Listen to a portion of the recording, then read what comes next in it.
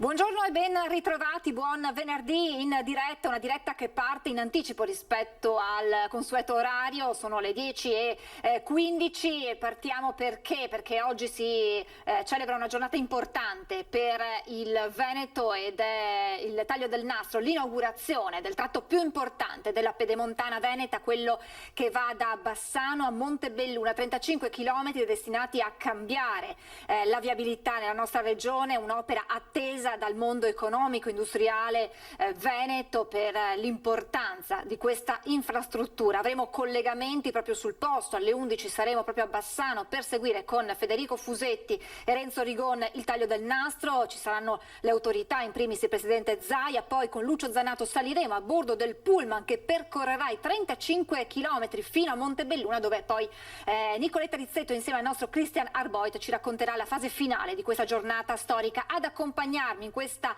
lunga diretta, lo ringrazio per essere con noi, buongiorno a Giuliano Rosolén, presidente del Comitato Scientifico CNA Treviso che ha visto nascere quest'opera.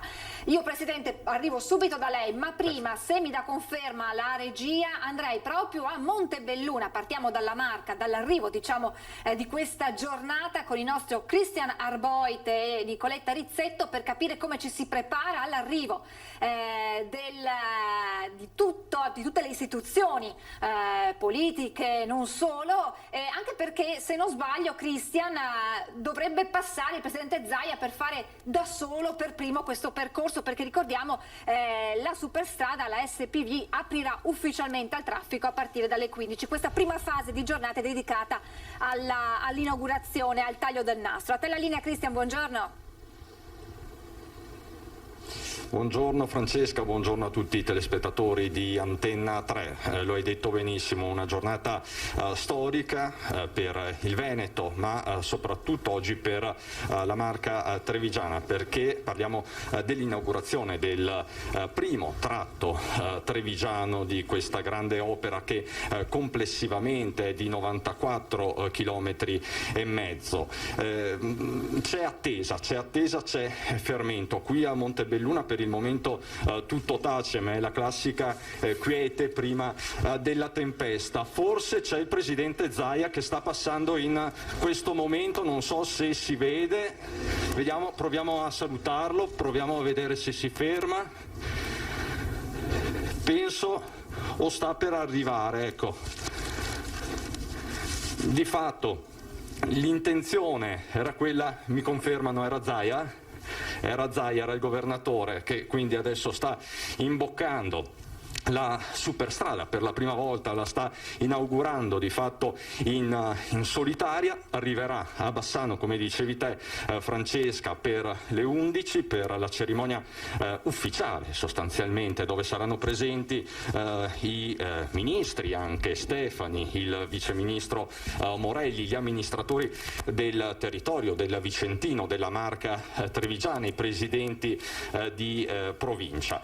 Poi che cosa succederà? Come hai detto te, subito dopo la cerimonia prenderanno un pullman, o meglio 3 pullman, perché c'è parecchia gente, ci sono diversi rappresentanti delle istituzioni e faranno questi 35 chilometri da Bassano fino qui a Montebelluna Est. Ti dicevo Francesca, parliamo di un'opera attesissima per il territorio montebellunese, della Marca, della Pedemontana in generale. 35 chilometri tra Vicentino e Trevigiano, 3 i caselli trevigiani a Montebelluna Est, Ovest, con Altivole e Riese Piodecimo. Ovviamente l'obiettivo, il prossimo step, è quello di arrivare a Spresiano, quindi di connettersi con la 27 e successivamente in ultima battuta con la 4, quindi creare questo anello autostradale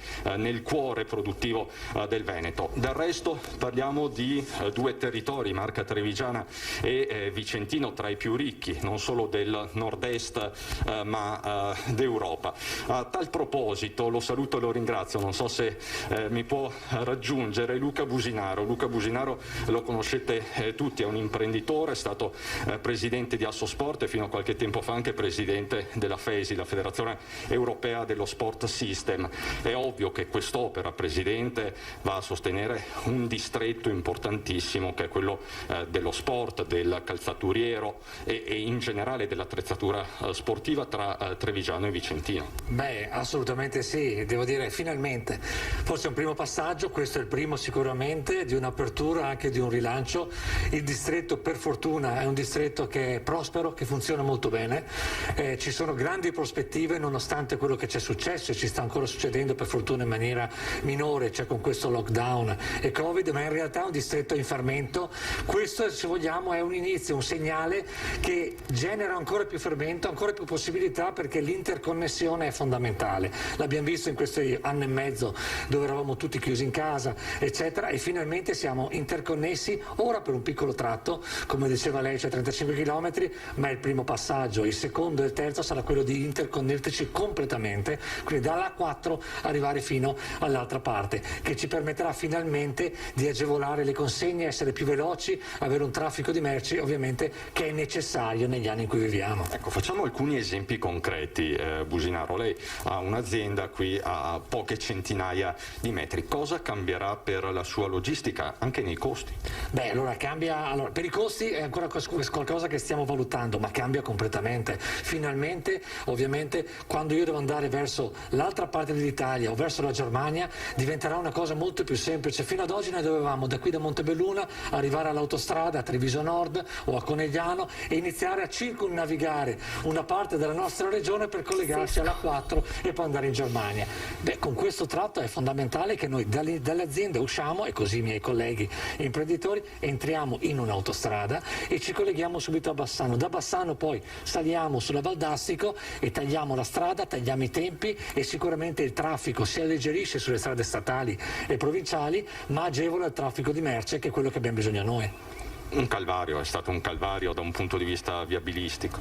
Beh, è un calvario enorme, nel senso che quando ho detto prima finalmente, perché è 30 anni che aspettiamo quest'opera, è 30 anni che subiamo il calvario delle strade provinciali, strade comunali, strade regionali, per raggiungere cosa? Per raggiungere i nostri clienti, i nostri distributori. Questo dovrebbe essere il primo segnale per agevolare questa distribuzione.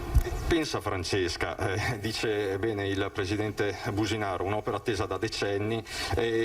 L'itinerario pedemontano veneto fu concepito per la prima volta negli anni 70, quindi parliamo di 50 anni fa. Compare per la prima volta all'interno del piano regionale dei trasporti nel 1990. I primi finanziamenti da parte del governo centrale arrivano nel 1999, poi l'opera sarà inserita nei primi anni 2000 nella legge obiettivo. Il primo progetto vero e proprio risale però al 2002. Nel 2006 c'è l'approvazione del CIPE, ci sono poi diverse vicende fino al 2011, quando entra in campo la nuova società Superstrada Pedemontana Veneta, attuale concessionaria. Nel 2011 partono di fatto i lavori, nel 2012 in particolare quelli del primo tratto che è stato inaugurato il 3 giugno del 2019, parliamo di quello tra il casello di Malo e Bassano Ovest, compreso il raccordo con la 31 e quindi la Valdastico. L'ultimo tratto è stato inaugurato nel novembre scorso tra Breganze e Bassano Ovest. Oggi questo ulteriore terzo passo, forse il più importante, perché riguarda proprio il cuore, come diceva Businaro, che ringrazio, delle imprese, del mondo dell'imprenditoria veneta. Grazie Cristian Arboit, Nicoletta Rizzetto, torneremo a collegarci con te più tardi, grazie per questa puntuale descrizione, presentazione di cos'è la Pedemontana Veneta. Pochi minuti andiamo anche a Bassano, prima però Rosolén volevo chiederle l'impressione di vedere adesso quest'opera che lei, ripeto, ha seguito dal primo minuto accanto al Presidente Zaia, vederla adesso così, finita, pronta a riaprire. Abbiamo visto la macchina del Presidente Zaia sfilare ed entrare nel casello. È una grande soddisfazione per tutti, perché abbiamo vissuto momenti di difficoltà, perché quando il presidente Zaia era presidente della provincia abbiamo cominciato insieme alle associazioni imprenditoriali a lavorare per questa arteria, e oltre a questo abbiamo lavorato prima per fare la A28. Con queste due arterie, A28 e Pedemontana, finalmente la provincia di Treviso ha una dotazione viaria importante che aiuta le imprese, perché la mancanza di infrastrutture è e diventa un limite nello sviluppo delle imprese. Averle significa dare competitività. Quindi oggi è un giorno di festa per tutti noi, soprattutto per quelli che devono muoversi per lavoro, che avranno i tempi ridotti, e in molti centri storici ci sarà il decongestionamento del traffico. Troveremo il modo, il presidente Zaia troverà il modo per aiutarci anche a fare la viabilità di adduzione e fare altre opere ancora di miglioramento, però oggi abbiamo raggiunto un traguardo importantissimo, utile per l'economia. Poi le chiederò anche dello studio che avevate fatto all'origine di tutto, uno studio che dava la fotografia di quella che era la realtà viaria della nostra regione, che è una regione a vocazione imprenditoriale e artigianale, e quindi proprio per capire quanto sia importante un'arteria del genere. Allora adesso vedo in collegamento il nostro Federico Fusetti, da dove parte il tutto, da dove ci sarà il taglio del nastro e dove dovrebbe arrivare a minuti, insomma, anche il presidente Zaia, che abbiamo visto poco fa varcare il casello di Montebelluna in direzione Bassano. Buongiorno Federico, lì è tutto pronto, vedo. Sì, buongiorno Francesca, buongiorno ai telespettatori. Alle mie spalle vedete l'ingresso, quindi da qui arriverà fra poco il governatore Zaia. Sì, è tutto pronto, davvero siamo stati colpiti anche dall'organizzazione. Siamo nel piazzale del Casello, in pratica, di Bassano Ovest. Organizzazione che vuol dire che non ci sono così tante persone addette all'organizzazione, io direi una trentina, però gestito tutto con grande ordine. Siamo arrivati, il parcheggio, abbiamo esibito il certificato con il tampone. Se non avessimo avuto il tampone, Renzo Rigon ci fa vedere qui il gazebo dell'ULSS 7, quindi tampone, e vedete non c'è coda, addirittura qualche foto ricordo, quindi significa che anche qui assembramenti non ce ne sono stati, l'accreditamento e poi l'ingresso in quest'area protetta, così possiamo dire.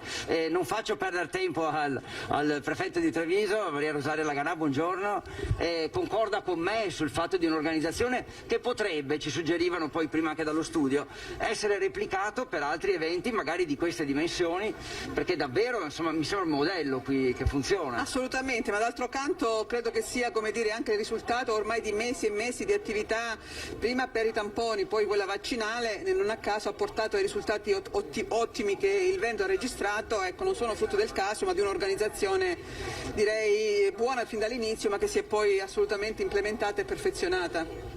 Questa è l'opera viaria, il cantiere più grande d'Italia in pratica, aperto. Quanto cambierà la vita di tutti noi, pensando soprattutto che finalmente oggi con questi 35 km si collegherà Treviso con Vicenza, con le due province? Ma io mi auguro che cambi molto, innanzitutto da un punto di vista proprio della sicurezza e anche della vivibilità dei paesi che vengono attraversati dalle arterie stradali, che adesso verranno sostituite come traffico dalla Pedemontana. Lo dicevo prima, abbiamo strade che sono poco sicure perché costruite in tempi, diciamo, in cui c'era evidentemente anche un minor afflusso di mezzi anche pesanti, e poi ne trarranno beneficio anche le attività economiche ovviamente, quindi veramente una grande scommessa, un grande risultato anche in tempi molto rapidi. Aspettiamoci di vedere tutti i benefici. Grazie mille signor Prefetto, buona giornata, e naturalmente ecco, poi a Renzo chiedo di far vedere, anche se da qui si intravede, c'è quel grande gazebo bianco all'interno del quale attorno alle 11 inizierà l'inaugurazione vera e propria, quella ufficiale, che seguiremo ovviamente con i discorsi istituzionali che ovviamente ci saranno. Se volete provo a chiamare... Sì, ecco qua c'è vicino a noi il sindaco di Treviso, Giorgio Conte, buongiorno. Finalmente province di Vicenza e Treviso collegate veramente. Oltre che simbolico ovviamente anche sono 35 km reali. Italia che avranno un collegamento diretto. Sì, assolutamente sì. Oggi per l'ultima volta ci ho messo un'ora e mezza ad arrivare qua, causa traffico, causa appunto una rete viaria che non era sicuramente all'altezza. Oggi con questa infrastruttura sblocchiamo tutto un processo di crescita dei nostri territori, rafforziamo l'asse Vicenza-Treviso da un punto di vista economico, da un punto di vista della qualità della vita e anche da un punto di vista turistico, perché oggi raggiungere Bassano e Vicenza diventa sicuramente molto più agevole. Quindi bene quando si inaugurano infrastrutture di questo tipo. Un ringraziamento al Presidente Zaia che ci ha creduto davvero tantissimo e fino in fondo ha tenuto il piede premuto sull'acceleratore, e oggi tutti i cittadini potranno godere di questa fantastica infrastruttura. Un'ultima domanda: abbiamo fatto questo commento, abbiamo detto che anche l'organizzazione di questo evento è molto puntuale e sicura, tra virgolette, nel senso che ingresso in zona protetta, tamponi per tutti, chi non l'ha fatto lo può fare qui,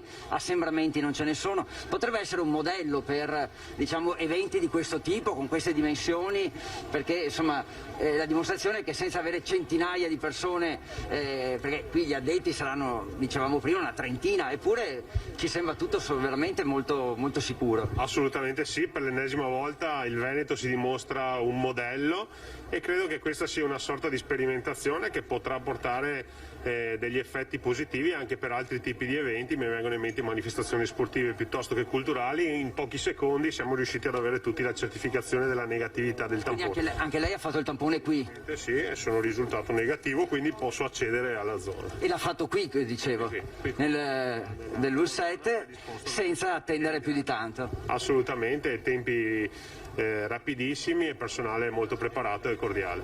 Grazie Sindaco. Grazie.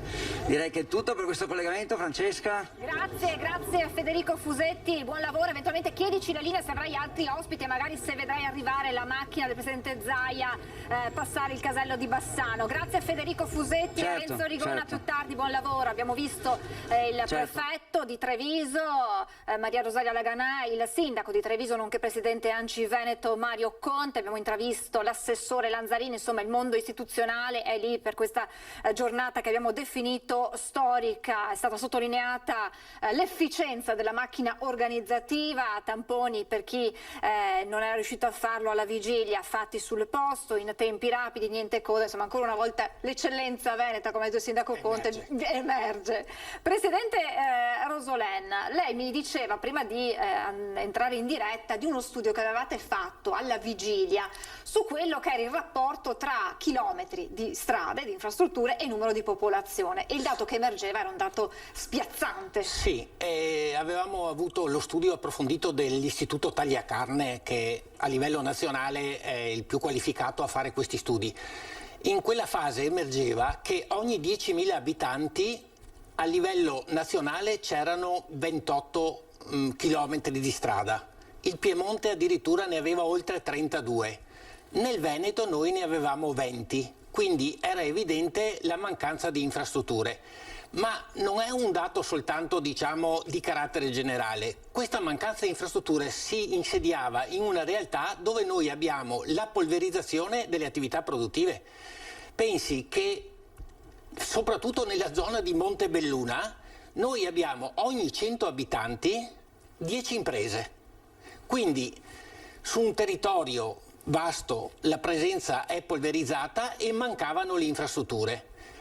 In quella realtà, soprattutto nell'area pedemontana, poi si concentra il cuore della produzione della provincia di Treviso e del Vicentino. Quindi a dare una risposta con un'infrastruttura di questa natura significava anche aiutare le imprese nella competitività. Noi abbiamo un dato che ci preoccupava allora e che, diciamo, è ancora un po' critico adesso. I nostri concorrenti europei, quando trasportano le loro merci, il costo del trasporto incide per circa il 15% sul prodotto. Quando noi facciamo il trasporto dei nostri prodotti, il costo è del 20%. Ogni punto vale circa 10 miliardi. Quindi sono tutti degli appesantimenti sulle spalle delle imprese che per certe volte li mettono fuori mercato. Quindi oggi giorno di festa, oggi finalmente abbiamo un'infrastruttura. Avanti per questa strada, acceleriamo poi le operazioni con la viabilità di adduzione e secondo me facciamo anche delle migliorie, perché una delle cose importanti da fare è che sicuramente questa autostrada ha un impatto forte dal punto di vista ambientale.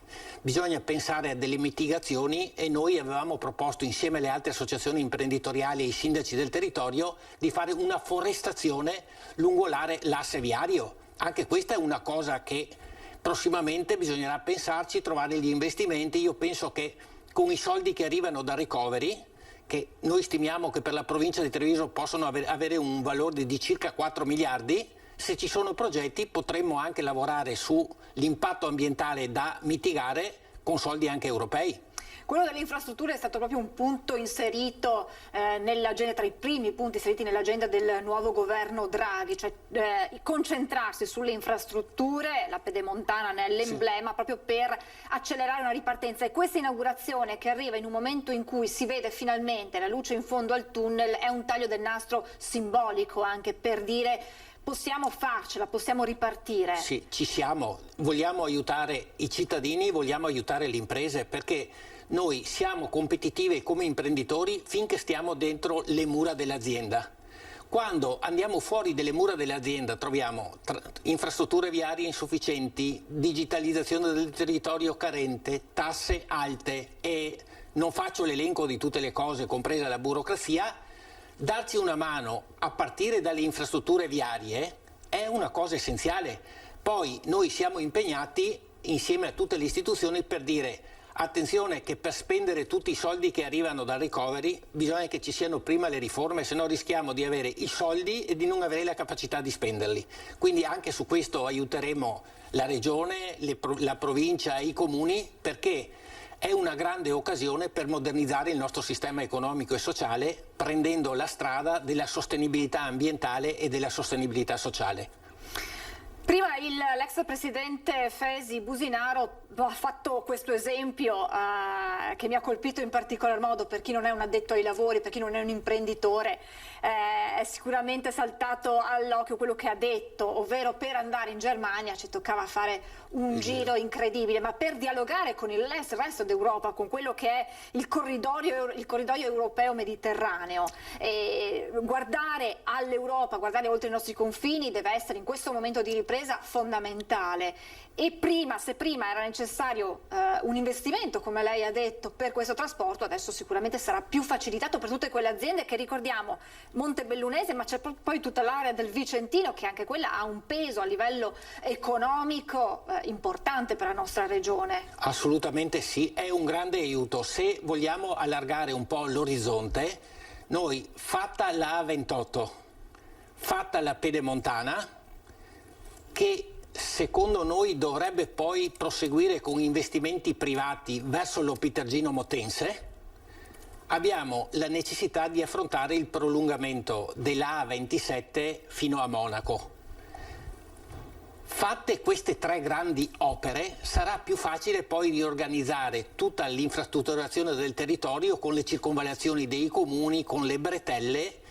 Se aggiungiamo a questo la metropolitana di superficie e il potenziamento del trasporto su ferrovia, facendo la linea che va da Venezia a Treviso Udine ad alta capacità e ad alta velocità, in questo modo daremo un contributo notevolissimo al sistema dell'impresa del nostro territorio per andare a occupare nuovi mercati anche a livello internazionale.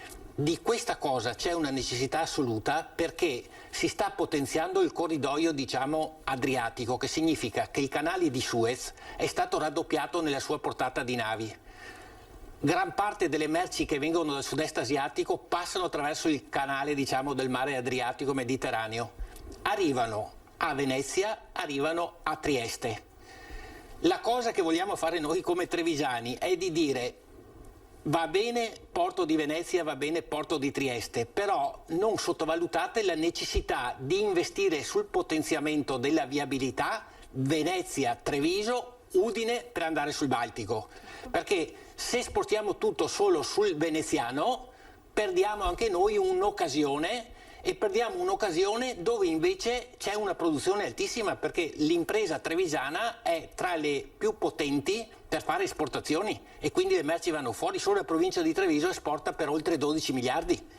Quindi bisogna fare delle infrastrutturazioni anche sul nostro territorio che si aggiungano a questa meravigliosa pedemontana, che ci aiutino a intercettare le merci che transitano sul Mediterraneo e vanno verso il Baltico. Una fotografia ulteriormente puntuale di cosa significa una rete viaria d'eccellenza per l'economia, per la nostra economia, non solo veneta, l'abbiamo capito, ma nazionale, possiamo dirlo sì, senza ombra di dubbio. Io ritornerei a Montebelluna, al casello di Montebelluna, dove arriveranno poi le istituzioni, il presidente Zaia a bordo dei pullman, con il nostro Christian Arboit e Nicoletta Rizzetto, perché ci sono altri ospiti. Cristiana. Sì, Francesca, è rimasto con noi Luca Businaro, ma c'è anche un altro ospite che ci è venuto a trovare, il signor Rizzardo, che ha, se si può, ecco, grazie mille, signor Rizzardo, va benissimo. Lei è titolare della Rizzardo SR Autodemolizioni, che si trova proprio qui davanti. Adesso Nicoletta sta filmando, ecco, quindi lei è proprio a ridosso della nuova superstrada pedemontana veneta. Attendeva quest'opera? Certo, noi è da 40 anni che si parla di quest'opera qua, poi era stato accantonato il progetto, erano state prese in considerazione anche altre ipotesi, spostarla più a sud soprattutto, e da 25 anni la linea è questa. Noi abbiamo comprato quel terreno qua 20 anni fa e 20 anni fa già c'era il progetto di Massima che passava esattamente dove è oggi. I tempi all'inizio si prospettavano più veloci, poi dopo invece per cause complicate, economiche eccetera, e politiche, io penso, la cosa è andata avanti. Comunque dal 2005-6, quando ho cominciato, no, mi sembra dopo, però 2012, ecco. 2012. Ecco, le cose hanno cominciato a muoversi, poi sembrava un altro stop, e invece dal 2015 che noi abbiamo cominciato il secondo capannone, sono partiti anche loro, quindi abbiamo seguito dall'inizio tutte le perforazioni, tutti i passaggi che sono stati, e poi, anzi, abbiamo dato anche ospitalità ai primi lavoratori con parcheggio anche dei soccamion, lavaggio eccetera. E ho visto una grande volontà anche da parte delle maestranze e delle imprese, dei tecnici che seguivano, per la voglia di fare.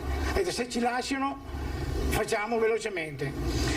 E io ritengo che sia stato abbastanza velocemente, perché dal 2015, quando sono arrivati qua, praticamente in 5 anni hanno fatto un'opera veramente eccezionale per me, anche dal punto di vista costruttivo. Lei dice, signor Rizzardo, quindi che nel momento in cui si è sbloccato l'iter i lavori sono andati avanti in maniera molto celere. Io non sono un tecnico delle strade, però insomma le costruzioni le ho fatte parecchie ormai e sono venuto a vedere proprio anche minuziosamente, ho fatto come il responsabile, comunque l'esperto del capocantiere, a guardare così in maniera simpatica, così, a vedere i lavoratori. Lei comunque è un esperto conoscitore qui della zona. E ho visto anche che lavoravano bene, con precisione, non erano velocissimi, però i risultati sono stati dalla loro parte, quindi siamo felicissimi per questa opera qua, e devo dire, senza fare così il legapiedi, però queste amministrazioni qua, è merito tutto di queste amministrazioni qua,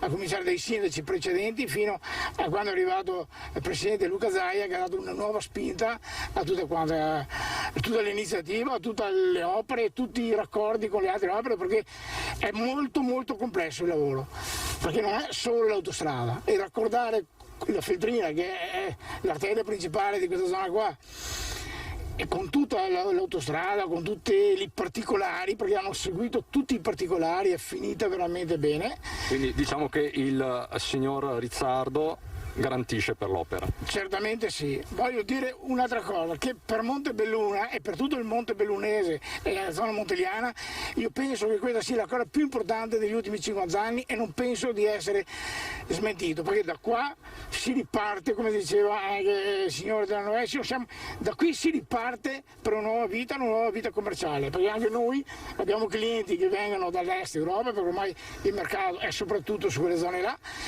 e fare il giro del globo, mentre qua quando sarà finita è un attimo, e poi ci raccoliamo con la 4 quando sarà finita, arriva a Milano, è un attimo. Insomma, il non plus ultra. Luca Businaro, quindi se parliamo di giornata storica non è retorica. No, assolutamente no, è storica perché è un passaggio dopo oltre 30 anni, lo diceva lei prima, è un passaggio dopo 30 anni, è un passaggio fondamentale, prioritario, lo era già 30 anni fa, oggi lo è ancora di più, ci permette di collegarci, è il primo passo dei 3 passi che dobbiamo fare, questo poi collegarci verso Conegliano e collegarci verso l'A4. Quando avremo completato potremo dire veramente che siamo interconnessi e vuol dire che siamo aperti a quello che è il nostro mercato principale, che è l'Europa. Vorrei fare un'altra domanda al signor Rizzardo. Lei lavora nell'autodemolizione con le auto e quant'altro. Questa strada, questa superstrada, garantirà maggiore sicurezza rispetto a quella che abbiamo visto in questi decenni su una viabilità ordinaria che era diventata ormai caotica e insostenibile?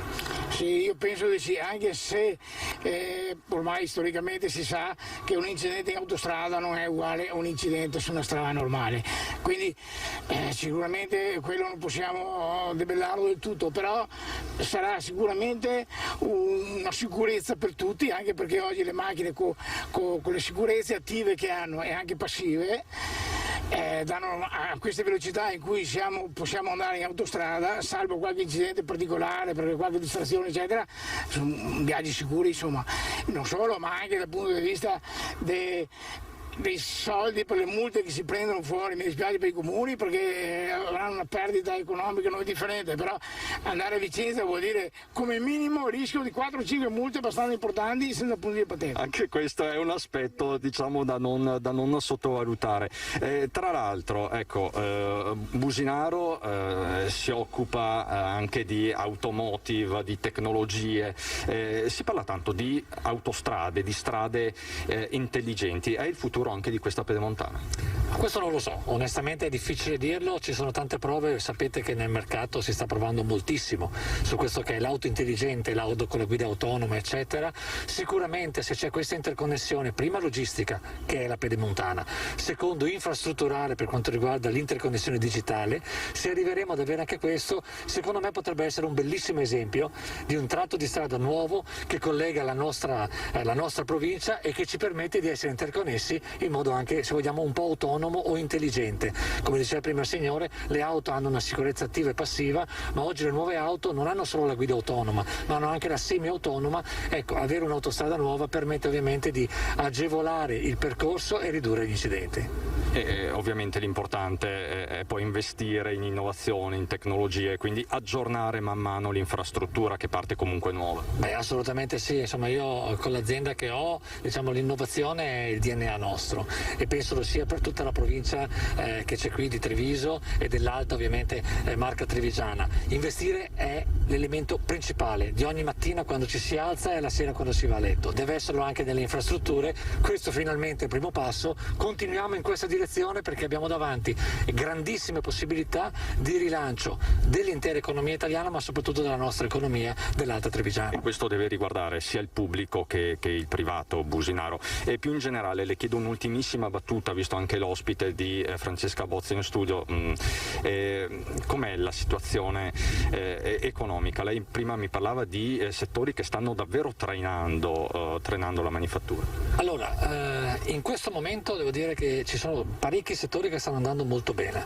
Il mio settore ovviamente è il settore di materiali compositi, sia nell'automotive che nell'occhialeria, però tutto il settore anche dell'Alta Trevigiana, che è del distretto dell'articolo sportivo, soprattutto quello tecnico, stanno andando molto bene, sono cambiati i consumi e questo ha agevolato ovviamente una ripresa veloce di quel mercato che si era fermato per colpa del lockdown e oggi sta trainando. Quello che è importante secondo me è riuscire a compensare un po' questo traino con quello che è invece rappresentato da alcuni settori che sono ancora fermi, settori come il settore civile, casual eccetera, questo è ancora fermo, l'abito formale è ancora fermo e quindi c'è bisogno secondo me di unire le forze, unire pubblico e privato come abbiamo detto, sostenere i settori che non hanno ancora la ripresa e aiutare quelli che hanno la ripresa perché questa ripresa sia strutturale e non solo temporanea. Se sarà strutturale come tutti ci auguriamo, sarà ovviamente la ripresa del nostro PIL, della nostra economia e del pubblico indirettamente, perché ovviamente se le aziende guadagnano migliora il PIL, riusciamo a pagare il nostro famoso debito pubblico. Lei sta anche assumendo?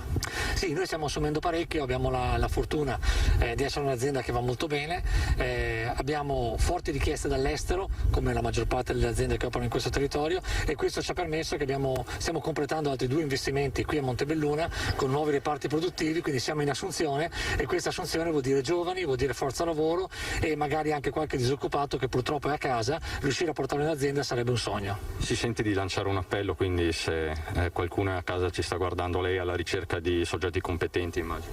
Io sono alla ricerca un po' di tutto, onestamente, cioè cerco sia giovani che gente già formata, giovani che abbiano voglia di imparare un mestiere che non sia solo italiano ma un mestiere che porti l'Italia in Europa. Noi abbiamo filiali in Ungheria, in Croazia produttive, quindi ci deve essere mobilità, voglia di imparare, disponibilità e questo ovviamente se poi ci sono persone che sono a casa che cercano lavoro nel settore ovviamente dove opero io, noi siamo aperti, basta collegarsi al nostro sito, mandare un curriculum, sicuramente si viene chiamati se il profilo corrisponde a quello che ovviamente è la nostra richiesta. Un'ultima battuta, perché se ne parla tanto in questi giorni, si fatica a trovare manodopera, è un paradosso. Assolutamente sì, si fa una fatica estrema. Noi in questo momento siamo in carenza di circa 25 persone, non troviamo 25 persone, non le troviamo per varie motivazioni, ci sono le solite motivazioni di personale che non ha voglia e quindi questo però è strutturale, non è che sia una casistica di oggi.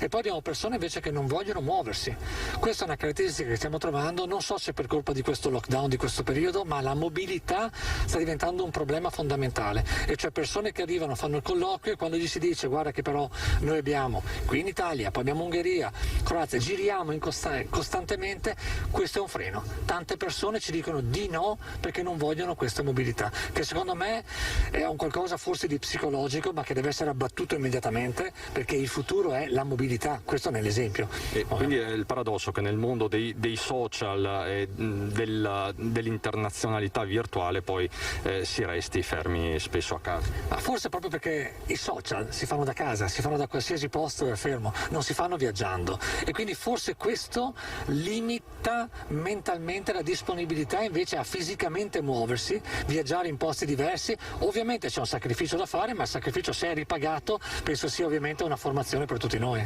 Da qui la necessità di aprire nuove strade mentali ma anche fisiche come quella di oggi. Non so Francesca se hai altre domande, altrimenti lascerei proprio un'ultima battuta al signor Rizzardo. Mi Quindi senti? dicevamo giornata importante, da oggi alle 15 si cambia. Sì Francesca, ti sento. Cristian, io ti saluterei, se vuoi tanto raccogliere l'intervista, l'ultimo pezzo con Rizzardo, noi torniamo in studio perché tra pochissimi minuti arriva Zaia a Bassano e quindi lo seguiremo in diretta. Quindi intanto grazie mille Cristian per questo tuo ulteriore contributo da Montebelluna.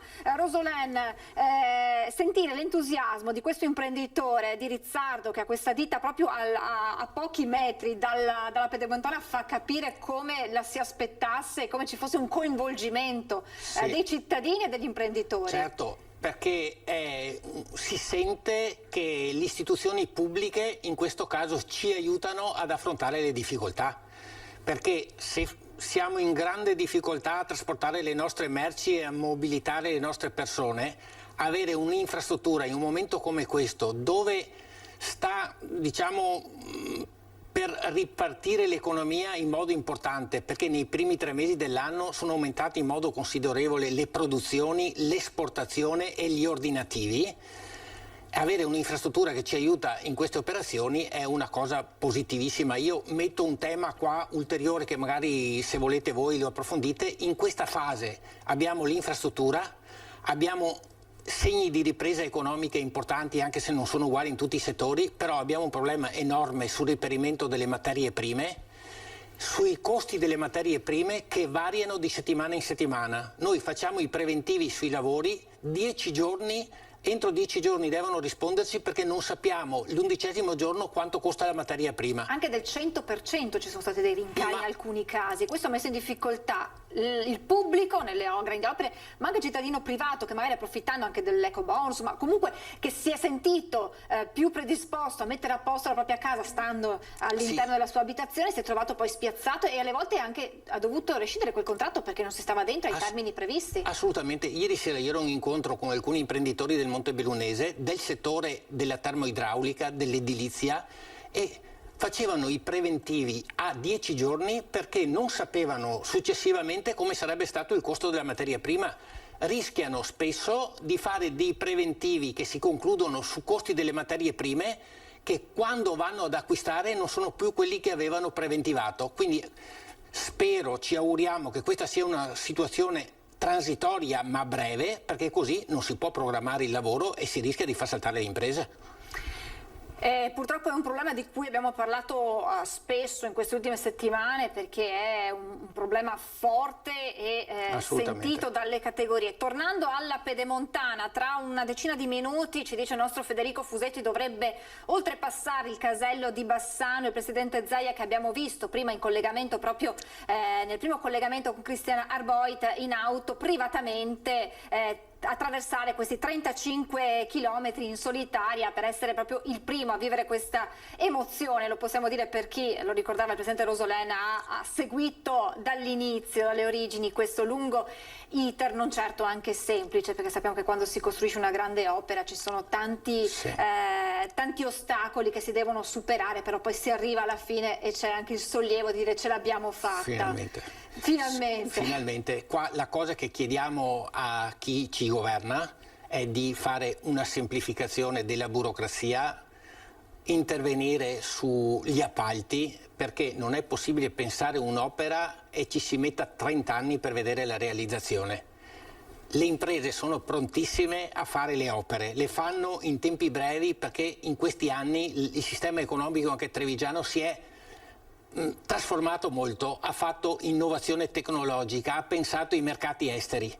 Il peso micidiale che abbiamo è che quando pensiamo una cosa per realizzarla poi ci vuole troppo tempo. Molti chiedono di seguire l'esempio Genova, il modello Genova-Ponte Morandi. Potrebbe essere quello un obiettivo da raggiungere? Potrebbe essere una strada, diciamo, che in generale anche sulle piccole cose puntare sull'autocertificazione, e risponde chi fa l'autocertificazione, darebbe una velocità enorme a tutti i provvedimenti. Naturalmente bisogna intervenire salvaguardando tutti gli aspetti ambientali anche sulle norme che regolano l'impatto ambientale, perché prima si rispettano le persone, si rispetta l'ambiente e poi si fanno le opere, ma è possibile disboscare tante norme e accelerare i lavori. Quando si parla di grandi opere, ed è un allarme che è stato lanciato anche proprio di recente a livello nazionale, quello delle infiltrazioni mafiose, quando si parla soprattutto in questo momento così delicato, così di difficoltà, è una realtà, è un rischio che purtroppo abbiamo iniziato a conoscere negli ultimi anni anche qui nel nostro territorio, nel nostro tessuto economico, quindi anche lì va fatta molta attenzione. Assolutamente sì, la questione degli appalti è una cosa delicatissima, però sia le prefetture, sia l'Agenzia delle Entrate, sia altri corpi dello Stato stanno facendo una vigilanza importante. Poi anche noi come associazioni imprenditoriali facciamo una funzione di sentinella. Quando abbiamo delle situazioni che ci sembrano poco chiare, gli imprenditori ci segnalano il problema, noi abbiamo un filo diretto e preferenziale con le istituzioni, segnaliamo la cosa e nella gran parte delle volte magistratura, polizia, prefettura, insomma tutti i corpi dello Stato riusciamo a intervenire, però quello è un tema da tenere ben monitorato.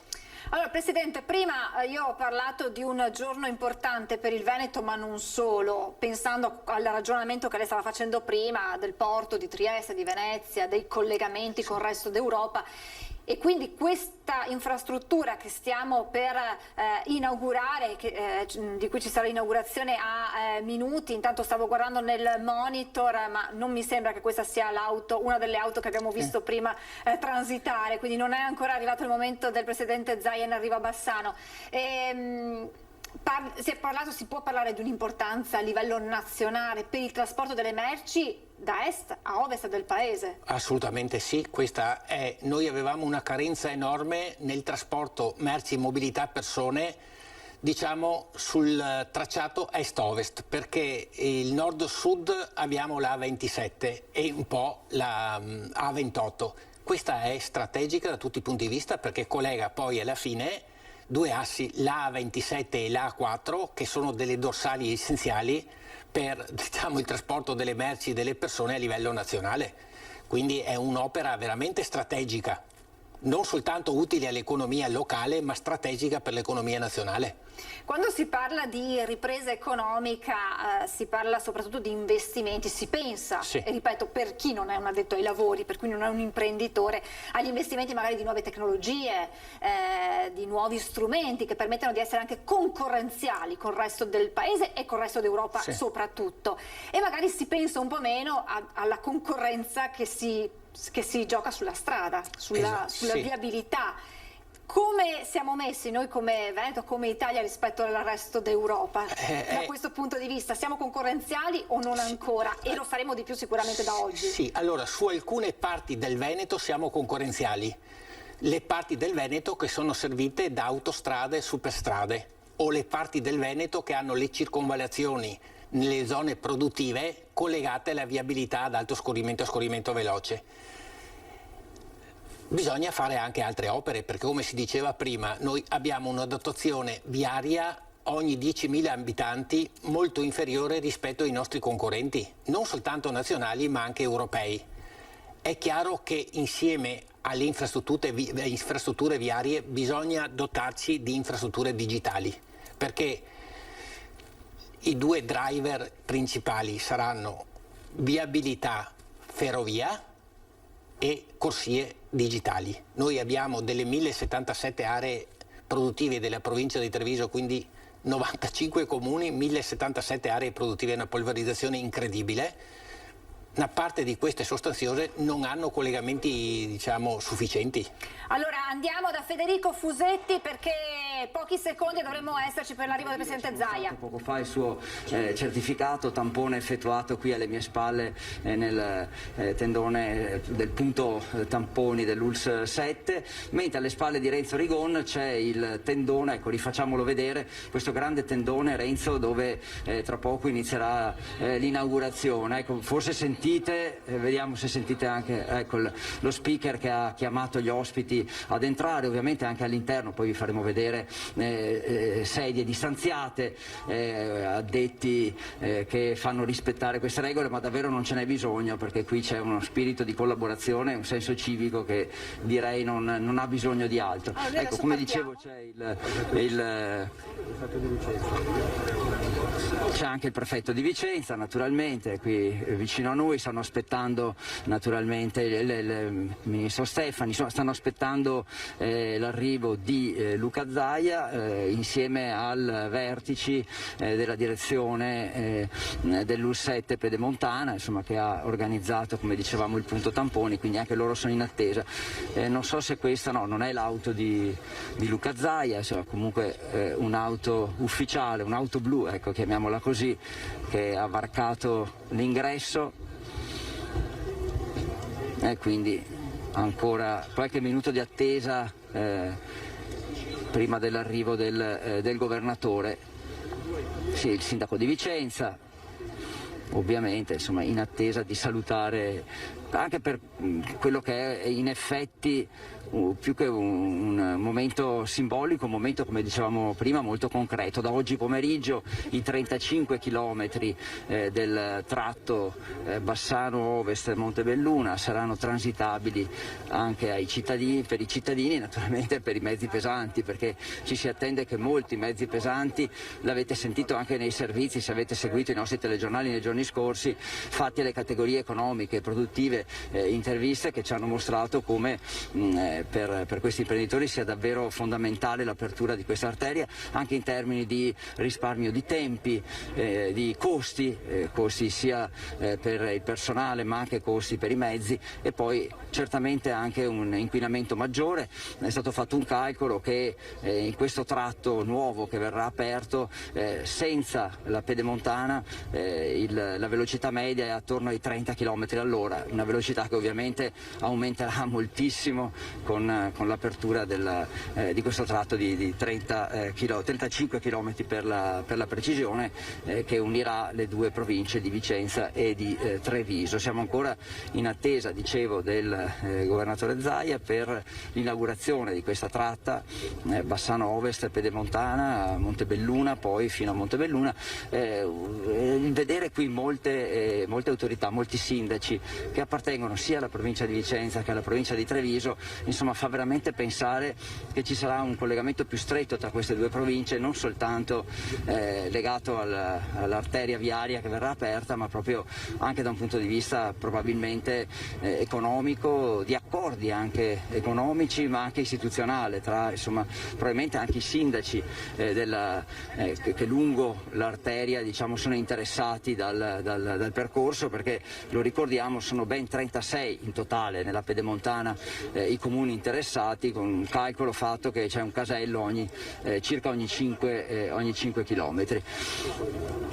Ancora qualche minuto, naturalmente, mentre insomma qui le autorità alle nostre spalle cominciano a essere più numerose, proprio perché probabilmente c'è il desiderio di venire a salutare il governatore al suo arrivo.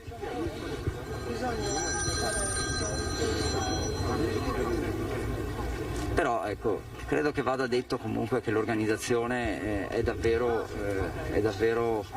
impeccabile, sia da un punto di vista sanitario ma anche da un punto di vista proprio di spazi, come sono stati organizzati e gestiti. Qui gli spazi sono ampi, sono molto ampi. Siamo di fronte al casello di Bassano Ovest, dove c'è, diciamo, la parte degli uffici, quindi la parte direzionale della superstrada pedemontana veneta, e quindi era importante anche che venisse organizzato bene lo spazio che viene utilizzato per l'evento di oggi, con questo grande tendone che certamente poi sarà molto importante per la parte più istituzionale. Un tendone che, come un tendone che abbiamo detto prima, molto ampio, aperto sui lati, quindi assicurata anche la parte della sicurezza sanitaria. Ma andiamo un attimo, Renzo, tanto siamo qui nella zona, andiamo a disturbare il direttore dell'UL7, così magari ci fa un commento. Direttore, possiamo disturbarla? Siamo in diretta. Sì. Ma abbiamo insomma elogiato la parte legata al punto tamponi, non abbiamo mai visto assembramenti, nessuno che aspettava in coda, insomma è importante perché siamo in una zona protetta e dicevamo prima potrebbe essere anche un esempio per altri eventi di questo tipo organizzati in questo modo. Avevate addirittura dei primari che facevano i tamponi. Sì, il dottor Antico con i suoi infermieri, le sue ragazze ha organizzato appunto 2 punti tamponi proprio per dare la possibilità a tutti di farsi il tampone e che questa cerimonia avvenga nella massima sicurezza. Direttore Carlo Bramezza, ma è stato difficile organizzare tutto questo? Cioè, tanto personale, tante energie, oppure è una cosa che si può replicare? No, si può replicare, ovviamente costa delle energie, ma i nostri operatori sono sempre pronti e disponibili per tutte le evenienze. Grazie direttore. Ecco, quindi è come abbiamo detto prima, insomma, è davvero una situazione che si può anche ripetere, si può replicare, si può organizzare nuovamente. Abbiamo visto adesso il direttore andare verso l'uscita, può darsi che manchi poco all'arrivo del governatore Luca Zaia.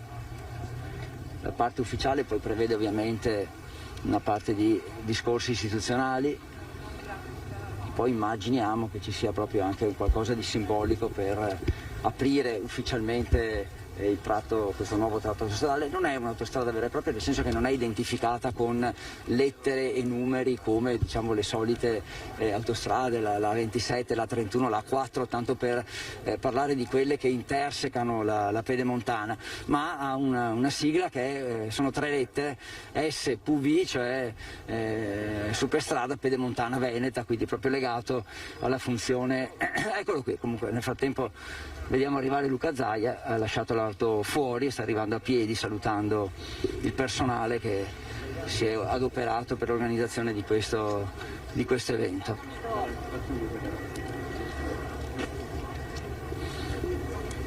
Ecco, come dicevamo, era impegnato in una conversazione con Roma, quindi questo è il motivo del leggerissimo ritardo, ma davvero un ritardo leggerissimo.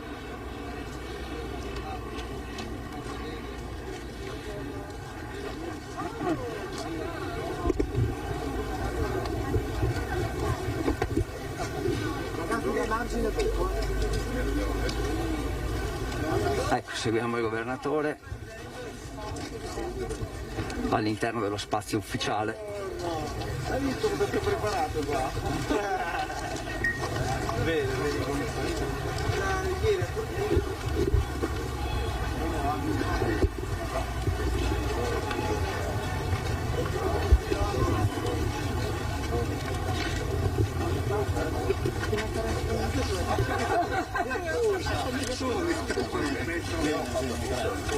bella, molto bella. Questo è un bel complimento. Grazie perché mi facilita un poco, È un bel complimento questo. No, bello. È stata un'emozione farla. Veramente. Andiamo, via.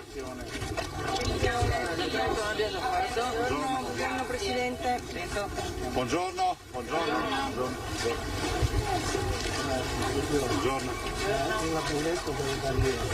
Che si vede fuori. Abbiamo tutte barriere si inserisce in modo armonioso di territorio bellissimo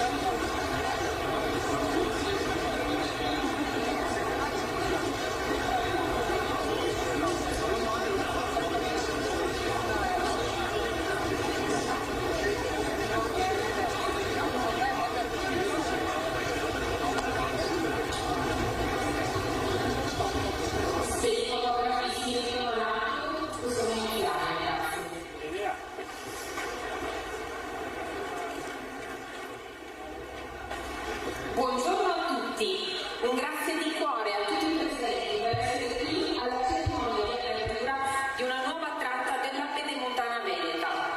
Oggi verrà aperta al traffico la tratta Bassano-Montebelluna.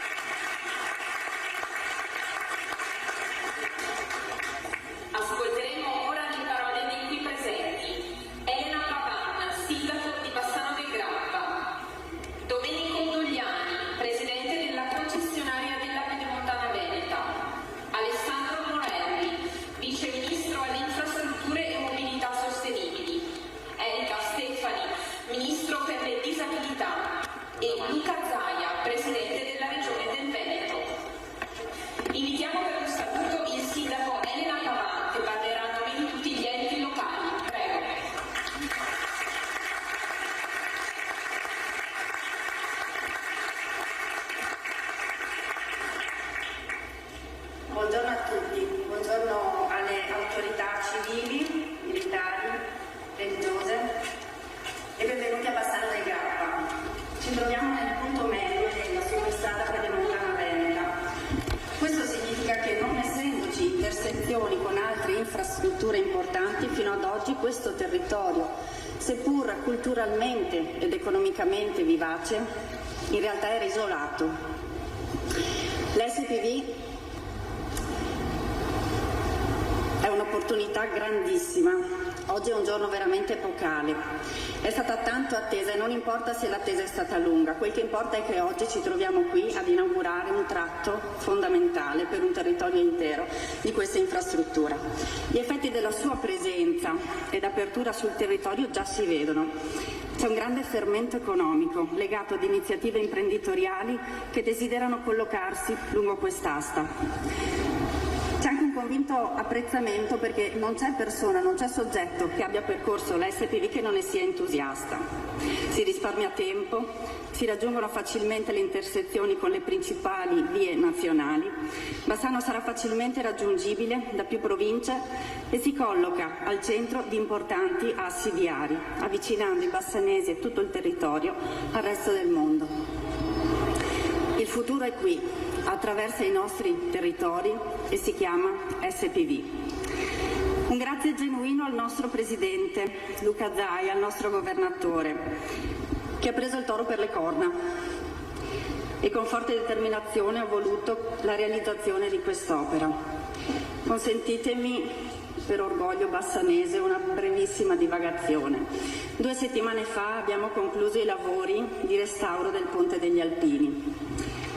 Dopo un cantiere durato 7 anni, che ha visto anche dei momenti molto polemici, molto tribolati e alcuni accadimenti purtroppo frequenti nei cantieri italiani,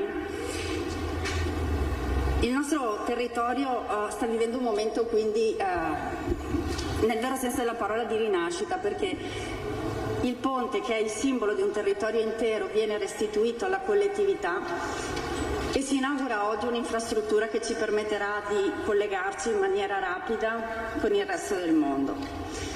Abbiamo organizzato per questo momento importante di restituzione del Ponte degli Alpini una serie di momenti, di eventi che culmineranno poi con l'inaugurazione del 3 ottobre 2021. E mi permetto di dirvi che Bassano sarà veramente lieta di ospitarvi in qualsiasi momento, perché finalmente Bassano diventa facilmente raggiungibile. Grazie. Grazie al sindaco Elena Pavan. Prego, Presidente Dogliani, a lei la parola.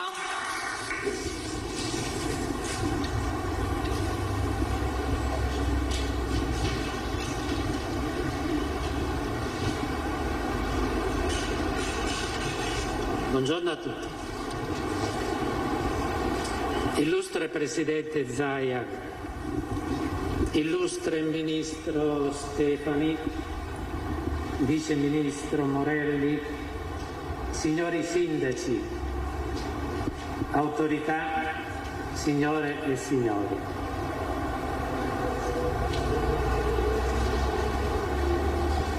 Mi sia consentito un cordialissimo ringraziamento al Presidente della Regione per aver deciso di celebrare, pur nella forma consona a questo particolare periodo, questo incontro, per sottolineare l'importanza dell'apertura della tratta di 35 km della Pedemontana Veneta tra i nuovi caselli di Bassano Ovest e Montebelluna.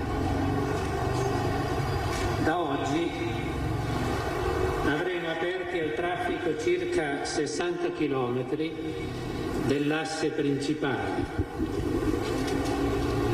a cui si aggiungono altri 68 km di viabilità secondaria. Con questo tratto sono messi in esercizio circa i 2/3 dell'intera opera, realizzata impiegando le più moderne tecniche costruttive ed a tutela dell'ambiente e della sicurezza.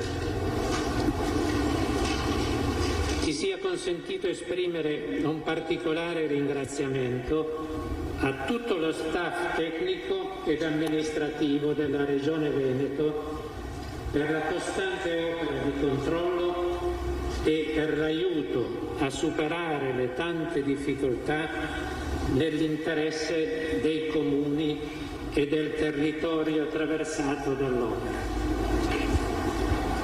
Un grande ringraziamento va inoltre a tutte le nostre maestranze, ai tecnici, alle imprese subappaltatrici, ai fornitori ed ai finanziatori che hanno lavorato alla realizzazione di questa grande opera. Grazie al lavoro e all'ingegno di queste persone e di queste aziende, oggi possiamo celebrare l'entrata in esercizio di questa importante infrastruttura. La nostra società è orgogliosa di realizzare la Pedemontana Veneta, una fondamentale opera a favore di un territorio ricchissimo di piccole e grandi attività produttive, il cuore del Made in Veneto, che da tanti anni aveva bisogno di un collegamento veloce verso le principali arterie autostradali italiane ed europee.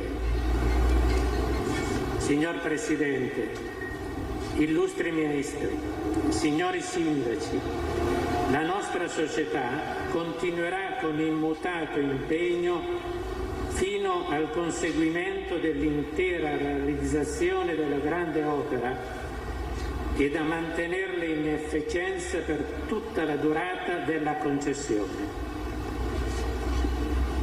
Convinti che la Pedemontana Veneta farà cambiare in meglio la vita e la qualità del lavoro al cuore pulsante e produttivo di questa bellissima parte del Veneto, al quale auguriamo sempre maggiore successo in Italia e nel mondo. Grazie.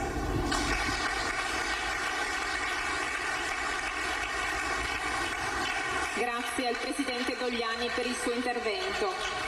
Ed ora invitiamo il Vice Ministro Alessandro Morelli.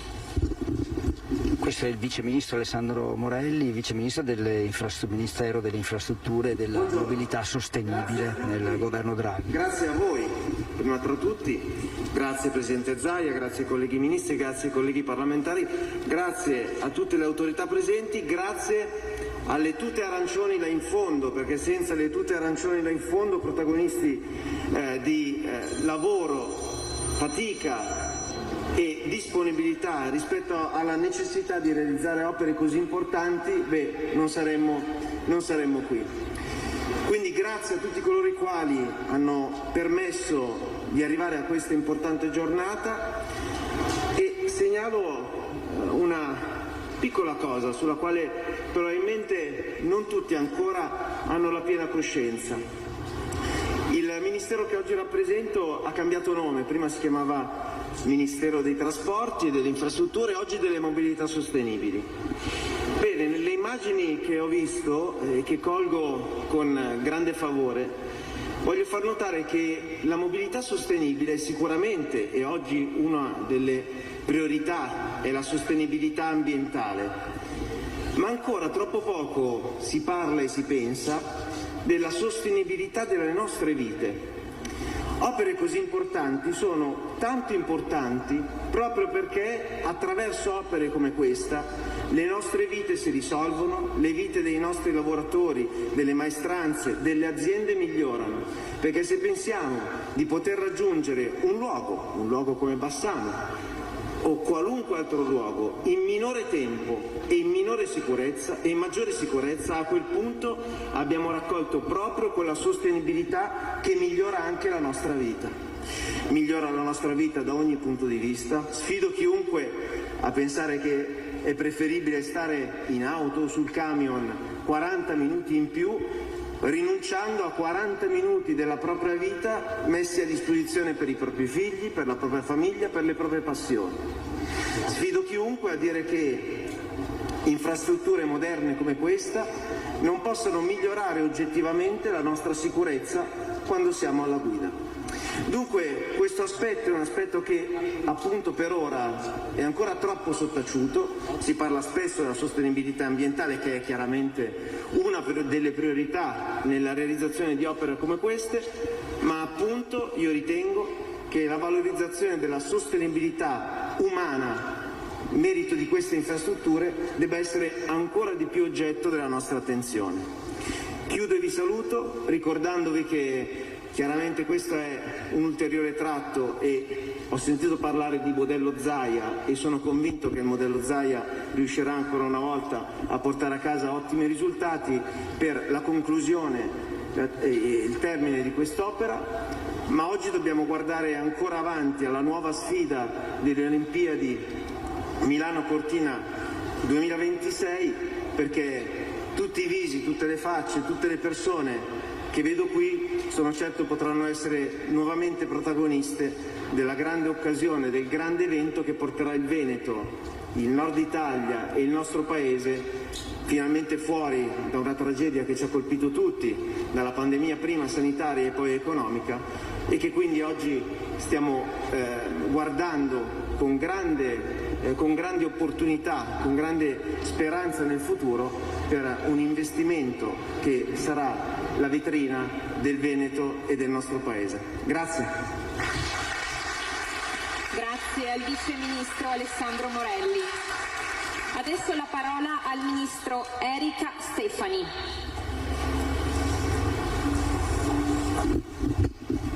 Ministro Erika Stefani, insomma, è ben conosciuta nel territorio, nel Vicentino soprattutto, coinvolta in molte delle iniziative del Veneto. Per avermi anche concesso l'onore e anche l'emozione di essere qui oggi a questo importantissimo momento, che è un momento che vede inaugurare l'ennesimo tratto di questo stupendo sistema della Pedemontana. È una delle opere viabilistiche più grandi che abbiamo in Italia, se non la più grande, quelle in corso.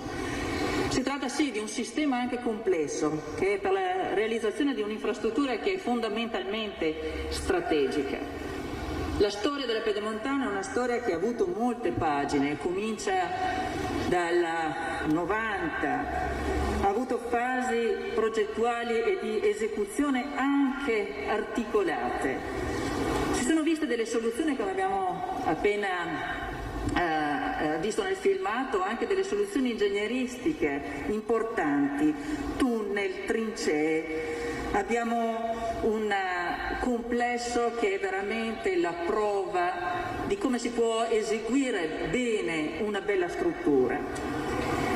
Tra l'altro il percorso è stato anche molto articolato, io ricordo benissimo non solo da amministratore locale, ma ancora prima da consigliere, quando vedemmo i primi abbozzi e le prime interlocuzioni, perché qui c'è stato anche un grande dialogo con i sindaci, con gli enti locali, proprio con quel territorio che si trova oggi ad avere questa struttura a servizio, che è una struttura che è nel territorio ed è per il territorio. Abbiamo qui una rappresentanza di questi sindaci, di sindaci che prima ho sentito, e uno di questi ha detto: con questo adesso cambia tutto.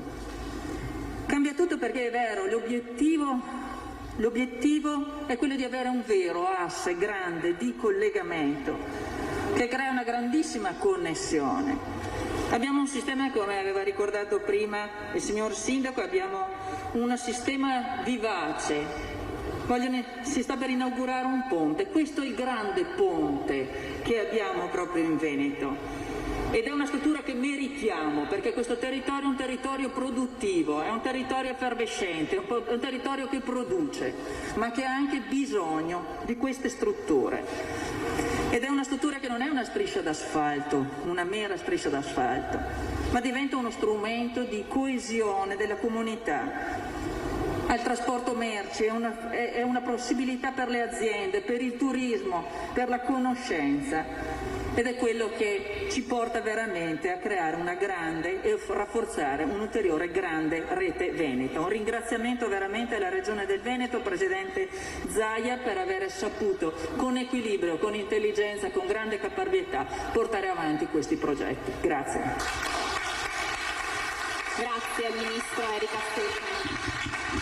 Era il Ministro per la disabilità nel governo Draghi ed era stata già ministra per gli affari regionali e l'autonomia nel governo precedente, lo ricordiamo bene. Ed ora la parola per il saluto conclusivo al Presidente Zaia.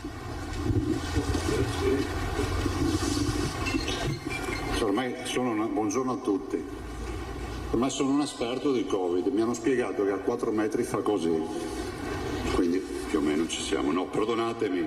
E intanto un ringraziamento particolare agli uomini e donne della sanità che si sono messi a disposizione per fare i tamponi questa mattina. Un buongiorno a tutti e un buongiorno particolare al Vice Ministro Morelli e al Ministro Stefani per essere qui, un saluto veramente caloroso e un ringraziamento di cuore a tutti voi. Io inizierei con il ringraziare. Ringrazio chi l'ha fatta l'opera, i Dogliani, SIS, e ci vuole un applauso. Voi avete visto la frase di Nelson Mandela, io avrei messo la mia, no? Dopo la pioggia viene il sereno. Avete visto che abbiamo scelto il giorno, l'unico giorno di bel sole. Per dire cosa? Perché abbiamo avuto giornate, parlo con il geometra Dogliani, abbiamo avuto giornate non facili. Perché è facile arrivare qui e inaugurare. Io ho ereditato un cadavere eccellente. Era in grossa difficoltà questo cantiere. Oggi la celebrazione è tra chi ci ha creduto fino in fondo e chi sperava fino in fondo che restasse una ferita nel territorio.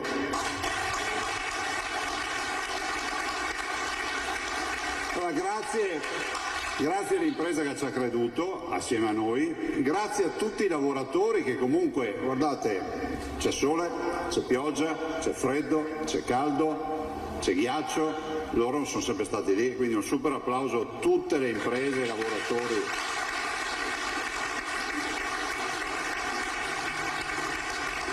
E questa è un'opera che noi abbiamo ereditato, abbiamo cercato di portarla avanti, insomma voi sapete che come Regione ci abbiamo messo il cuore su quest'opera. Ringrazio e saluto il commissario, l'avvocato Marco Corsini dell'Avvocatura dello Stato, quindi vice avvocato generale dello Stato, e a un certo punto abbiamo deciso di mettere quelli che non fossero messi in discussione, no? Perché sembrava che qui bastava arrivare con la carriola e tutti rubavano, no? Questa era la teoria, ma siccome questa è una realtà di persone oneste abbiamo voluto dimostrarlo fino in fondo, coinvolgendo le istituzioni dello Stato, l'Avvocatura dello Stato, l'Autorità Nazionale Anticorruzione, la Corte dei Conti, la Guardia di Finanza e un po' tutte le istituzioni che sono state coinvolte. Quindi grazie di cuore a tutte le istituzioni dello Stato che sono state al nostro fianco in questa partita. Un ringraziamento e un abbraccio forte ai sindaci, perché è facile fare gli eroi, ma chi è nel territorio, e grazie veramente ai sindaci che poi hanno portato avanti questa partita assieme a noi, cioè è stata veramente una partita impegnativa. Un ringraziamento, poi io so che quando si fanno i ringraziamenti ci si dimentica sempre di qualcuno, no? Perché funziona così, però un ringraziamento all'assessore De Berti e a tutta la squadra della Regione, l'assessore come il vicepresidente De Berti, i miei assessori, e ovviamente un ringraziamento e un applauso forte ai miei consiglieri, perché poi io ci metto la faccia, ma dietro c'è qualcuno che vota, vorrei ricordarvi questo. Un ringraziamento a tutti coloro che hanno lavorato in Regione, in particolar modo a chi poi è stato oggetto del mio stalking quotidiano, che è l'ingegner Pellegrini, non so se è qui, dov'è? Eccola qui. Alzati in piedi.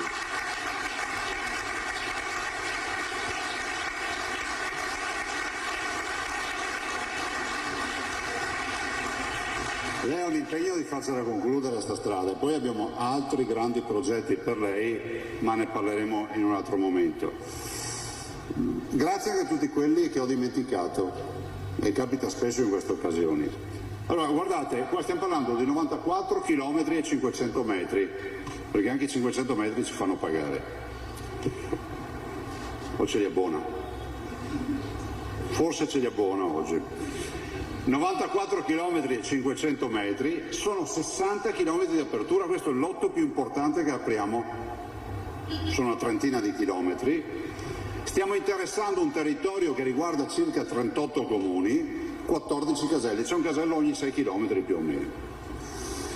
È un sogno che diventa realtà. Se volete provare un brivido, lo proverete dopo, io ho voluto questa mattina farla a ritroso. partendo da Montebelluna arrivando qui. C'è un'opera peraltro di nuova generazione, questa è un'autostrada di nuova generazione, rispettosa dell'ambiente, rispettosa di tutti quelli che sono i canoni della buona progettazione. Le acque reflue che cadono delle acque piovane o altro vengono tutte recuperate, depurate, reimmesse nel territorio. È un'infrastruttura che nasceva come un nastro d'asfalto nel territorio, sul piano campagna, poi ci ritroviamo il 70% di questa infrastruttura in trincea. È un'infrastruttura che noi portiamo alla comunità con orgoglio, è un'infrastruttura che va a servire, l'avete visto nel video, un territorio che è isolato, ha ragione il sindaco Pavan, dice no, siamo più vicini. E io dico che lo siamo molto di più perché poi i nostri tempi di percorrenza saranno veramente rivoluzionati, anche il modo di pensare, ma ci sarà non solo risparmio di tempo, sicurezza stradale, ci sarà sicuramente rispetto dell'ambiente, ma ci sarà anche quello che noi riteniamo un servizio al territorio. Questo è un territorio che è il territorio di grandi distretti industriali, che sono quelli del tessile, di queste zone, del mobile, della ceramica, dello sport system di Montebelluna. Sono un territorio che esce da un perenne isolamento. Andiamo peraltro a decollassare una strada che è ritenuta la più incidentosa d'Italia, che è la Schiavonesca Marosticana, che rispetto a incidenti mortali purtroppo ha questo triste primato. Ma sentite, noi su questa infrastruttura ci abbiamo investito molto, ma non ci sono solo i 94 km e mezzo, lo diceva prima il Presidente Dogliani, vorrei ricordare alla comunità che ci sono anche altri 68 km di questa infrastruttura. Quindi è un'infrastruttura che ha donato anche viabilità di adduzione al territorio, sicuramente potremmo ancora programmare, progettare e pensare di risolvere anche gli ultimi aspetti che non sono stati magari ancora risolti, ma la volontà di andare avanti. Noi pensiamo di concluderla, insomma, per fine anno, di arrivare a Treviso Nord, questa è la sfida. Ci restano i 6 km della galleria di Malo, che però ha avuto un paio di sequestri e di sequestri, quindi ha perso, purtroppo abbiamo avuto, è bene ricordare, quell'incidente mortale, e quindi un pensiero non può che andare a quel lavoratore e a quella famiglia che comunque è rimasta ovviamente segnata da questo cantiere.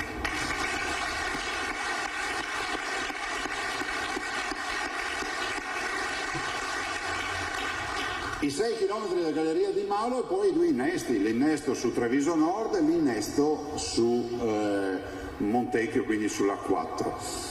Io dico che questa è un'infrastruttura che ci rende orgogliosi. Qualcuno può dire, ma quanti anni ci si mette a fare le opere in Italia? Beh, in Veneto pochi, perché questa è un'opera che nasce nelle idee dei veneti, di chi amministrava il Veneto negli anni 90. Il progetto che poi oggi è in cantiere è del 2002, la gara è del 2006, l'aggiudicazione è del 2009, dopo anche un contenzioso importante, l'inizio dei lavori è del 2011-2012. Quindi se contate 2012, 2011 e 2021 sono 9 anni, e se ci mettete di mezzo un po' di difficoltà che abbiamo avuto, direi che sono stati veramente bravi. Complimenti. L'hanno fatta bella questa infrastruttura. Sarà, ve lo diciamo, sarà l'autostrada delle api, possiamo svelarlo, da un accordo con gli apicoltori, pensando di metterci le arnie in mezzo alle aree, diciamo, boscate, in modo tale che ci sia anche questa volontà di dire che c'è anche questa massima attenzione all'ambiente. Un ringraziamento ai parlamentari che sono qui, a chi c'era nelle scorse legislature e a chi c'è ora, perché con coraggio hanno difeso quest'opera, a differenza di altri che magari non si sono presentati, perché c'è anche chi ha difeso il fatto che l'opera non si facesse. E quindi va dato merito a chi ha avuto il coraggio di metterci la faccia, perché oggi è facile mettersela, no? Ma voglio ricordare che comunque noi abbiamo sempre avuto una parte del Parlamento che ci ha difeso, che ci ha sostenuto. Voglio ricordare che il governo stanziò ovviamente delle risorse per sostenere quest'opera, come le ha stanziate la Regione, ed è un'opera che noi consegniamo ai Veneti, ed ho chiuso, la consegniamo con una particolarità. Lo dico al Vice Ministro Morelli, lo dico al Ministro Stefani. È l'unica opera in Italia dove il rapporto di concessione non funziona che ti do l'opera e te la vedi con i pedaggi, ma abbiamo rovesciato il punto di lettura. Il concessionario ha l'opera, avrà da noi un canone di disponibilità, cioè una sorta di canone a ristoro di quello che sono state le spese nel realizzare l'opera e la gestione dell'opera. Lo dico a quelli che fanno le riunioni nelle cabine telefoniche, che non basta andare nelle cabine telefoniche a dire che è un'opera che costa 2 miliardi 258 milioni diviso 94,5 chilometri, già si dimenticano di aggiungerne 68 fatti in più, e poi far tutti quei conti della serva che se andassero a scuola un po' di più li saprebbero far meglio. Non è proprio così. Quindi noi diamo un canone di disponibilità ogni anno per gli anni di concessione al concessionario e i veneti danno a noi i pedaggi. Perché funziona così, le opere senza soldi non si fanno, però è pur vero che questa è un'opera che ci permetterà di dire direttamente ai veneti che quel pedaggio che tu paghi arriva direttamente nelle casse della regione per ancora finanziare opere di viabilità e opere di infrastrutture. Penso che sia rivoluzionario come sistema, ce lo siamo inventato tutto qui in Veneto e spero che venga anche mutuato a livello nazionale, dà ancora più ragione di esistere di queste opere. Io non aggiungo altro, vi ringrazio veramente di cuore, cercate di sostenere ancora l'amministrazione come avete sempre fatto e ai veneti faccio un appello: utilizzatela questa infrastruttura, utilizzatela perché ci permetterà veramente di rivoluzionare il nostro approccio rispetto alla mobilità del territorio. Volevo prima di chiudere chiamar qui, perché poi io penso che sia corretto in una giornata come questa, perché guardate, a volte io mando i provvedimenti in Consiglio regionale e il Consiglio è sempre lì a rispondere, poi sul territorio magari qualcuno si agita perché va dai nostri consiglieri e dice no ma sta roba non la condivido, perché poi sto nastro d'asfalto è bene ricordare che anche delle persone che in Veneto hanno donato i loro territori, i loro patrimoni. Questo è un applauso che chiedo a tutti coloro che sono stati espropriati. Ricordo che nel 2010, quando abbiamo preso in mano quest'opera, c'erano 300 milioni di euro di esproprio da pagare e c'erano molti cittadini preoccupati e c'era anche qualcuno che alimentava il fuoco della preoccupazione sperando che l'opera si bloccasse. Non abbiamo inquinato noi abbiamo sanato le discariche che abbiamo trovato in questa infrastruttura. Quante ne avete trovate? Una cinquantina? Anche di più. Quello che poi il Veneto ha lasciato lungo il territorio negli ultimi 60 anni. Questo è stato. Però un ringraziamento agli espropriati. Chiudo invitando qui la mia squadra, i consiglieri regionali e gli assessori. Venite qui perché è giusto che tutti vi vedano.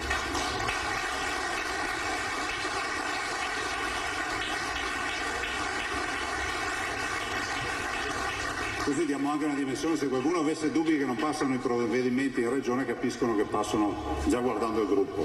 E quindi li ringrazio veramente di cuore,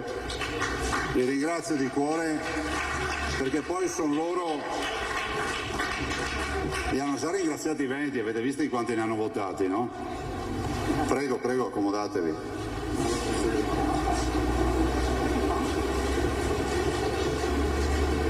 Ed ho veramente chiuso. Però li volevo ringraziare perché poi quando si riesce a decidere velocemente, a decidere e portare il provvedimento, ci vuole una squadra che ti creda, ci vuole una squadra che non sia l'ufficio complicazioni e affari semplici.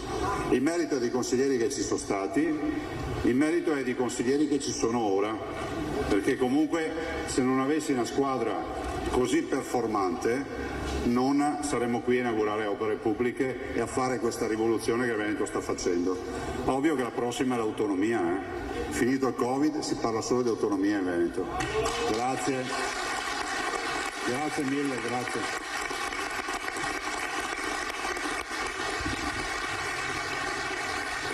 Grazie.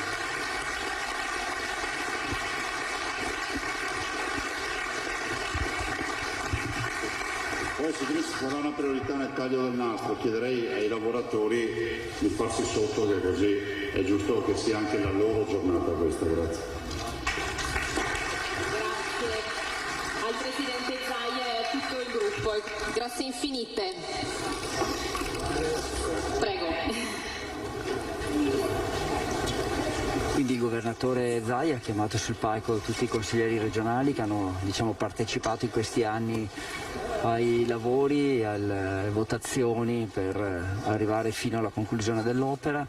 Adesso il cerimoniale prevede che ci sia il taglio del nastro e poi probabilmente anche il governatore risponderà a qualche domanda prima di partire per Montebelluna. STB Bassano Ovest per la benedizione a cura di Don Stefano Mazzola, parroco di Santa Croce e San Floriano, e per il taglio del nastro. Raccomandiamo di indossare la mascherina, mantenere la distanza di sicurezza. Grazie. Ecco, come avete sentito, quindi ora ci sarà la benedizione del casello in pratica di Bassano Ovest, qualche foto di rito nel frattempo e poi il taglio del nastro. Avete sentito il richiamo dello speaker a mantenere le distanze e soprattutto a indossare la mascherina, proprio a sottolineare quello che abbiamo detto più volte, cioè l'organizzazione e il rispetto delle regole.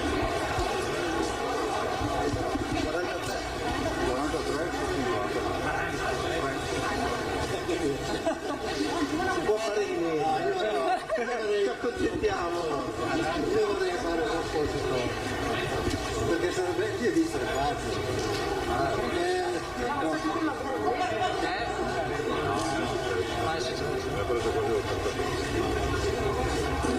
Quasi vedete che non sono complicati, a parte quei disperati. Andiamo. Prego.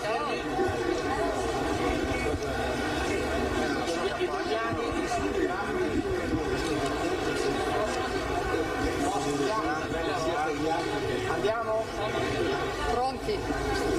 Andiamo presto.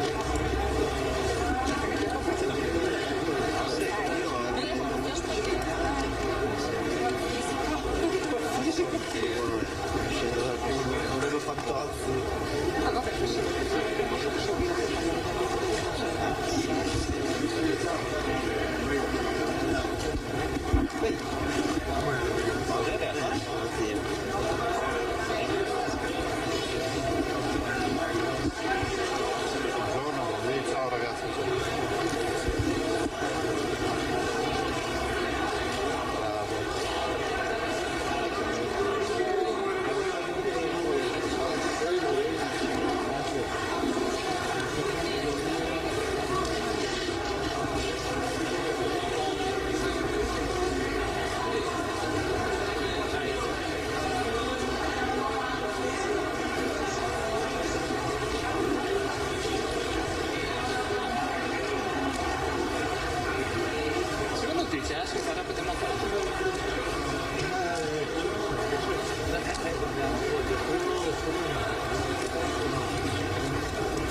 Proviaci a fare informazioni.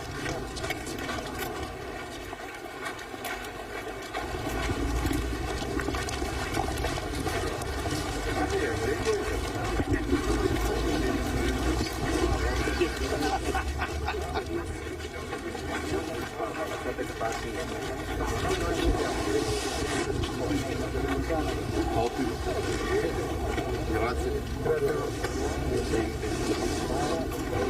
E parroco per il benedetto. Grazie. Grazie. Grazie.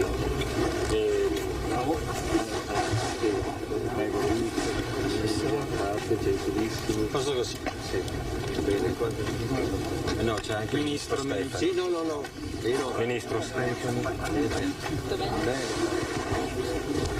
Da dopo. Sì, però certe volte non c'è sempre l'imprevisto. Sì.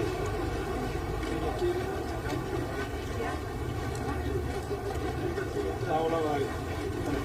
Io posso?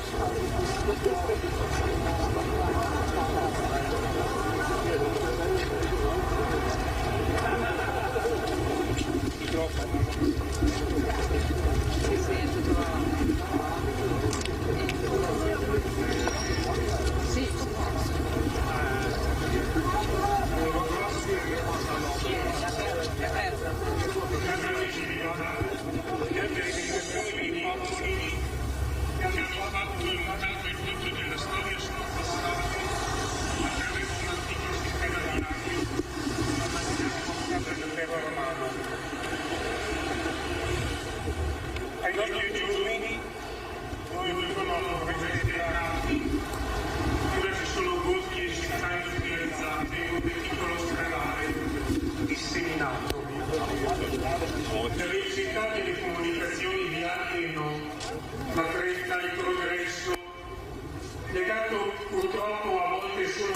benessere economico. Tutto questo ci rende pensosi e consapevoli nell'aprire nuove vie di comunicazione. Ci si sposta anche un lavoro per turismo per diversi motivi. Altro è avviare il motore di un veicolo il mattino di un giorno lavorativo, prevedendo già magari ingorghi e tardi, altro muoversi per una vacanza. Non è sufficiente andare, si tratta di avere una meta. Alla via pedemontana che abbraccia idealmente la nostra bella terra, auguriamo di essere un ponte e non un muro. Un nastro disteso sul verde per unire e non per dividere. Un fattore di progresso e di concordia, oggi più che mai se ne sente l'esigenza, mentre intorno all'apparenza gorgogliano inquietudini e malcontenti. Ovviamente la strada in sé inanimata non è né buona né malvagia. È compito di chi la percorrerà dar significato alle traiettorie e usarla per il bene proprio e altrui. Inaugurando oggi il manufatto, sarebbe forse doveroso invocare maggiormente la benedizione sui veicoli e soprattutto sugli uomini, occhi, mani, piedi, testa. Concludo con un ammonimento sorridente che viene dalle nostre mamme, le quali non conoscevano certo la figura retorica dello simbolo, ma la adoperavano costantemente quando ci dicevano corri piano.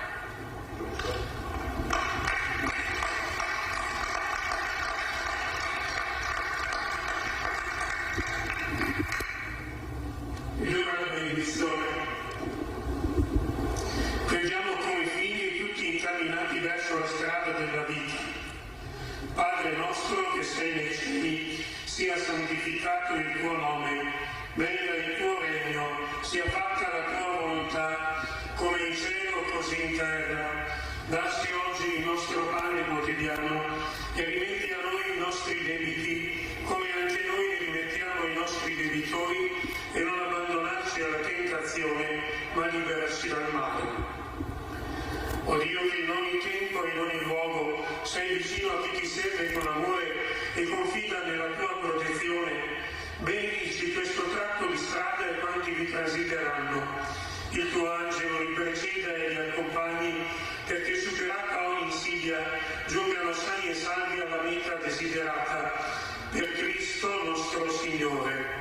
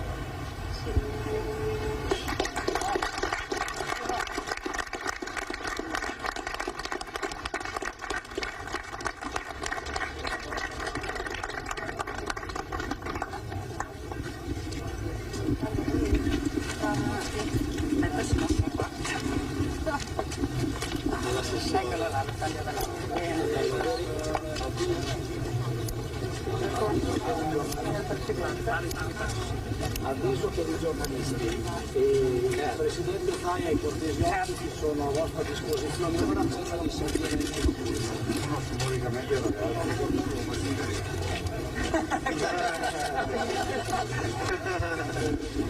un'altra persona, adesso i giornalisti ci sono solo 27 posti per Grazie Presidente. grazie. Presidente, un tratto di strada simbolico ma anche concreto, cioè per farci qualcosa di concreto con la strada dell'economia del Veneto. No, ragazzi, se ci allontaniamo ci stiamo tutti, li vediamo. Ecco, perfetto. Siete? Chi fa la prima? Rifaccio la domanda, dicevo sì, una giornata simbolica ma c'è anche qualcosa di concreto, c'è una strada che potrà aiutare l'economia del Veneto di due province che magari cominceranno a collaborare di più anche sul piano economico. Beh, un'apertura concreta, stiamo parlando di 60 km di infrastruttura completata, fruibile su 94 km e mezzo. Fine anno chiuderemo la partita agganciandoci sia sulla 27 a Treviso Nord che andando verso Montecchio. E ovviamente questa è un'infrastruttura che cambierà il modo di pensare, di ragionare, di programmare i nostri viaggi in questi territori. Diamo solo un esempio, un Treviso Nord Bassano potrebbe essere una percorrenza di 20-25 minuti. Adesso cos'è? Un'ora e un quarto, un'ora e mezza, dipende da come ti va, ti fa il segno della croce. Cambierà il modo di circolare e soprattutto esce dall'isolamento tutto questo territorio della Pedemontana che non ha una infrastruttura di grande peso dal punto di vista viabilistico di cui fruire. Abbiamo ereditato un cadavere, no? Ah sì, quando io ho iniziato eravamo davanti a un problema, io l'ho definito un cadavere eccellente per dare un'idea, che avevamo 300 milioni di espropri da pagare, e c'erano cantieri un po' dappertutto, però il cantiere non stava decollando. Siamo riusciti a venirne fuori e penso che anche in maniera brillante, visto e considerato che tutto questo ci ha impiegato circa 8-9 anni per vedere realizzata un'infrastruttura che non è cosa da pochi giorni, considerando anche i problemi che abbiamo avuto. Pedaggi verranno ripensati. Stiamo intanto parlando della più grande infrastruttura oggi in cantiere in Italia, che si sta inaugurando, 2 miliardi 258 milioni di euro, 94 km e mezzo più 68 viabilità. Sui pedaggi stiamo parlando di infrastruttura nuova, approfitteremo di vedere quali saranno poi le percorrenze, visto che considerato che i pedaggi li incasserà la Regione e la Regione poi dovrà pagare un canone a chi ha realizzato l'opera. Dico anche che oggi abbiamo già un buon indicatore, perché l'attuale tratto aperto ci dà già circa 12.000 transiti al giorno, che non sono pochi. La proiezione per tutto il tratto è di 27.000 veicoli, dobbiamo arrivare alla chiusura prima di poter fare altre ipotesi sui pedaggi. Dobbiamo vedere l'apertura totale per valutare il carico di viabilità e fare delle proiezioni, perché funziona così. Io spero che per fine anno anche questo sia un problema che si possa risolvere. Imprenditori ma anche cittadini avranno benefici.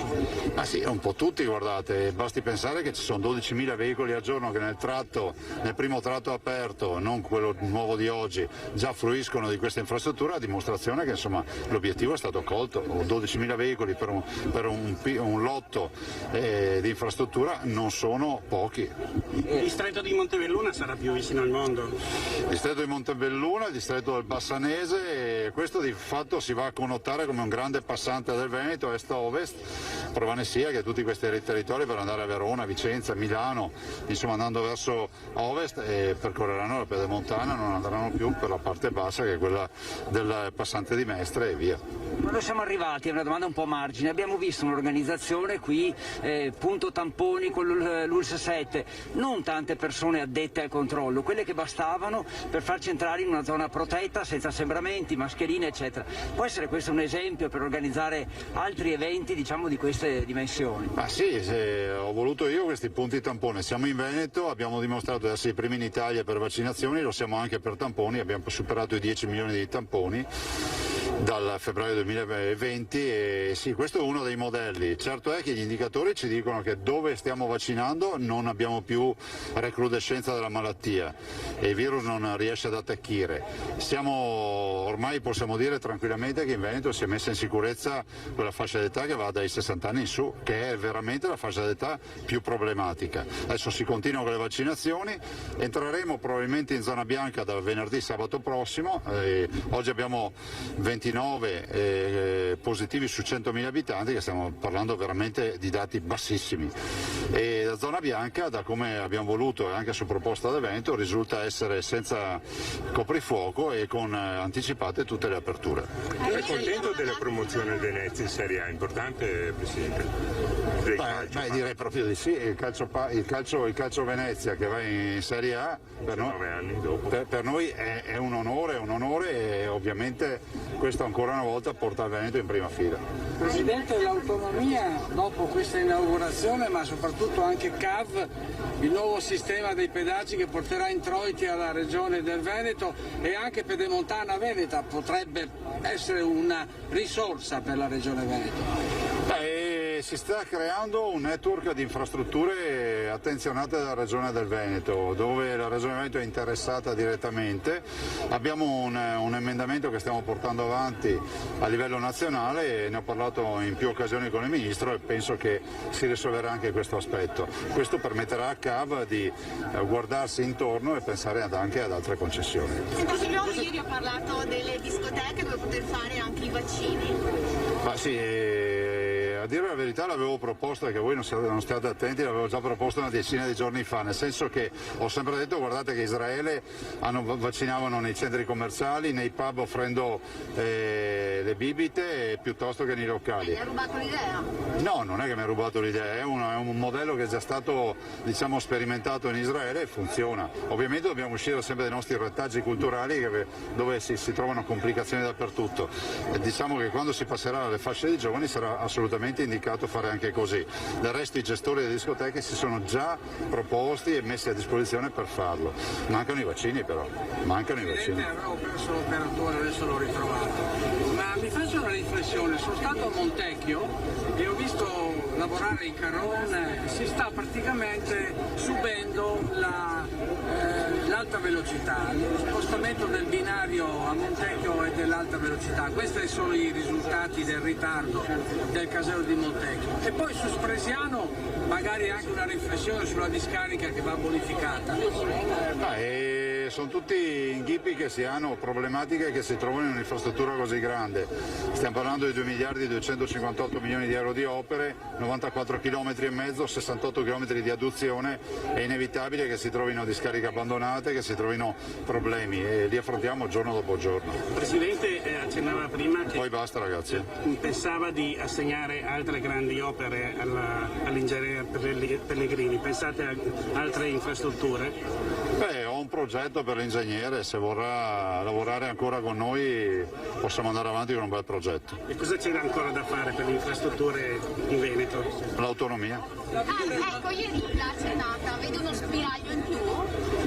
Guardate, io non so se ci sono spiragli in più o in meno, certo è che noi non vogliamo, noi abbiamo fatto un referendum e vogliamo l'autonomia, si sappia che non è illegale, che è legittimo richiederla, che è prevista dalla Costituzione, quindi tutti coloro che lavorano contro l'autonomia sono medievali, noi siamo per il Rinascimento. Ma questo governo ha visto qualcosa, si sta muovendo qualcosa? Sì, c'è disponibilità da parte del Ministro Gelmini di ragionare, di riprendere in mano tutta questa partita, direi che si va avanti. La via del mare, Presidente?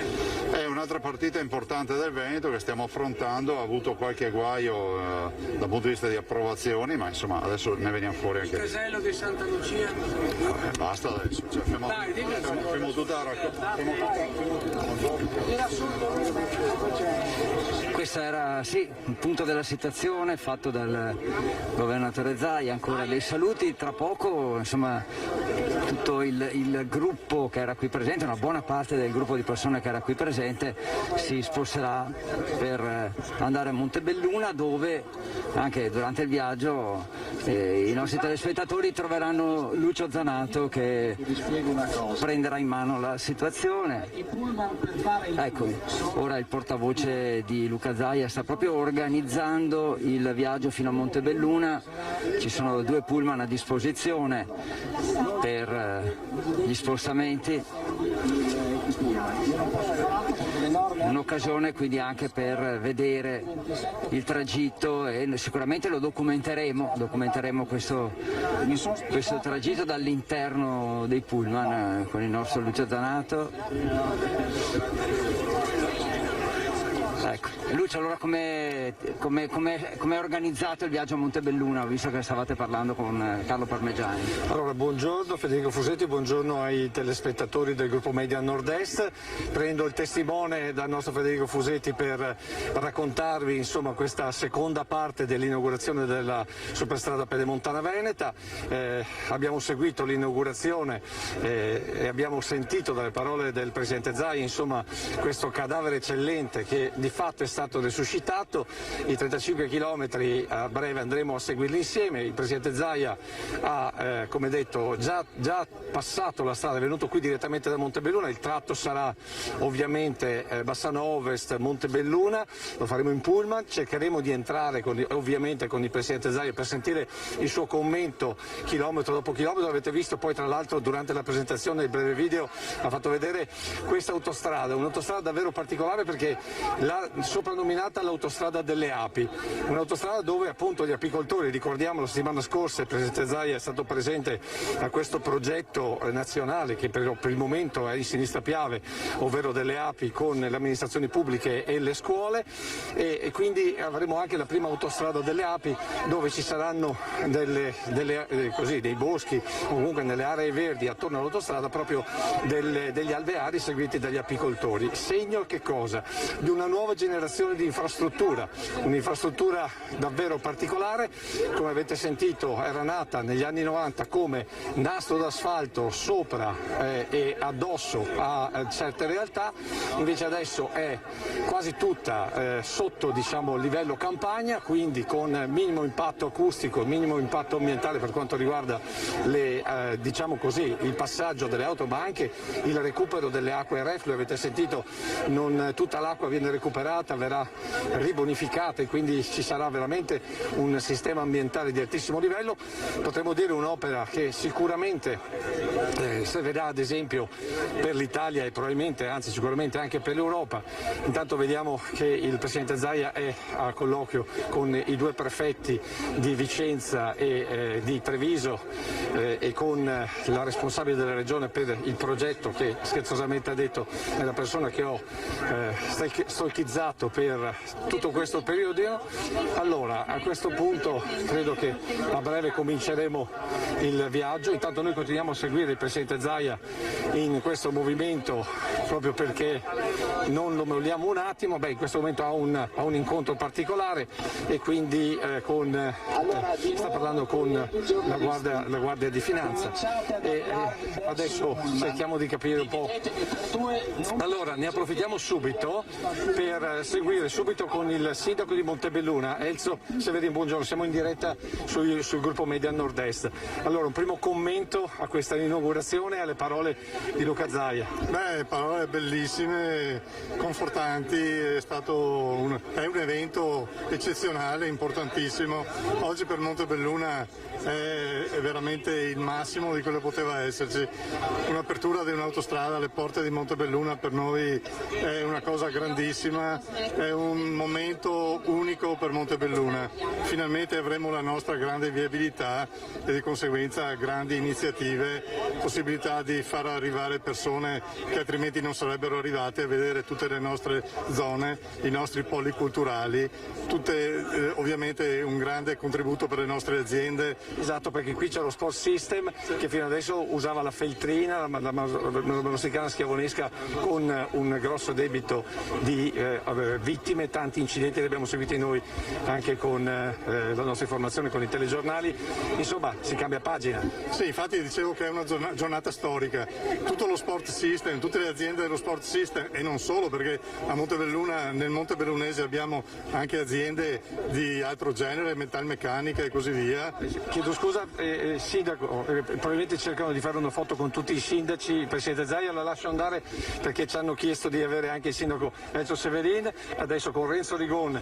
Noi allora sentiamo uno degli operai, perché questi sono quelli che Luca Zaia, il nostro Presidente, ha voluto ringraziare. Per voi cosa ha significato costruire questa superstrada? Innanzitutto per il lavoro, ha dato molte opportunità di lavoro anche a tutti quanti, a molti operai, anche perché per il fatto che con questa crisi che c'è stata non ci siamo mai fermati, e poi anche l'opera una bella soddisfazione. Tanta fatica? Anche. Grazie, noi continuiamo in questo nostro reportage continuo, adesso vediamo, perché il momento difficile sarà riuscire a salire insieme al Presidente e avere il commento. Io adesso ne approfitto perché prima l'assessore De Berti non ci ha voluto parlare, però adesso una battuta ce la fa, vero Assessore? Adesso parla con noi perché prima... Sì, adesso se ha parlato il Presidente parlo. Senta, un po' di emozione, allora, vedere il video che ripercorreva tutta l'infrastruttura, come dicevo prima, il pensiero è andato al 2015, al 2016, al 2017, quando io sono arrivata in Pedemontana, e quando il Presidente parla di cadavere eccellente, veramente in quegli anni avevamo e temevamo che l'infrastruttura rimanesse una frattura nel territorio. Insomma, l'avete risuscitato sto cadavere? L'abbiamo risuscitato, ci siamo assunti delle grandi responsabilità, ma direi che oggi veramente ne è valsa assolutamente la pena. Ma è vero che avete dovuto usare talvolta anche il defibrillatore, perché proprio delle volte non partiva?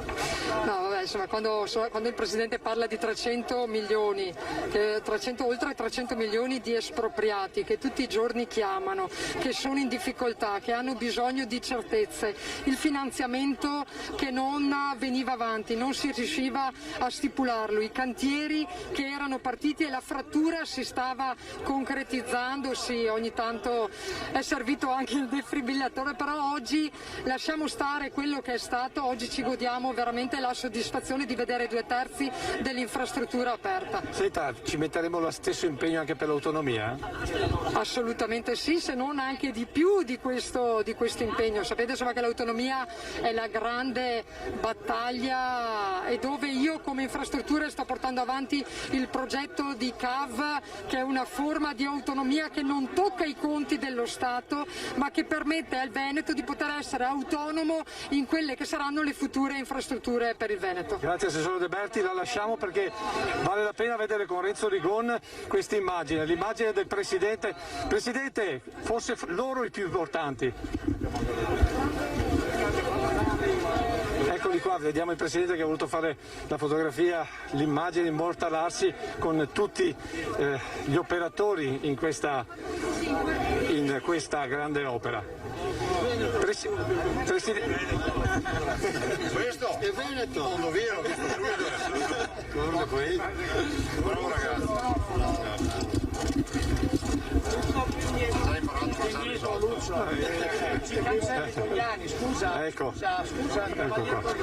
Ecco il Cavaliere Dogliani sulla sinistra, e qui è praticamente tutta la squadra, anzi diciamo la rappresentanza, ovviamente non ci sono tutti, ma la rappresentanza di chi ha lavorato e che sta continuando a lavorare per la superstrada Pedemontana Veneta. Ricordiamo, oggi adesso saliremo qui a Bassano Ovest e poi a seguire andremo fino a Montebelluna, dove ci sarà, diciamo così, dove è stato inaugurato questo tratto che, ricordiamo, da oggi alle 15 è aperto al pubblico, quindi sarà usufruibile. Adesso noi cerchiamo ovviamente di seguire passo per passo i movimenti del Presidente Zaia in quella che è un'opera che sicuramente possiamo dire a buon grado lo consegna già alla storia. Con Renzo Rigon seguiamo passo dopo passo. Il vero problema, ecco,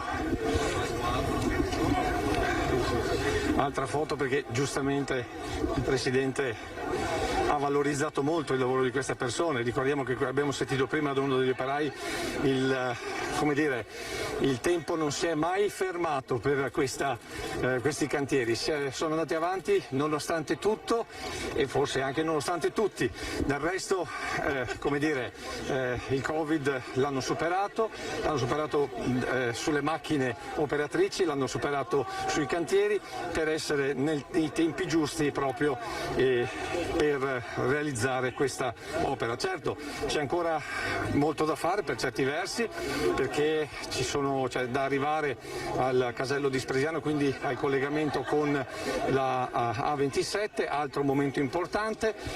Lì poi va ricordato che hanno dovuto spostare anche le due piazzole carburanti, perché con una nuova normativa europea le distanze tra un distributore e l'altro non devono superare i 50 km, e questo ha portato a un ricalcolo degli spazi e quindi anche uno spostamento sostanzialmente delle piazzole proprio di distribuzione del carburante.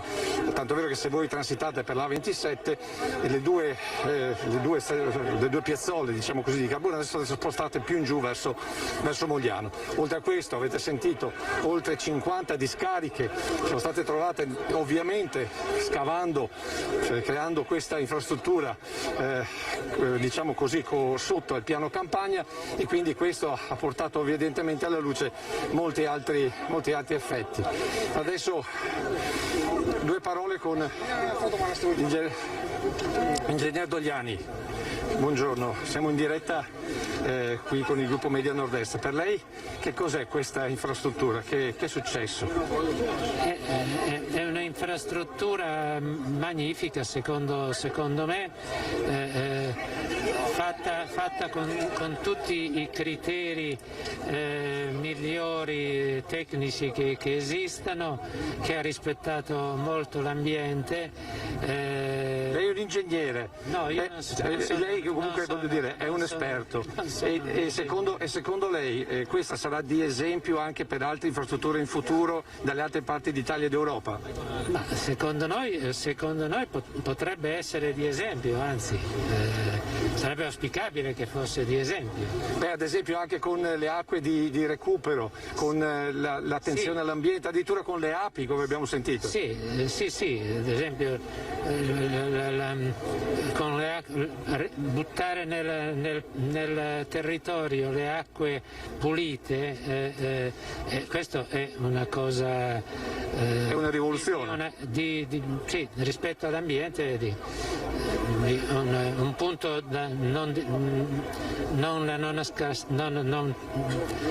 non capita tutte le volte, è la prima volta. Grazie, molto gentile. Noi proseguiamo in questo nostro racconto della inaugurazione dell'autostrada Pedemontana Veneta. Stiamo sempre con l'occhio vigile per capire dove si sta muovendo il Presidente Zaia. Evidentemente è il momento delle immagini, delle fotoricordo, perché questo comunque è un momento storico per quanto riguarda il territorio, ma anche le persone che a vario titolo hanno operato assieme. Una battuta con il Presidente della provincia di Treviso, nonché sindaco di Castelfranco, Stefano Marcon. Presidente, cambia la vita per la Marca trevisana? Certamente cambia la vita e sarà una vita migliore per i cittadini, per le imprese, per il mondo del turismo, per il territorio, insomma. E quindi finalmente siamo arrivati. Entro il 31 dicembre sarà anche completato il tratto fino a Treviso Nord e quindi diciamo che abbiamo collegato due province con un'opera che serviva. Senta, lei comunque è in un territorio che negli anni '80 era pieno di cave e la gente i buchi non li poteva più sopportare. Molti dicono che questo è stato anche questo un buco, ma questo è un buco a fin di bene perché è una strada che serve a tutti e soprattutto a basso impatto ambientale. Era nata tutta in superficie, le modifiche volute in trincea hanno prodotto quest'opera e io penso che sia stata rispettosa dell'ambiente. Abbiamo sentito il Presidente prima parlare per esempio del riciclo delle acque meteoriche, cose che negli anni '80 non si pensavano. Anche mettere le api a bordo autostrada. Quindi che cosa si vuole di più per l'ambiente? Abbiamo le api prime sentinelle dell'ambiente. Quindi secondo lei noi riusciremo praticamente a essere anche ad esempio per altre opere infrastrutturali dell'Italia e dell'Europa? Io credo che i modelli virtuosi servano per indicare strade che poi possano essere replicate. La Pedemontana Veneta lo è e senza dubbio verrà presa a modello. Grazie Presidente, grazie. Noi continuiamo raccontando questa bella giornata, tra l'altro di sole. Renzo, fai sempre vedere veramente il numero di persone, consiglieri regionali, addetti ai lavori. In questo momento vediamo i vari assessori anche regionali presenti nelle mille foto che vengono scattate a ricordo di questa giornata che passerà ovviamente alla storia per il Veneto, ma soprattutto per le province di Vicenza e di Treviso, in particolare per il Bassanese. Come abbiamo sentito dalle parole del sindaco di Bassano, finalmente si come dire, si esce da un isolamento evidentemente importante per molti anni, che ha limitato lo sviluppo di alcune zone, ed è forse questa la vera, diciamo così, chiave di lettura di questa opera infrastrutturale, un'opera infrastrutturale che sicuramente per qualcuno ha comportato un sacrificio ed è stato ricordato dal Presidente Zaia proprio con gli espropriati, quindi le persone che in questo momento che hanno ceduto parte delle loro proprietà proprio perché questa opera potesse essere realizzata.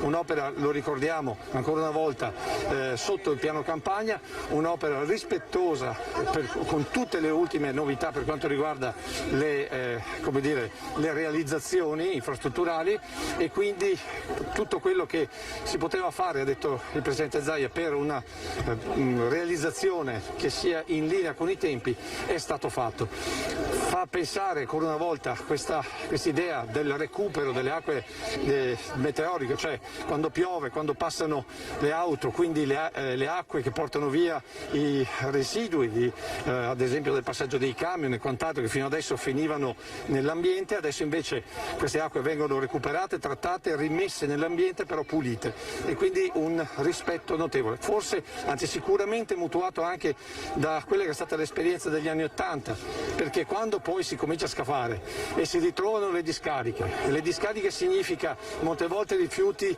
anche tossico-nocivi, ricordiamolo, alcuni rifiuti che per molti anni sono stati interrati, quelli di alcuni mobilifici, noi ricordiamo la tragedia di Fossamerlo Conegliano solo per fare un esempio.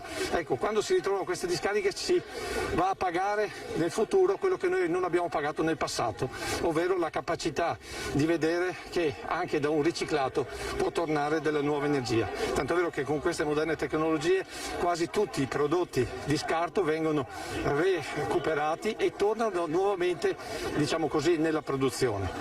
Stiamo continuando a vedere un po' le persone che in questo momento, come dire, stanno salutando il Presidente Zaia, stiamo attendendo di poter fare. Io volevo sentire anche l'assessore Bottacin, posso disturbarlo per una battuta, sotto il profilo di sicurezza, di protezione civile, di attenzione, questa autostrada è sicura? Cioè in caso di emergenza è già stato ponderato un piano? No, sono già state fatte anche delle esercitazioni, l'ultima qualche settimana fa a Trevignano, che ha coinvolto i vigili del fuoco, la protezione civile, il comune e naturalmente le polizia, carabinieri, forze dell'ordine e naturalmente il suo 118. È stata fatta una simulazione di un incidente con incendio di un veicolo in galleria, quindi non solo ci sono i piani, ci sono anche le esercitazioni già fatte. Quindi sicurezza al 100%? Assolutamente sì, e ovviamente diventa importante anche il potenziamento del distaccamento dei vigili del fuoco di Bassano, che ci sarà a breve, questo in considerazione del fatto che Bassano è baricentrico appunto in tutta la tratta. Ovviamente poi dopo ci sono anche gli altri distaccamenti e comandi dei vigili del fuoco che possono intervenire, però Bassano diventa centrale. Ecco, per quanto riguarda invece abbiamo visto questo bacino a Caerano di San Marco, questo bacino di espansione a Caerano di San Marco, a che cosa serve? Ma i bacini di espansione, di espansione servono a raccogliere delle acque per alcuni minuti o ore, quando ci sono precipitazioni rilevanti, raccoglierli lì in maniera controllata per evitare che l'acqua vada a finire dove non dovrebbe, cioè nei centri abitati o nei campi coltivati con particolare rilevanza. Ecco, quindi una gestione anche dell'acqua per quanto riguarda questa autostrada, che ovviamente essendo sotto piano campagna tende a raccogliere le acque piovane in maniera importante. Non ci si pensa, però ovviamente facendo una autostrada in trincea, cioè scavata nel terreno, si lavora sotto il piano campagna e quindi quando piove naturalmente l'acqua va a concentrarsi lì. Quindi è necessario fare delle opere, oltre a quelle appunto viabilistiche, di raccolta delle acque e poi ovviamente le acque devono essere trattate perché toccano l'asfalto, quindi devono essere ripulite e per un periodo di tempo che è quello necessario alla depurazione, e poi vengono rimesse in niente è stato lasciato al caso. insomma, stiamo parlando della più grande infrastruttura nazionale, il più grande cantiere in corso nazionale, insomma io capisco che ci sia, e lo so quante volte ci sono stati attacchi anche su discariche, sembrava che fosse stato il concessionario o fossi stato addirittura io ad aver seppellito i rifiuti. Qui si è intervenuti, si sono trovati purtroppo dei resti del passato lasciati da qualcuno che tanto responsabile non era, ma si è intervenuti per eliminare questo problema, quindi direi che fra tutti, come dire, i benefici di questa opera c'è stato anche quello di individuare 50 discariche che non erano note e bonificarle. Senta, poi quest'idea dell'autostrada delle api? Ma questa è un'idea sicuramente interessante, fra l'altro a pochi giorni dalla giornata delle api, e direi che comunque è un elemento in più per dare quel messaggio che ha dato anche il vice ministro Monelli, che quando parliamo di sostenibilità dobbiamo pensare anche alla qualità della vita, perché l'essere umano è un elemento fondamentale che è inserito nell'ambiente, non è un elemento avulso dall'ambiente. Questo ogni tanto qualcuno se lo dimentica. Grazie Assessore, adesso noi proseguiamo in questo viaggio per vedere insomma cosa sta succedendo. Ci stiamo preparando a farvi vedere per la prima volta insomma il transito sull'autostrada, su questo nuovo tratto dell'autostrada da Superstrada Pedemontana Veneta aperta al pubblico, ricordiamo da oggi alle 15. Il tratto da Bassano Ovest a Montebelluna sarà percorribile e quindi ci apprestiamo a salire in pullman per seguire passo passo e commentare con il Presidente Zaia questa opera della quale si è sentito durante, diciamo così, il suo intervento il grande orgoglio che il Presidente Zaia ha per questa opera infrastrutturale. Un grande orgoglio che è un orgoglio un po' di tutti i veneti per quello che molti avevano definito appunto un'opera impossibile. Non a caso tutto sembra impossibile finché poi non diventa vero, e questo è lo slogan che è stato utilizzato più o meno insomma in apertura di questa inaugurazione, anche se poi il Presidente ha detto il mio slogan è che dopo la pioggia viene il sereno, viene sempre il sereno, e quindi l'ottimismo è quello che deve guidare ogni opera sia personale che sociale. Il tempo sta come dire andando avanti perché tutti vogliono un'immagine ricordo di questo momento importante per le comunità, per la regione, per l'economia.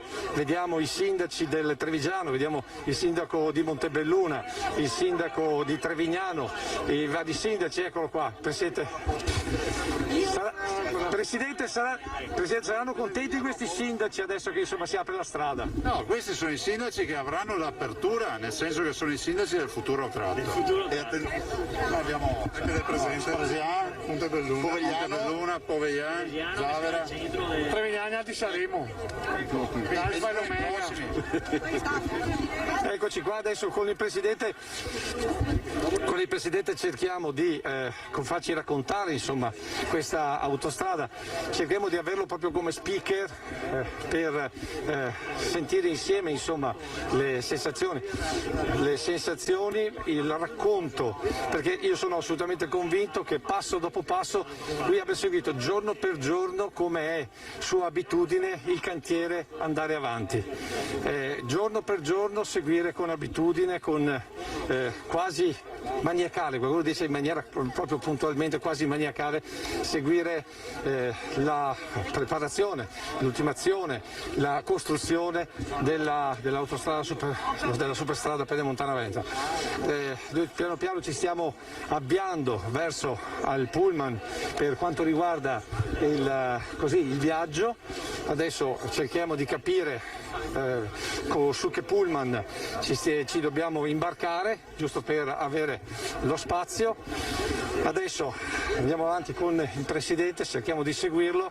Io mi allontano leggermente da Renzo proprio per vedere quali sono le disposizioni per quanto riguarda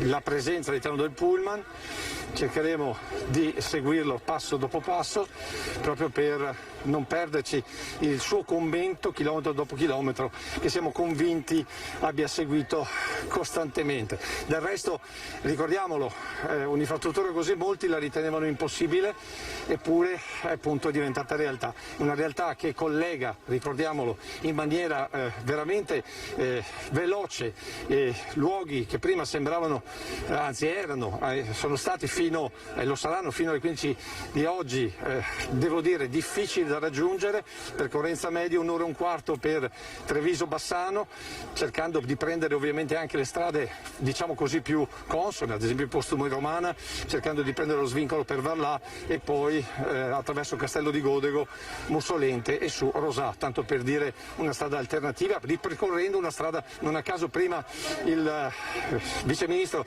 aveva lanciato l'idea, aveva ricordato come fino ad oggi abbiamo utilizzato strade che erano state sostanzialmente tracciate dai romani, perché la Postumia romana è appunto una strada che diciamo è del 49 d.C., tanto per dirne una, insomma, ecco. Questa è la situazione, quindi un balzo in avanti per quanto riguarda la viabilità, un balzo in avanti per quanto riguarda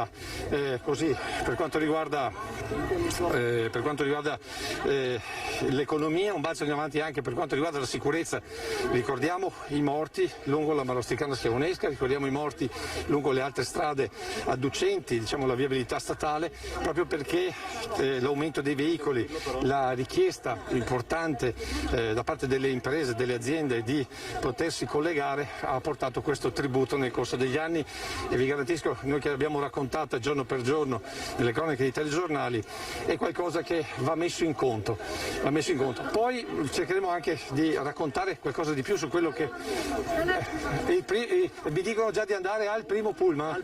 Andiamo al primo pullman, che così seguiremo insieme in diretta con il Presidente Zaia. Eccoci qua, Renzo Rigon, l'ottimo Renzo Rigon, che non molla mai, giustamente. Ci stiamo avvicinando per arrivare al primo pullman.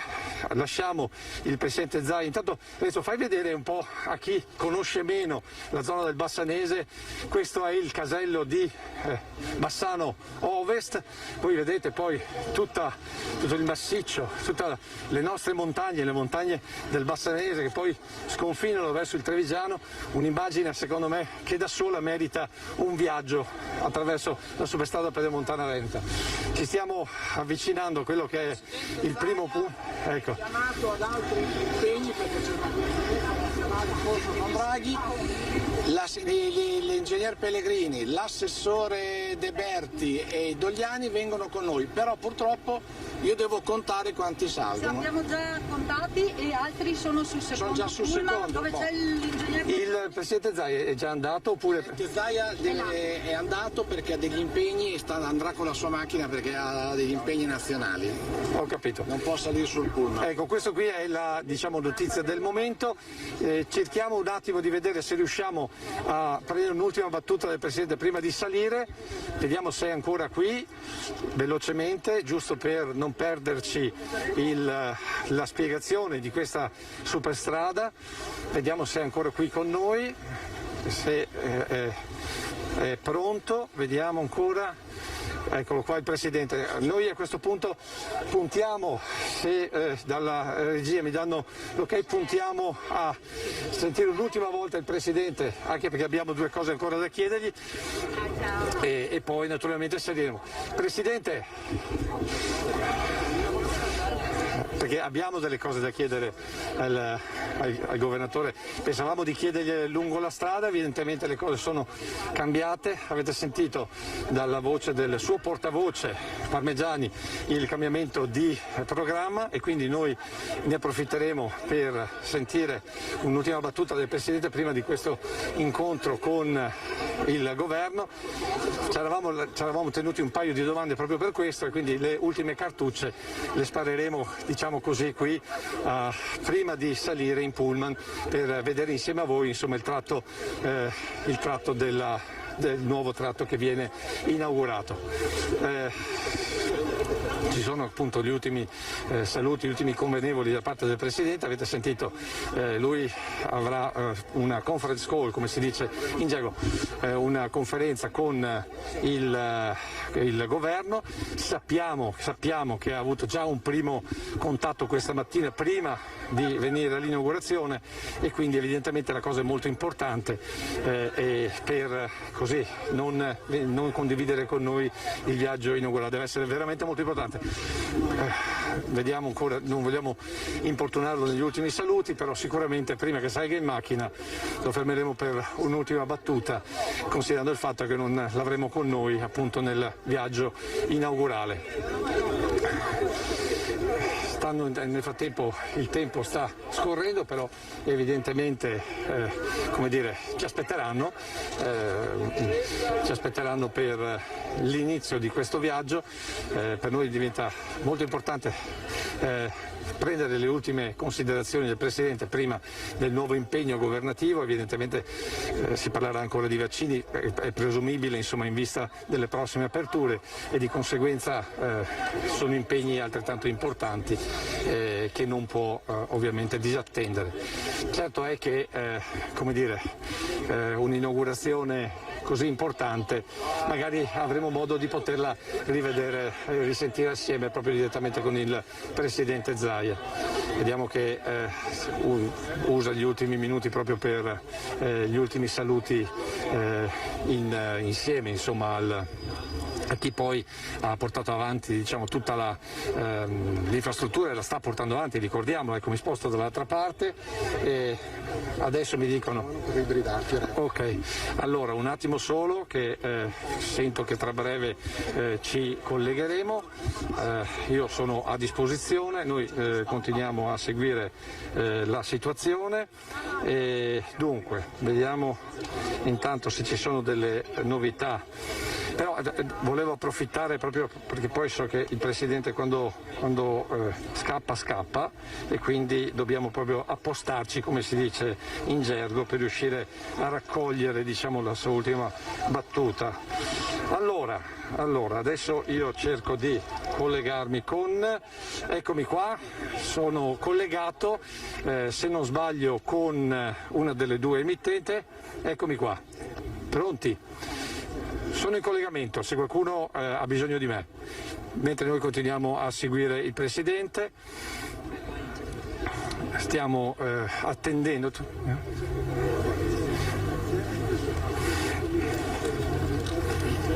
Sì, ti sento.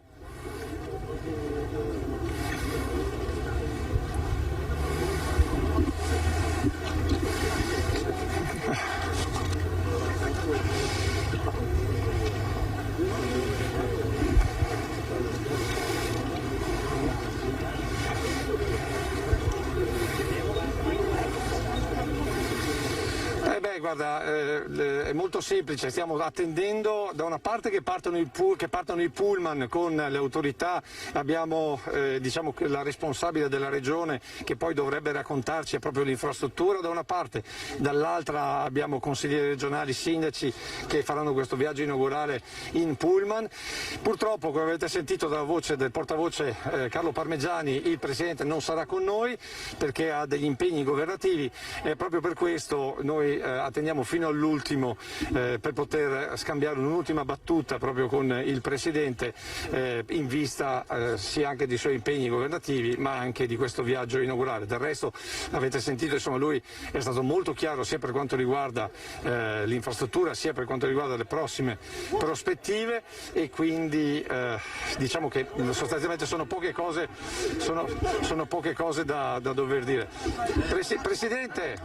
Presidente, abbiamo sentito che non viene con noi. Cosa? Abbiamo sentito che non viene con noi. Ciao.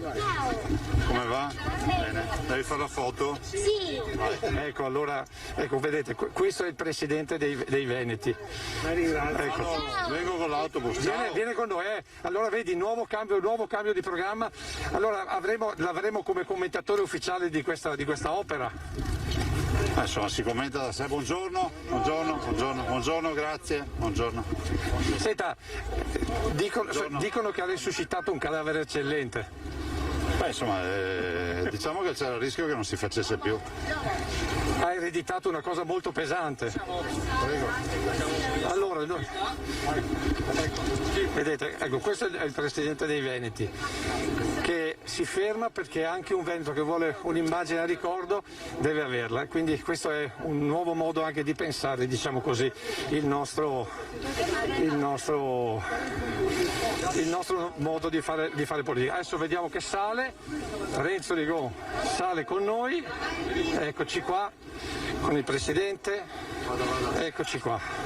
Adesso noi ci apprestiamo a far raccontare al Presidente. Ragazzi, andate avanti, per cortesia davanti non si può stare. Allora, ci mettiamo qua di Scorrere verso il fondo del pullman. Ecco, allora, adesso io porto in fondo la situazione. Tutti chiudiamo, Ecco. Allora, un attimo solo, vediamo se riesco a... è un po' complicata la situazione. Renzo, facciamo fare fai... il giro della tratta Ecco. che ora andiamo ad aprire. Allora, attenzione che adesso noi seguiremo questa cosa, cerchiamo di trovare spazio, vedete, insomma, stiamo seguendo tutto dal vivo. A questo punto io ne approfitto e Partiamo da Bassano Ovest. Ecco un attimo che cerco di Bassano Ovest, adesso entreremo nella tratta che verrà aperta al flusso di traffico oggi pomeriggio dopo le 15. Un applauso a Ingegner Pellegrini qua prima di iniziare.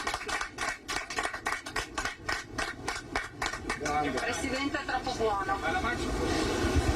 Allora entriamo adesso nel casello, scusi, hai ragione, impedisco lo specchietto.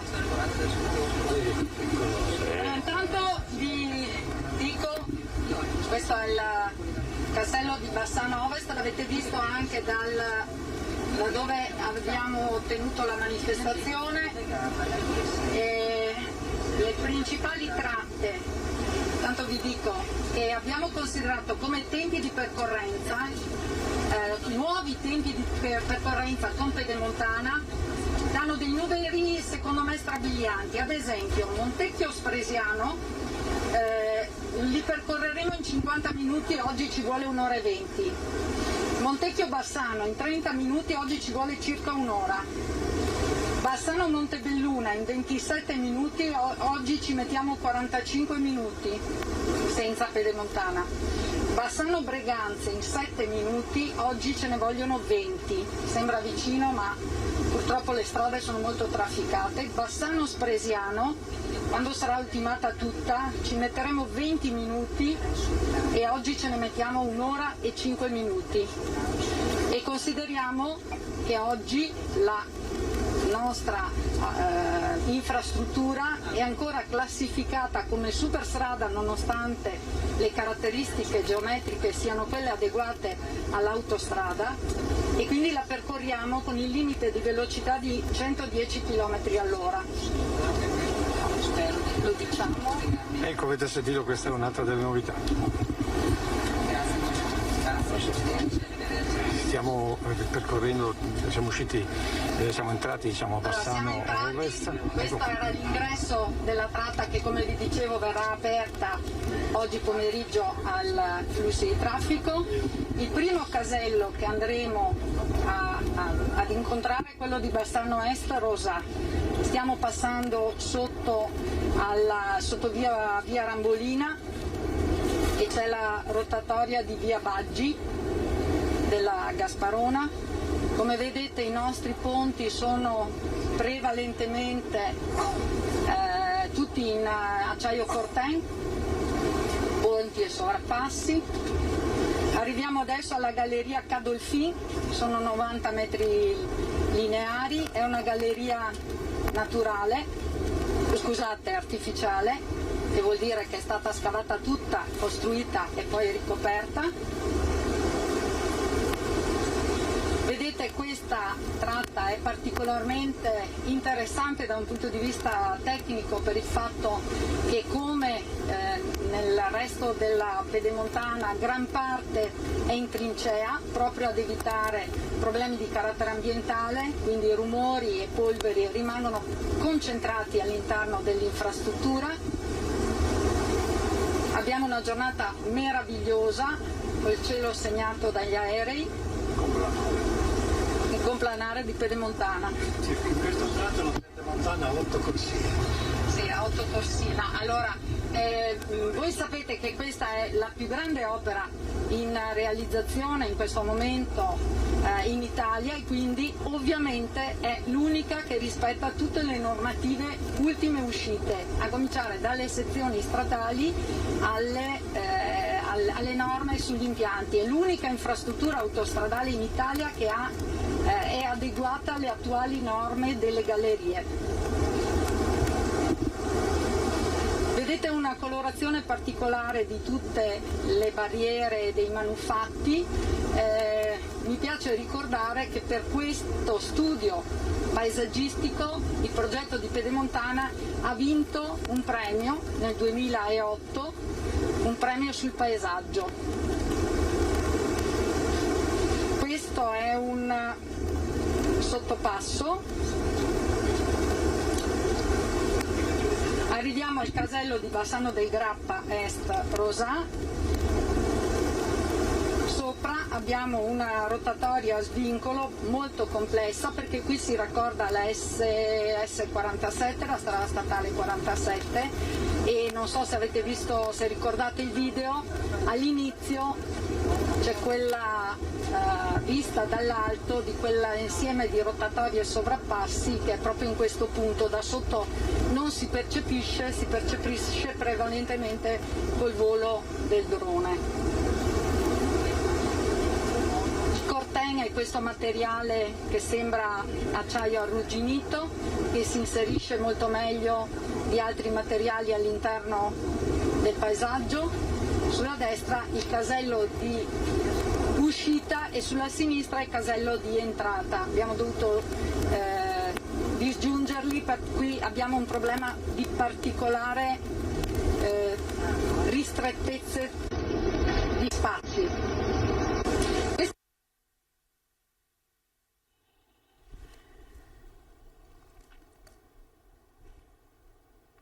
C'è un problema con il collegamento e insomma il bello della diretta è anche questo, probabilmente stiamo percorrendo questi 35 km da Bassano a Montebelluna al bordo del pullman con altri colleghi, istituzioni e il Presidente Zaia. Sentite come si sta spiegando chilometro dopo chilometro quello che si vede, quello che è stato realizzato di quest'opera in la Pedemontana Veneta, questo tratto di 35 km da Bassano a Montebelluna. Un'opera strategica, un cadavere, l'ha definito Zaia, che lui ha trovato e che con il lavoro di tutti si è potuto ora realizzare con questa inaugurazione. Avete sentito nel nostro collegamento i discorsi dei protagonisti di questa giornata, di chi ha lavorato per questa realizzazione, l'emozione anche del sindaco di Bassano che ha spiegato con orgoglio. Siamo ritornati forse a bordo del pullman con Lucio Zanato, ritorniamo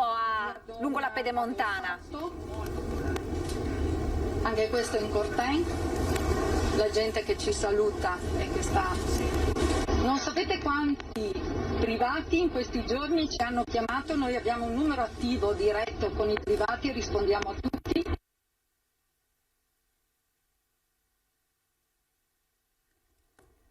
Ancora dei problemi con il segnale a bordo del pullman. Vediamo, ci riproviamo. Il territorio delle opere che si fanno sul nostro.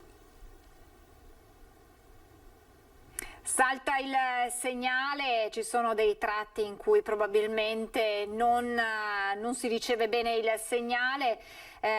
Si sta arrivando a Montebelluna dove ci sarà il nostro Christian Arboit con Nicoletta Rizzetto per vedere la conclusione di questa lunga giornata iniziata alle 11. Il primo ad aver parlato, tra i primi ad aver parlato dopo il sindaco di Bassano, che abbiamo detto l'emozione ha accompagnato il suo discorso per questa opera strategica per il suo comune, ma non solo, ne abbiamo parlato anche prima in apertura con l'ospite Rosolena della CNA di Treviso. Treviso, l'opera strategica per tutta l'economia e non solo veneta. Il Vice Ministro delle Infrastrutture Morelli, che ha parlato di sostenibilità delle nostre vite, perché ha detto si risolvono con queste opere molti problemi e migliorano proprio le nostre vite. Proviamo a risalire a bordo del pullman che sta arrivando a Montebelluna. Non ultimo del fatto che vedete sulla destra, ma spesso parte per parte, ma soprattutto dove c'è la trincea, ci sono delle strade dedicate che noi abbiamo espropriato e sono di proprietà di Pedemontana, quindi della Regione del Veneto, e sono dedicate e ad esclusivo utilizzo della manutenzione degli eventuali eventi che dovessero succedere che necessitano di interventi urgenti e di emergenza. Ricordiamoci che qui siamo in rilevato, ma nella grande maggioranza del tracciato, oltre il 65%, siamo in trincea e quindi non facilmente raggiungibile dall'esterno in caso di maxi tamponamenti o incidenti, incendi o qualsiasi altra cosa. Vediamo delle opere di mitigazione particolare.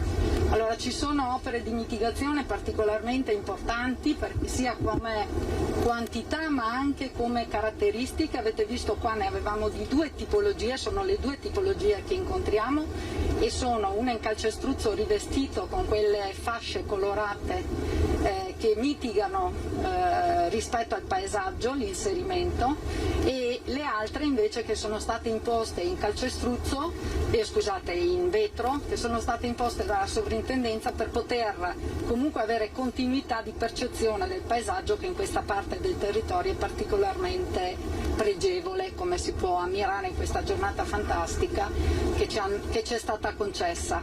Ieri sera eravamo preoccupatissimi visto che è arrivata anche la grandine a un certo punto e speravamo tanto. La data l'ha scelta il Presidente, quindi come sempre non sbaglia. Beh, diciamo che abbiamo avuto anche un po' di fortuna, ma insomma. Allora, qui abbiamo l'attraversamento.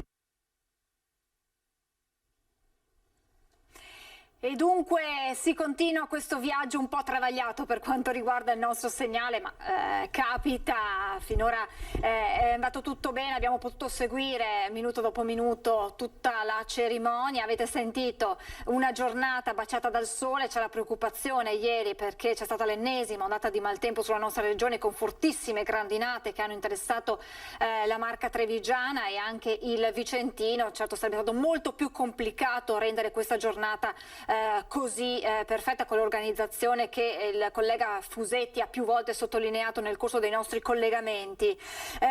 Non so se abbiamo in collegamento il nostro Christian Arboit con Nicoletta Rizzetto dal casello di Montebelluna per capire come ci si sta preparando. Immaginiamo che insomma le autorità abbiano raggiunto anche quell'area dove ci sarà la conclusione di questa lunga giornata. Abbiamo visto rappresentare le due province interessate da quest'opera, Treviso e Vicenza, prefetti, presidenti di provincia, c'era il presidente dell'ANCI, il sindaco di Treviso Mario Conte, le istituzioni in prima linea. Allora vedo il nostro Christian Arboit. Mi senti, Christian?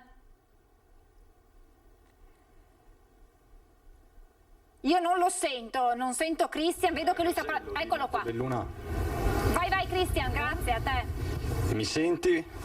Eccoci, sì, siamo qui all'esterno del casello di Montebelluna Est. Fra pochi minuti arriverà il corteo di cui vi sta documentando Lucio Zanato.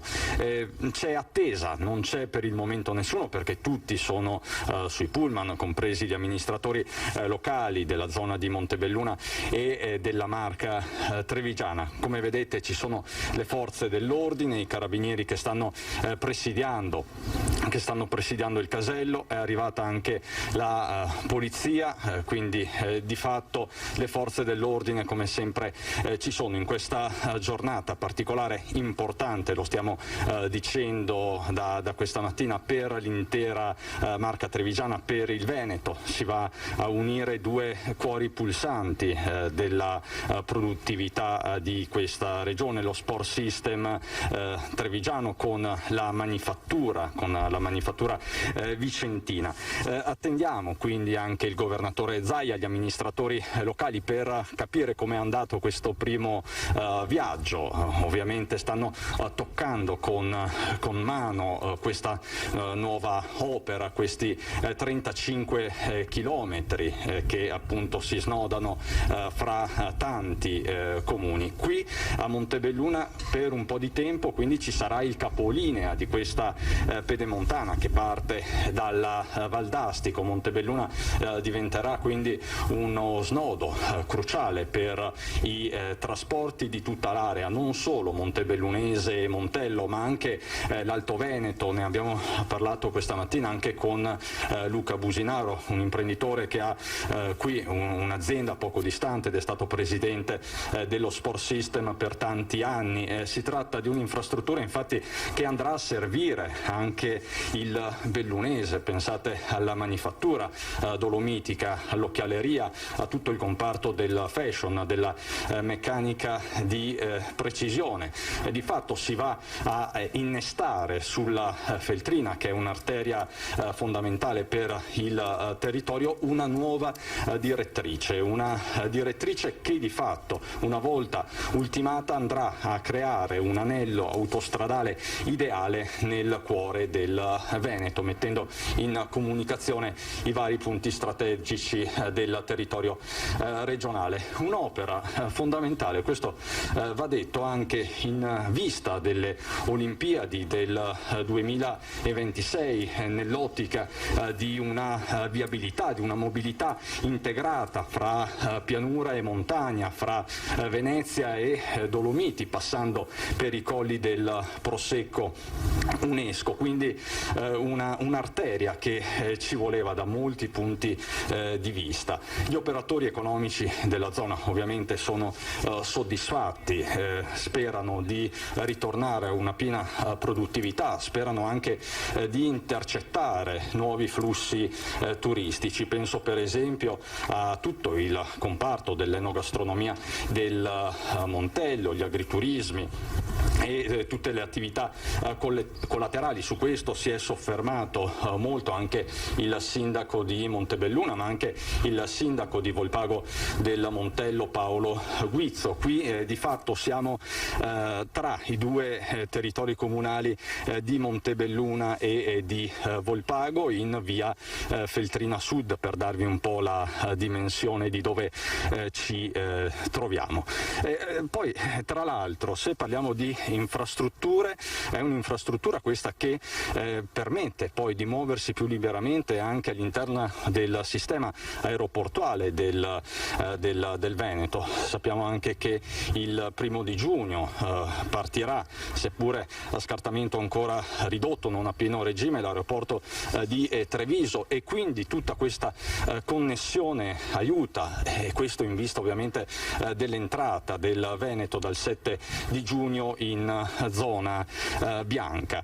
C'è attesa quindi qui a Montebelluna, fra poco arriveranno i pullman con gli amministratori locali del territorio.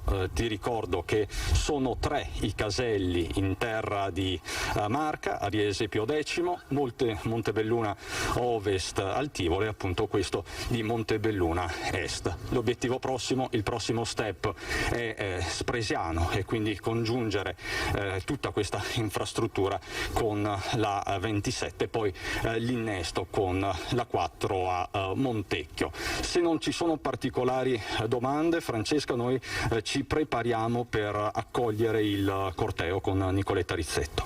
Cristian, grazie.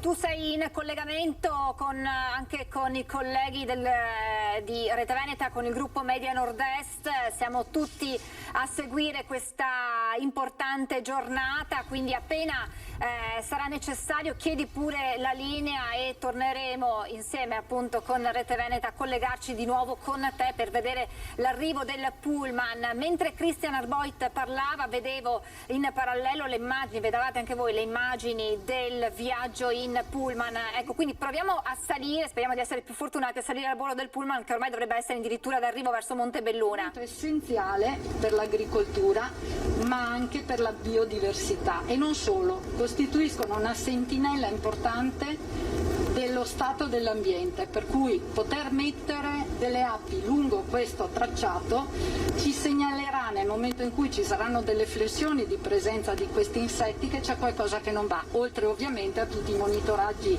più formali e chimici di reazioni chimiche che comunque abbiamo disposto nel post operam. Ecco, voi vedete che abbiamo parecchi attraversamenti, non sono tutti attraversamenti per viabilità, molti sono ponti canali, sono ponti che permettono, abbiamo molte interferenze, abbiamo gasdotti, elettrodotti anche di importanza non indifferente, Terna, come vedete abbiamo avuto necessità di spostare, abbiamo un ingente importo di spostamento di interferenze. Anche il canale Brentella. Anche il canale Brentella, vi dico dove siamo, col canale Brentella, l'abbiamo già passato.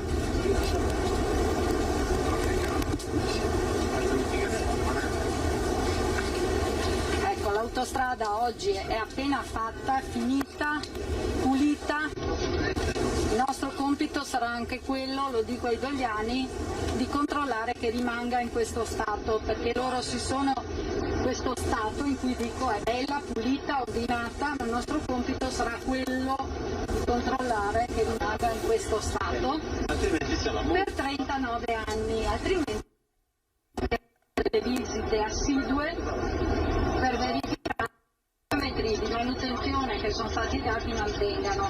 Diciamo che per il momento non ci possiamo lamentare. Nelle varie gallerie e quindi ogni tanto va e viene, avete sentito l'impegno di mantenerla così, è nuova, è appena inaugurata, anzi lo ricordiamo che l'inaugurazione ufficiale poi dalle 15 ci sarà effettivamente l'apertura al traffico normale, pesante, automobilistico e quindi ci sarà il via vero e proprio di questo tratto di pedemontana. Ecco, l'impegno di mantenerla così nuova, di mantenerla pulita nel rispetto anche dell'ambiente, ne ha parlato anche il Presidente Zaia, l'importanza di mitigare l'impatto ambientale ed è un po' l'argomento, il tema che aveva trattato anche Giuliano Rosolén della CNA di Treviso, quello di rispettare quello che ci sta intorno e non per niente è stata chiamata l'autostrada delle api per la presenza proprio di arnie e di api che verranno posizionate lungo questa arteria così importante proprio a simboleggiare il rispetto dell'ambiente che la circonda, un ambiente meraviglioso che dal Vicentino arriva fino al Trevigiano, a Montebelluna, lo ricordiamo, e quindi un impegno a 360 gradi.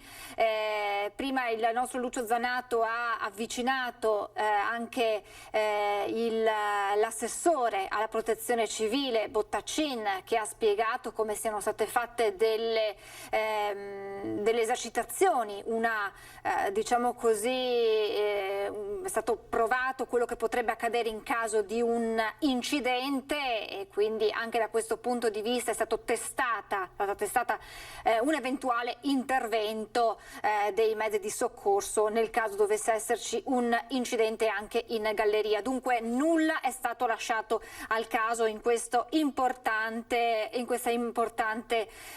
inaugurazione per questa pedemontana veneta, questi 35 chilometri fondamentali, l'abbiamo detto, per la ripartenza anche dell'economia, perché pensate, prima Giuliano Rosolén, presidente del comitato scientifico CNA di Treviso, spiegava, purtroppo non c'è stato il tempo di dirlo in diretta, però ci teneva che venisse fuori questo elemento, come la distanza in economia, quindi dal punto di vista delle aziende e delle imprese, si misura soprattutto in minuti di percorrenza e non tanto in chilometri, quindi non è importante ad influire nelle casse poi di un'azienda dal punto di vista dei trasporti, non è tanto il chilometraggio, la lunghezza, ma i minuti che si impiegano per percorrere, per coprire quella distanza. Quindi pensate che cosa significava, e lo avevano detto prima anche gli ospiti, anche Businaro con Christian Arboit, quanto tempo si impiegava per uscire dal territorio montebellunese e raggiungere il resto non solo del Veneto, ma anche, pensate, ai corridoi europei verso la Germania. Ebbene, questa arteria faciliterà le cose, faciliterà la vita, e ritorniamo al discorso fatto dal vice ministro alle infrastrutture Morelli, che ha parlato di sostenibilità delle nostre vite, con questi risolvendo molti problemi, anche la vita, insomma, lo sa bene chi passa gran parte della sua giornata lavorativa. Ritorniamo in autobus. Il principale lo hanno fatto dei cittadini che vengono catalogati come espropriati. Intanto c'è stata una consensualità altissima nella cessione dei terreni. Però c'è anche da dire che un'opera pubblica è sempre una ferita, se non passa a casa tua sei più felice, no? E purtroppo questa è un'opera che ha 24 metri e 50 per carreggiata, compresa l'emergenza, e c'è le scarpate e tutto, quindi a casa di qualcuno doveva passare, quindi grazie a tutti gli espropriati. Gli espropri qua valgono circa 300 milioni di euro. Lei ha una capacità di convincimento importante. Dice il geometra Dogliani 326, che poi è colui che ha pagato. Ecco. Senta Presidente, lei ha una capacità di convincimento con i veneti non indifferente, perché lo ricordiamo Presidente della provincia quando è riuscito a mettere a posto quell'incrocio alle Castrette, facendo addirittura battere delle case con i cittadini, che ha detto si mettono a disposizione per la sicurezza del territorio. Sì, lì sono state demolite le case, abbiamo fatto delle villette a schiera per coloro che hanno avuto le case demolite. Castrette è un'opera che ho fatto io. Esatto. Ormai è normale passarci, nessuno ci pensa, ma Castrette era un disastro, l'inferno viabilistico, l'incrocio più mortale del mondo, ma aveva tutti i peggiori primati. E lì si è fatto un bel lavoro, tant'è vero che ormai anche la località Castrette non esiste più, perché era una toponomastica di un incrocio dove transitavano 60.000 auto al giorno in una direzione e altre 30.000 nell'altra direzione, quindi c'era sempre colonne. Chi ha scelto questi splendidi colori, Luca? C'è un piano. I colori. C'è un piano. C'è un piano tecnico, nel senso che sono stati concordati all'esterno con la sovrintendenza per il discorso dell'impatto paesaggistico, e poi c'è sicuramente i consulenti del geometra Dogliani di SIS. Anche lì c'è stata una cosa, perché i tre colori? Proprio perché non doveva diventare una cosa monotona. Allora, cambiando colori. Abbiamo passato la galleria di Trevignano, che è una delle più lunghe, 760 metri. Ricordo che oltre i 500 metri c'è obbligo di autorizzazione da parte della Commissione Gallerie del Consiglio Superiore ai Lavori Pubblici, e quindi questa è passata da Roma come approvazione. Davanti abbiamo il Montello. Esatto. E possiamo dirla, geometra, no? Che non è un'autostrada, è un'opera d'arte. Dove? Questa è un'opera d'arte. Vabbè, certo. Però glielo diciamo solo oggi, perché sennò poi si monta la testa. Questo pezzo dovremmo vedere l'ultimo. No. Guarda la gente che saluta, a 15 km di qua e 15 di là ancora da fare. Sì, 30 km. E c'è l'attacco alla 27. Allora, il programma prossimo, lo dico in presenza di Dogliani, che così magari riusciamo a vincolarlo un po' di più. Sapete che abbiamo purtroppo tempi lunghi sulla galleria, che però insomma ormai siamo addirittura d'arrivo con gli scavi sia nella canna sud sia nella canna nord. Manca intorno al mezzo chilometro nella canna nord e un po' meno di 1 chilometro nella canna sud rispetto ai 6, però la galleria verrà ultimata ad agosto dell'anno prossimo, quindi poi con l'Audi eccetera diciamo che nel primo autunno potrebbe essere conclusa tutta Pedemontana.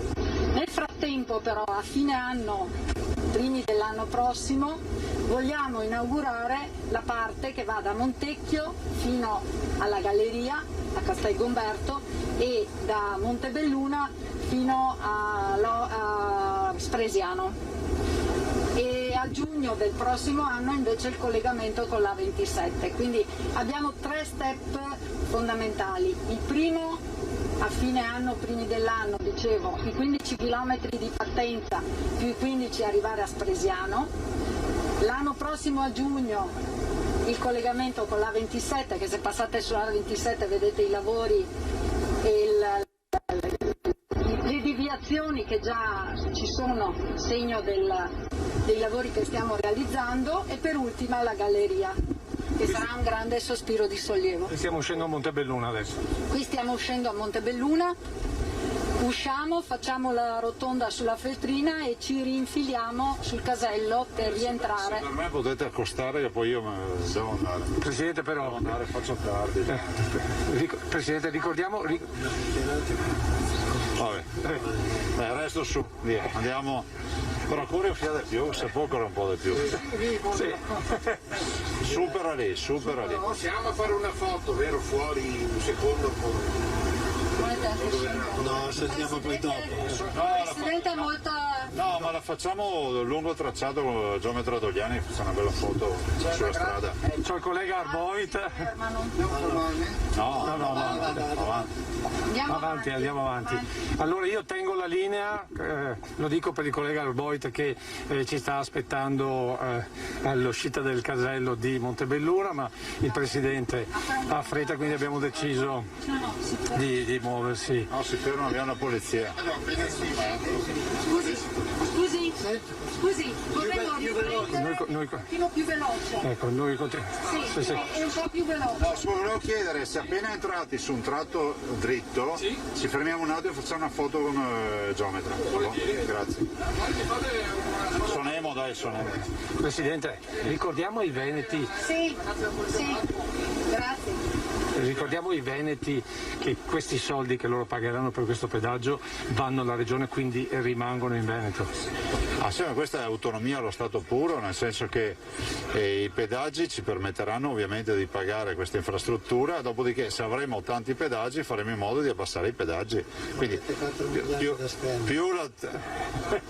è andato alla scuola del pianto. Ma come hai fatto tutti questi mesi, questi anni? Ne farà un monumento alla fine. Uno sconto di 4 miliardi non si lamenterà mica. E voi che avete poi a disposizione 4 miliardi, questi 4 miliardi che rimangono se possono essere... È che noi facciamo l'affare senza averli in tasca, quello è il problema. E com'è? Li avrete voi in tasca? Rotonda sulla Feltrina. Però bisogna dire che devono utilizzarla sta strada, se no... questo fa... Ecco sì, ricordiamo... Allora il principio è questo, più lo usiamo meno costerà, perché noi arriveremo alla fine, quando sarà tutta aperta, ad avere dei dati chiari di quanto è utilizzata, e in base a quei dati l'impegno è che nel pareggio riusciamo sempre ad andare giù. Quindi è fondamentale che più sarà utilizzata, più riusciremo a far sconto. C'è chi chiede ad esempio che per i veneti ci possa essere un occhio di riguardo, ma c'è oppure sempre per un occhio di riguardo, abbiamo fatto la strada. Lo sa che se lo stesso sistema, il sistema Zaia, venisse applicato su società autostrade che stanno vendendo adesso, che stanno svendendo secondo me, lo Stato avrebbe 50 miliardi a disposizione per fare altre opere, che 50 miliardi sono una finanziaria e nessuno questo lo sa. Purtroppo non abbiamo l'autonomia. Non ancora. Arriverà. Sì, se è arrivata la superstrada, anzi l'autostrada pedemontana veneta che tutti davano impossibile. Questa è tutta forza di volontà veneta e piemontese. Grazie. Però il proseguo più buono. Ma io mi ricordo, Presidente... Ne fate di più, questo è vero. All'epoca del passante di Mestre erano tutti criticoni, pensavano che CAV non prendesse delle risorse. Oggi lei... CAV guadagna? Sì. Ecco, lei sta appunto, grazie a CAV, al guadagno di questi pedaggi, sta pensando in grande per le altre opere infrastrutturali. Anche Superstrada Pedemontana Veneta avrà tanti utenti, perché dalla vicina Austria andranno a Milano, useranno questa arteria, quindi non c'è niente da fare. La Mitteleuropa userà questa arteria, ci saranno grandi utenti. È probabile, nel senso che per ora abbiamo già delle discrete soddisfazioni dei primi lotti aperti.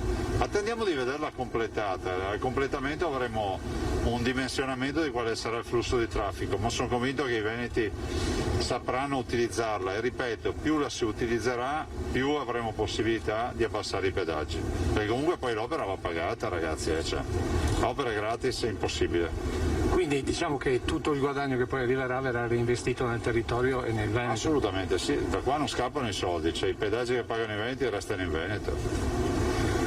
Direi insomma. E più che altro i pedaggi che vengono pagati, a differenza delle altre autostrade, non vanno al concessionario, perché al concessionario è stato stabilito.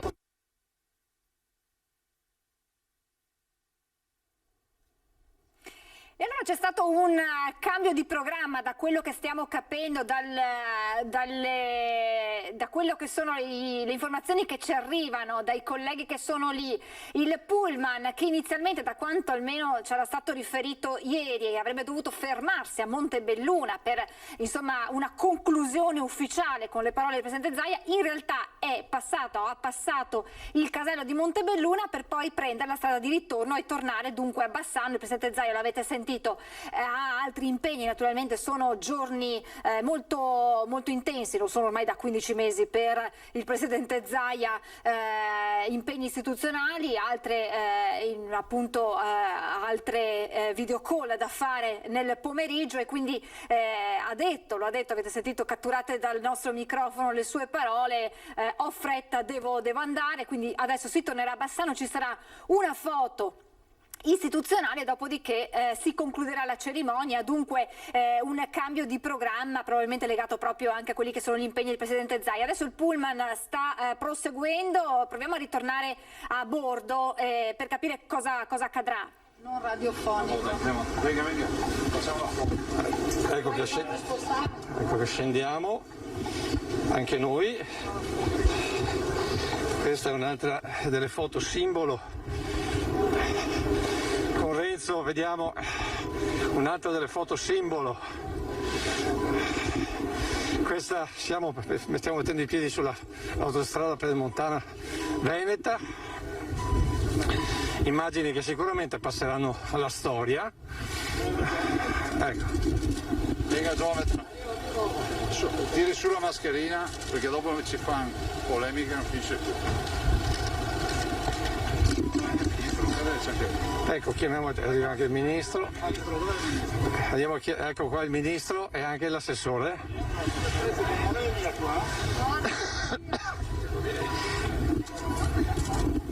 Una per parte. Fai una da su, Sì. No, vicino al Presidente lei. Non si preoccupi. Posto. Storica questa, Si vede bene, ragazzi? Esatto. Ma che grandangoli avete? Venga. Sei tu che c'è la lunga. E guardiamo sempre il centro, giusto? Me ne fate fare una da solo? Sì. Ecco, altra immagine che passerà assolutamente alla storia.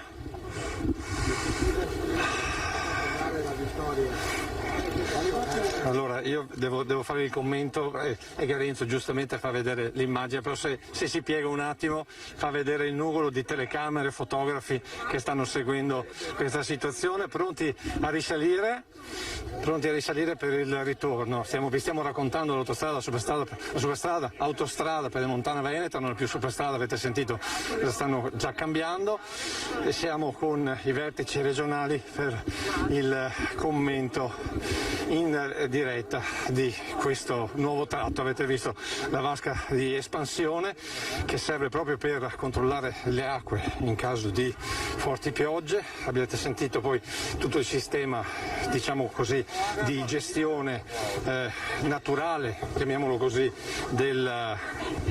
del territorio, e quindi adesso io ne approfitto con il ministro, vediamo se riesco a far passare la gente, anzi sai che facciamo?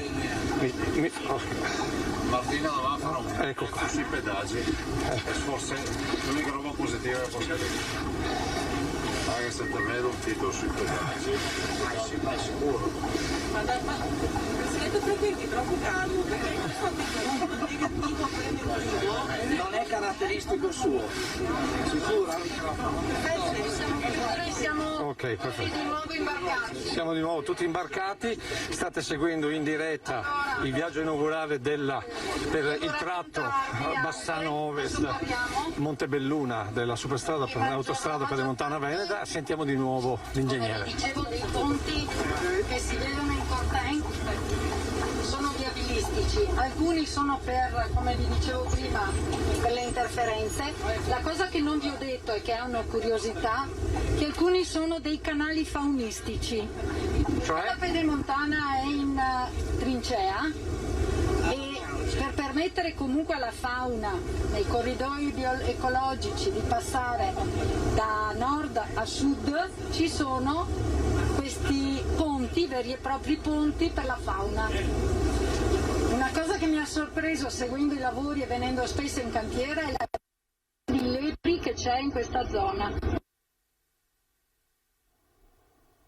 Avete sentito questa curiosità, questi ponti per la fauna, per permettere alla fauna locale, sempre in quell'ottica di rispetto ambientale, di poter attraversare la strada da un lato all'altro senza pericoli per loro e anche per gli automobilisti, perché sappiamo quante volte gli incidenti sono provocati proprio dal passaggio di animali selvatici lungo l'asse stradale. Dunque un'ulteriore attenzione per quella che Zaia prima nel viaggio di andata ha definito un'opera d'arte. È stato anche chiesto il perché di questi colori che non sono non lasciati al caso ma studiati per rendere ancora più armoniosa questa infrastruttura che ha richiesto importanti opere di espropri, 326 milioni di euro. È stato ricordato il grazie che Zaia ha rivolto a chi ha subito questi espropri sia sul palco al casello di Bassano sia adesso durante il pullman. Ha voluto ricordare quei cittadini che sono stati coinvolti da questi espropri. Abbiamo dunque visto questo viaggio di andata e ritorno senza stop, senza fermarsi a Montebelluna, andata e ritorno per percorrere, per conoscere ancora meglio la pedemontana. Avevamo finora solo sulla carta il tracciato, solo sulla carta i tanti numeri, i 35 chilometri di questo tratto per i complessivi 94 chilometri, anche se complessivamente, lo ha ricordato il Presidente, sono 162 i chilometri che riguardano la pedemontana, 94 di viabilità principale e 68 di viabilità secondaria, e interessa un bacino molto ampio. Sono 114 comuni interessati e che riguarda questo anello di Veneto centrale che va appunto dalla Valle del Lagno tra Montecchio Maggiore, Castelgomberto e la pedemontana veneta, e poi tra Malo e Bassano in provincia di Vicenza, tra San Zenone degli Ezzerini, Montebelluna e Spresiano in provincia di Treviso. Allora io mi fermerei per una pausa pubblicitaria e poi torniamo in diretta per parlare di pedemontana e non solo, a tra pochissimo.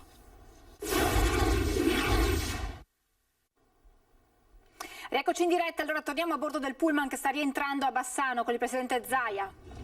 No, non si fa, ti cade il... perché i giovani hanno un'altra mentalità, un'altra cultura.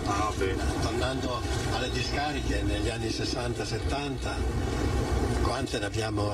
Una nota per Dogliani, siccome il costo di questi ritrovamenti comunque è rilevante, qualche milione di euro, perché naturalmente non era previsto ed è a carico del concessionario, perché il rischio costruzioni se l'è assunto nel contratto il concessionario. Altra vasca di espansione. Guarda, il rischio costruzione va bene, ma fino a un certo punto, perché se lei mi ha nascosto... Bene, gli togliamo il microfono. Mi nasconde sottoterra un cadavere e se io vado a trovarlo non è a rischio mio, sarà a rischio di chi l'ha messo. Comunque l'opera per la regione costa 2 miliardi 258 e quella è a corpo il rischio costruzione del concessionario. Stiamo contrattando in diretta. Guarda che fa baruffa. Le tocca fare da mediatore. Fate un calcolo, fate un conto di questo genere. Quanto è costata la Modena? Insomma, avete capito, stiamo facendo anche 70% in 3G. Ha ragione, adesso il geometra sta dicendo che se facciamo il raffronto tra il costo delle più recenti infrastrutture, soprattutto con le caratteristiche.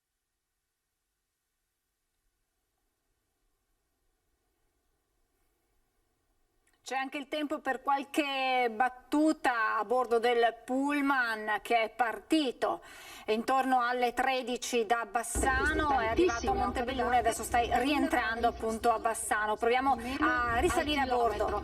Rispetto a Pedemontana. Questo è vetro, vetro questo. Ah, è vetro? È vetro. Sì. Rispetto a Pedemontana Lombarda è circa un 40% in meno il costo chilometrico parametrico. Andiamo meglio dei lombardi noi. Assolutamente sì. Senta, posso fare una domanda all'ingegnere? Posso fargli una domanda? Tornando al discorso di la differenza, il merito nostro in queste cose è che essendo concessionari e costruttori, sulla parte costruzione abbiamo cercato anche di ridurre dei costi, perché quando incominciano i lavori a essere appaltati, subappaltati e così girano, i costi aumentano, non è che i costi aumentano. Per noi invece anche il piccolo aveva un rapporto con noi, non con un altro che a sua volta, cioè, noi non abbiamo preso un pezzo di autostrada e data in appalto, in subappalto a un altro, che poi questa a sua volta dava alle... Noi no, noi abbiamo gestito tutto e anche i lavori gestiti da altri seguiti da noi, in modo che... Senta, posso fare una domanda che non c'entra niente? Durante l'intervento il Presidente Zaia ha detto che è stato il suo stalker per molto tempo, è vero? Allora, stalker no, perché sennò l'avrei denunciato e non è il caso. Diciamo che ci siamo sentiti molto, è sempre molto educato il Presidente. D'altro canto è il Presidente, io lavoro per la Regione del Veneto, non l'avevo mai intesa in questo senso. Ci siamo sentiti spesso. Sì, spesso perché è stata quante volte il Presidente le ha chiesto della Pedemontana? Quante volte al giorno? È anche un soggetto molto esigente, per cui ho imparato a conoscerlo. Sdrammatizziamo, racconto una parte. Ci stiamo perdendo la barzelletta raccontata dal Presidente Zaia in questo viaggio di ritorno per sdrammatizzare. Insomma, è stato un lavoro impegnativo che ha coinvolto la Regione e tutti quegli altri soggetti. Gomito uno sul polso, gomito e spalla. Mi fa quanto vuoi di quello sul polso? Ma voglio 3.000 euro. Niente, siamo destinati a non sentirla, ce la faremo raccontare dopo da Lucio Zanato che insieme a Renzo Rivon sta seguendo il Presidente Zaia in Voglio 30.000 euro. Madonna, 30.000 euro. Sì, perché questo oltre a parlare già bene inglese, appunti, risponde al telefono, sta già imparando un po' di tedesco e insomma va alla grande. Quindi fa 3.000, 30.000, non ho neanche il coraggio di chiederti ma quanto vuoi di quello sulla spalla? Fa, voglio... Niente, non riusciamo a sentire... Altri due lo chiamano Presidente. Che facciamo noi, no? E anche lasciare andare lo stress, la tensione accumulata in tutti questi anni che hanno accompagnato la realizzazione della Pedemontana, che sicuramente ha avuto molti ostacoli lungo il suo cammino, come succede quando ci sono grandi opere da realizzare, ma che finalmente vede la luce in questo tratto così importante. Una serie di lotti che vengono aperti al traffico, lo ricordiamo, alle 15, quindi tra circa un'ora e mezza il traffico pesante, il traffico automobilistico potrà per la prima volta provare a percorrere in tempi sicuramente molto più ridotti questo tratto che fino a ieri era trafficato e si poteva percorrere con la viabilità ordinaria, sicuramente con tutte le difficoltà del caso. Torniamo per quest'ultimo percorso, tragitto verso Bassano. Sono un ottimista e confido molto nel lavoro delle persone. Le difficoltà ci sono sempre, le cose impossibili non ci sono, quindi i problemi vanno affrontati affrontati, analizzati e risolti uno per uno, dai piccoli ai grandi, e si arriva sempre in fondo. È un lavoro di singoli oppure è stato un lavoro di squadra? È assolutamente un lavoro di squadra, all'interno della regione, con gli amministratori, con i sindaci e con il concessionario. Non può altro che essere un lavoro di squadra, anche perché ormai le specializzazioni sono talmente tante, serve il direttore d'orchestra e tutti coloro che lavorano. Senta, quanto serve una giusta mediazione e una consapevolezza del proprio ruolo? Allora, ciascuno dei componenti del gruppo ha un proprio compito e una propria funzione, che spesso è anche in contrapposizione. Il rispetto è alla base del rapporto che ci deve essere, la consapevolezza che ciascuno di noi ha una mission da compiere è altrettanto alla base della buona riuscita. Poi è ovvio che per raggiungere gli accordi si deve sempre trovare nell'alveo della correttezza e della legalità la mediazione, per forza, per gli interessi. Perché stiamo guardando negli occhi il concessionario?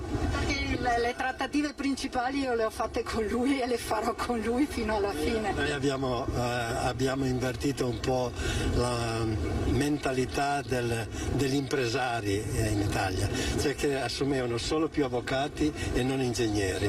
Noi abbiamo 400 ingegneri. E avvocati ce ne abbiamo uno. Però devo dire che il geometra Matterino Dogliani è un grande comunicatore, quindi insomma valutate. Beh, lo stiamo vedendo adesso.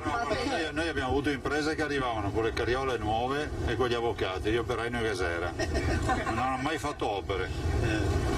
Senta, abbiamo parlato di mission, stiamo arrivando alla fine. Presidente, qual è la prossima mission? Beh, sicuramente l'autonomia, nel senso che al di là di quest'opera che verrà conclusa e vista la serietà dell'impresa e del concessionario non ho dubbi che si arriverà alla fine.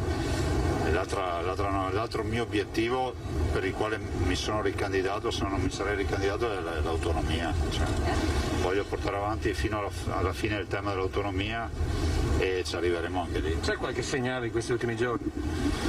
Beh, sai, segnali, se guardo il meteo c'è sempre da girare con l'ombrello, però poi dopo la pioggia viene sereno. Chiedete al mio ministro dell'autonomia, il ministro Stefani è stato ministro dell'autonomia. Ho sentito proprio stamattina la collega Gelmini proprio sul tema, visto che è stato annunciato che stiamo lavorando su questa legge quadro, non si tratta della legge quadro di boccia, stiamo chiari, è sicuramente un'evoluzione. Comunque è importante che il ministro Gelmini, insomma, fin da subito le abbiamo anche incalzata, abbiamo chiesto subito, è stata anche molto a disposizione per avere chiarimenti e spiegazioni sul lavoro che avevo fatto. Ovvio, questo è un governo che è un traghettatore, no? Da una fase di pandemia a un momento dove la serenità porterà a fare la politica. Esempi come questo della Pedemontana, dove ad esempio il pedaggio dà il segnale dell'autonomia del Veneto, è un esempio da portare anche a Roma. Assolutamente un esempio da portare a Roma, come il tema CAV. Ho qua l'assessore a fianco, sono tutti temi importanti.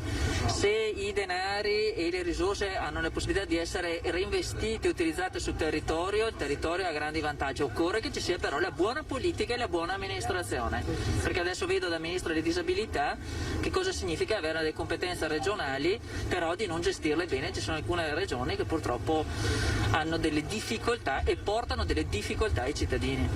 Grazie Ministro, noi adesso ci alziamo perché è il momento di scendere. Siamo rientrati. Stiamo rientrando. Al centro direzionale, quello dove eravamo stamattina, al centro direzionale dell'infrastruttura, dove ci saranno gli uffici, il centro di manutenzione e tutto il sistema di gestione che Dogliani ci fornirà per i prossimi 39 anni. La geometra Dogliani. Grazie. Abbiamo iniziato con la controparte che la Pellegrini con l'applauso, adesso Dogliani, adesso continuate a litigare. Ma io mi auguro, che siamo sani. dopo tutti i complimenti che mi avete fatto, io mi auguro un altro lavoro qui. Basta vincere le gare. Basta che voi fate la gara e io partecipo. Bene, adesso noi scendiamo velocemente, ecco qua. Grazie. Aspetta, scusami, momenti faccio il del male a Gallo Parmigiani, scendo perché così dobbiamo far passare il Presidente che deve subito andare via. Eccoci di nuovo qua. Continuiamo a seguire questo viaggio. Ecco il Ministro Stefani, ecco l'assessore De Berti.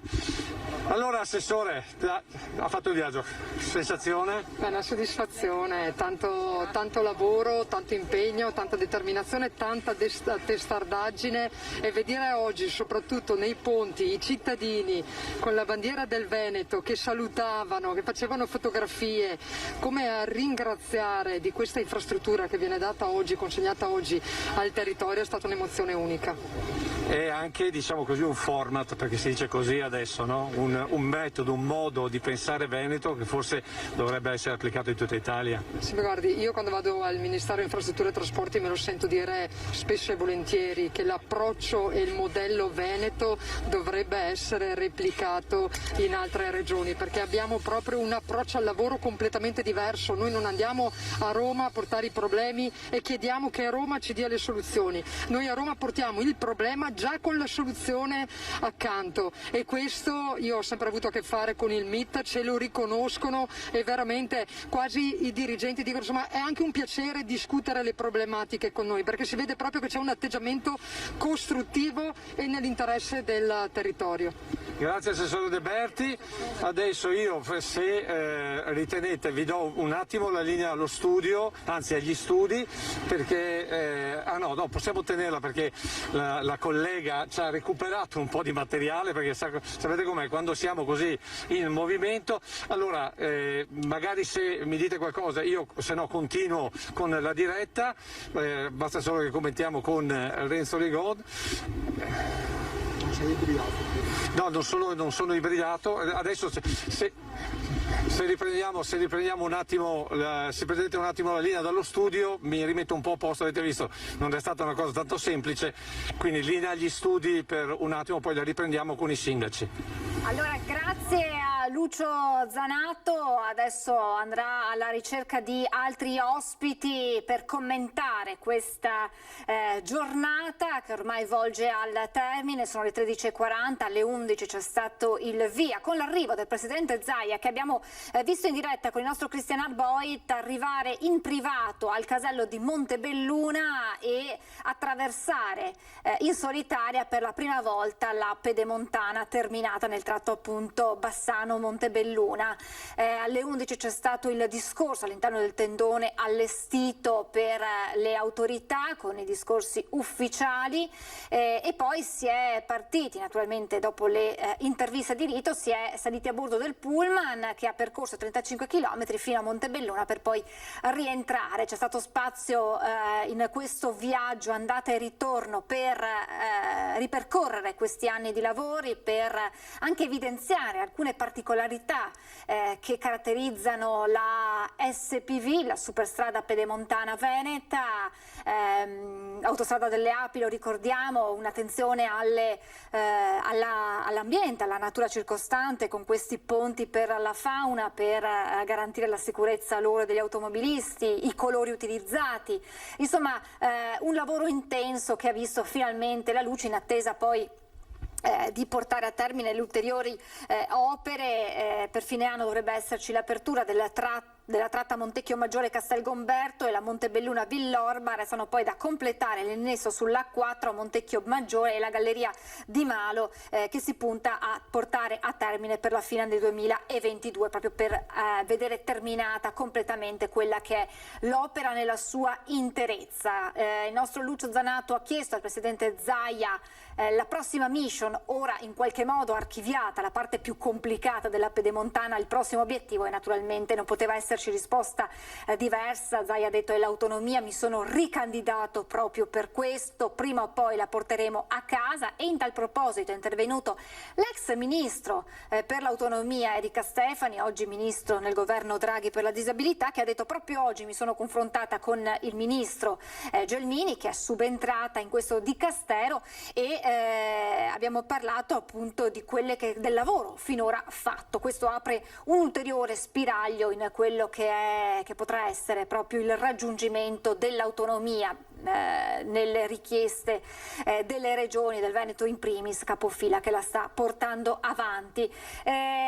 Stiamo insomma per arrivare alle battute finali di questa lunga giornata. La nostra diretta però non finirà qui, siamo in attesa di tornare in collegamento con Lucio Zanato per diciamo così tirare le fila di questa giornata, una giornata che era attesa da anni, da quando insomma si è iniziato a disegnare sulla carta quello che sarebbe stato il tracciato, atteso dai cittadini sicuramente, ma anche dalle categorie economiche. Abbiamo prima sentito tra i primi collegamenti le parole di quell'imprenditore Rizzardo che ha un'autodemolizione proprio a ridosso del casello di Montebelluna della Pedemontana, il suo entusiasmo nel vedere quest'opera. Ha lodato anche il modo in cui è stata realizzata, l'attenzione che è stata messa per questa infrastruttura, e non per niente nelle foto proprio dopo il taglio del nastro insieme al Presidente Zaia c'erano anche tutti gli operai in divisa arancione che hanno contribuito, che sono stati poi i veri protagonisti di quest'opera, e quindi anche a loro è andato il grazie di tutti quanti, di tutte le autorità che hanno partecipato a questa giornata. Insomma, c'era attesa, adesso ha detto Zaia, e lo ha detto anche il concessionario, bisogna che i veneti la utilizzino, è fondamentale insomma che venga percorsa non solo dal traffico pesante ma anche dal traffico leggero degli automobilisti, dei residenti, dei cittadini. Pensiamo ai pendolari che magari abitano in provincia di Vicenza, devono spostarsi nella Marca Trevigiana o viceversa, la difficoltà nel percorrere queste arterie nella viabilità ordinaria adesso è arrivata anche per loro. L'importante è appunto che venga utilizzata. Resta il nodo dei pedaggi, sapete insomma che si è discusso molto del costo dei pedaggi, ma sarà insomma un altro punto che il Presidente Zaia, la Regione, vorrà affrontare. Intanto l'importante era dare il via libera, l'importante era partire, iniziare, e poi insomma man mano con il passare del tempo si arriverà anche a completare definitivamente tutti gli altri interventi necessari, a partire poi naturalmente da quelli che sono le arterie secondarie, ma che stanno particolarmente a cuore soprattutto ai sindaci di tutti quei comuni interessati dal passaggio della Pedemontana. Non so se dobbiamo andare ancora in pubblicità, se invece restiamo in collegamento in attesa di passare la linea al nostro Lucio Zanato. Nel frattempo io vi darei qualche notizia di cronaca, perché insomma la giornata è la giornata della Pedemontana, ma si sta ancora continuando a combattere contro la pandemia, contro il Covid. Arrivano delle notizie sul fronte vaccini, e a darle è il presidente dell'AIFA, il professor Giorgio Palù, che dice: il 10 maggio l'FDA ha approvato i vaccini per gli adolescenti, l'EMA li approverà oggi e l'AIFA recepirà questa autorizzazione nell'arco di un paio di giorni, perché non c'è nessun'altra indicazione preferenziale, c'è già un'età, ci sono già i vaccini, continua Palù, e credo che oggi si completerà il ciclo per gli adolescenti dai 12 ai 15 anni. Ci sono 8,5 milioni di adolescenti in questa fascia d'età. Dunque si allarga la fascia di cittadinanza coinvolta nelle vaccinazioni. Sapete che finora i vaccini erano indicati dai 16 anni in su, ebbene ora si apre anche ai più giovani, dai 12 ai 15 anni, per ripartire in sicurezza anche in vista del prossimo anno scolastico. Tutti si augurano possa essere un anno scolastico per tutti gli ordini e gradi in presenza dal primo all'ultimo giorno, che non ci sia più didattica a distanza, nonostante sia stata una sperimentazione che potrà tornare utile in futuro, che ha avuto anche i suoi aspetti positivi, ma certamente la vita sociale, la vita in classe è ben diversa per i ragazzi ma anche per i professori, e dunque ci si augura che con questa apertura della campagna vaccinale a questa fascia d'età, l'adolescenza, possa garantire un anno scolastico in maggiore sicurezza e naturalmente anche in ottica di future riaperture totali di zona bianca si possa ragionare positivamente da questo punto di vista. A proposito di zona bianca, siamo pronti alla zona bianca, abbiamo dimostrato di essere molto efficaci nella vaccinazione, ma credo che dovremmo attrezzarci per il futuro, per questa emergenza, il riemergere di questo virus e soprattutto di altri virus. Sempre a parlare Giorgio Palù, presidente dell'AIFA. Sarà un'estate senza mascherina all'aperto, ma al chiuso sarà bene tenerla, ha aggiunto. Tutti i parametri della curva epidemica sono in discesa, in estate c'è maggiore attività all'aria aperta,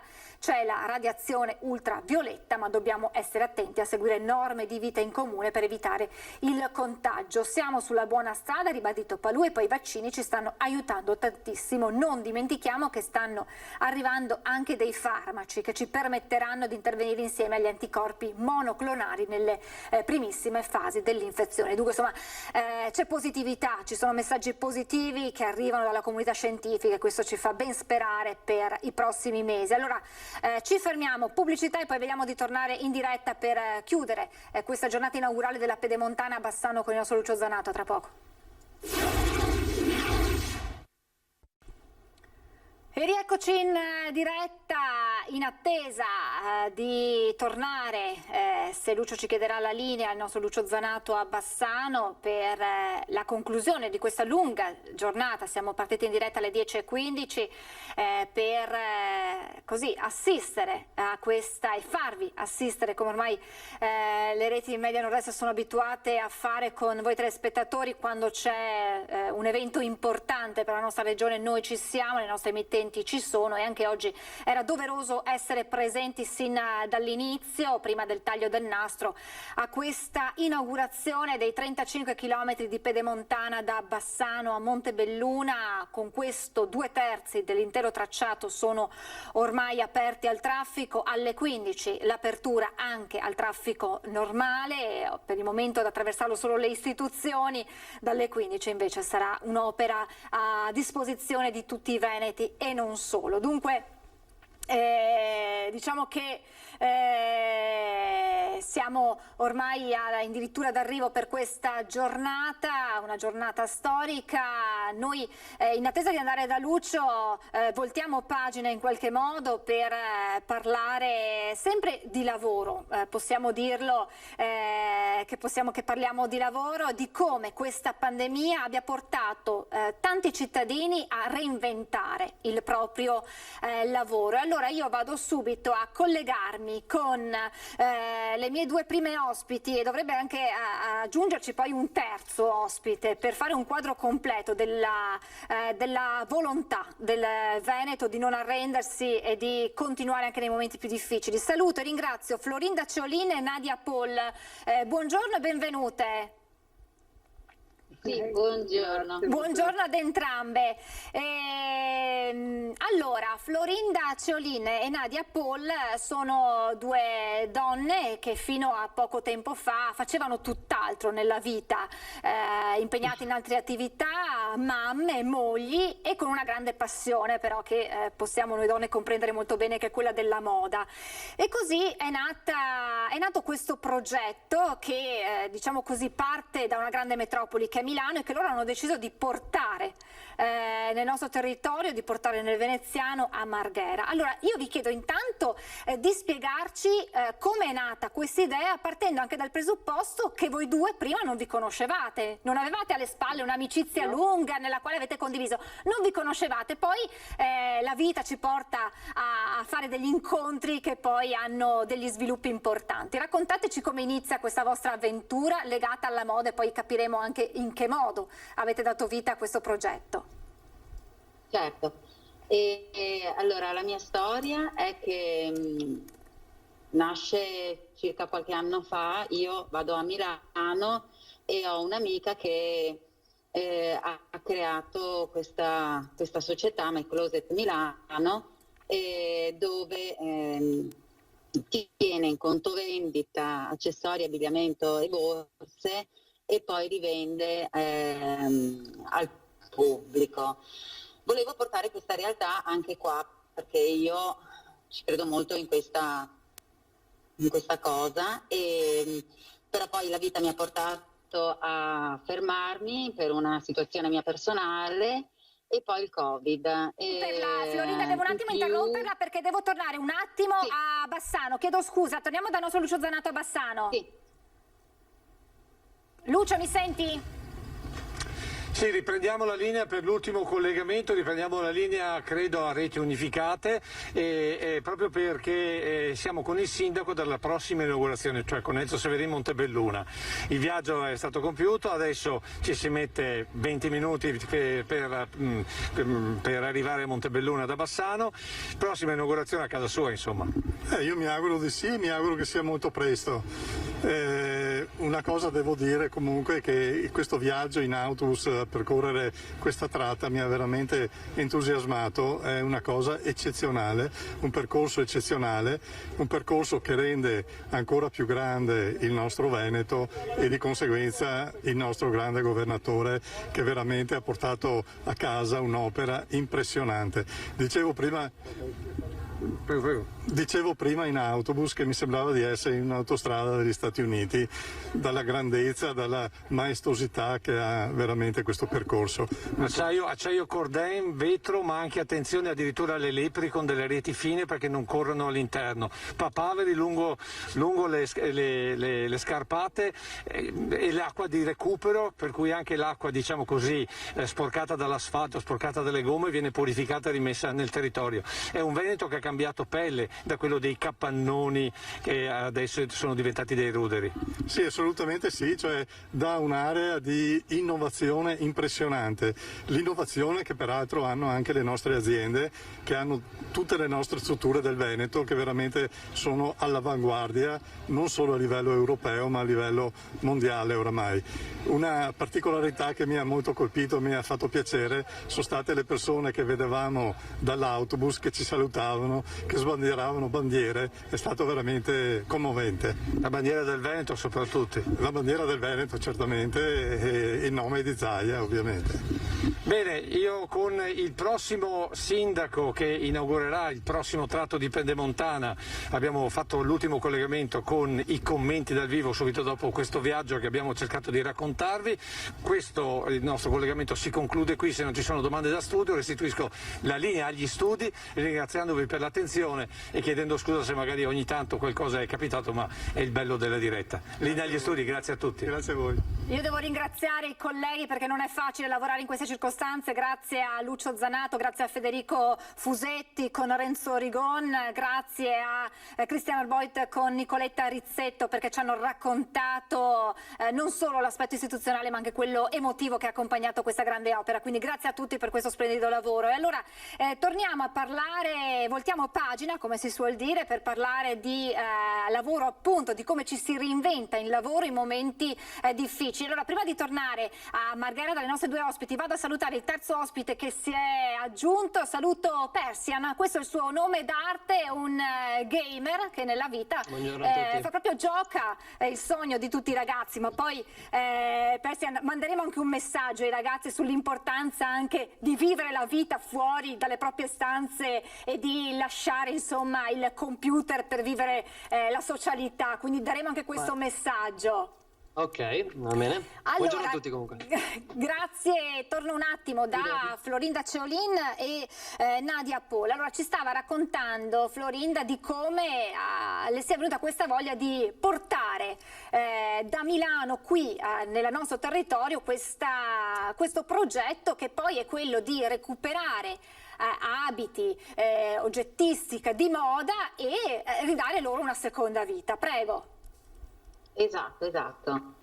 E niente, quindi andavo a Milano a trovare sempre questa mia amica che ha questo showroom e ho detto quasi quasi lo porto anch'io, lo importo qua nel nostro territorio. E poi appunto stavo dicendo che ho avuto una difficoltà mia personale, quindi mi ha un attimo rallentato questo progetto e inoltre farlo da sola non me la sentivo, se non che questa mia amica ha una sorella, lei, Infatti, la che sorella io non conoscevo. Infatti noi non ci conoscevamo. Capita che questa amica di Florinda fosse mia sorella. E io sono spedizioniere doganale. Quando ho smesso di lavorare ho iniziato ad aiutare mia sorella, andavo a Milano solo per aiutarle a fare gli allestimenti, e anch'io avevo lo stesso progetto di portare qui questa realtà che a Milano funziona molto bene da 10 anni. Però poi è esplosa la pandemia, e nonostante un momento così complicato per tutte le nostre vite, anche psicologicamente, voi non vi siete arrese. Anzi,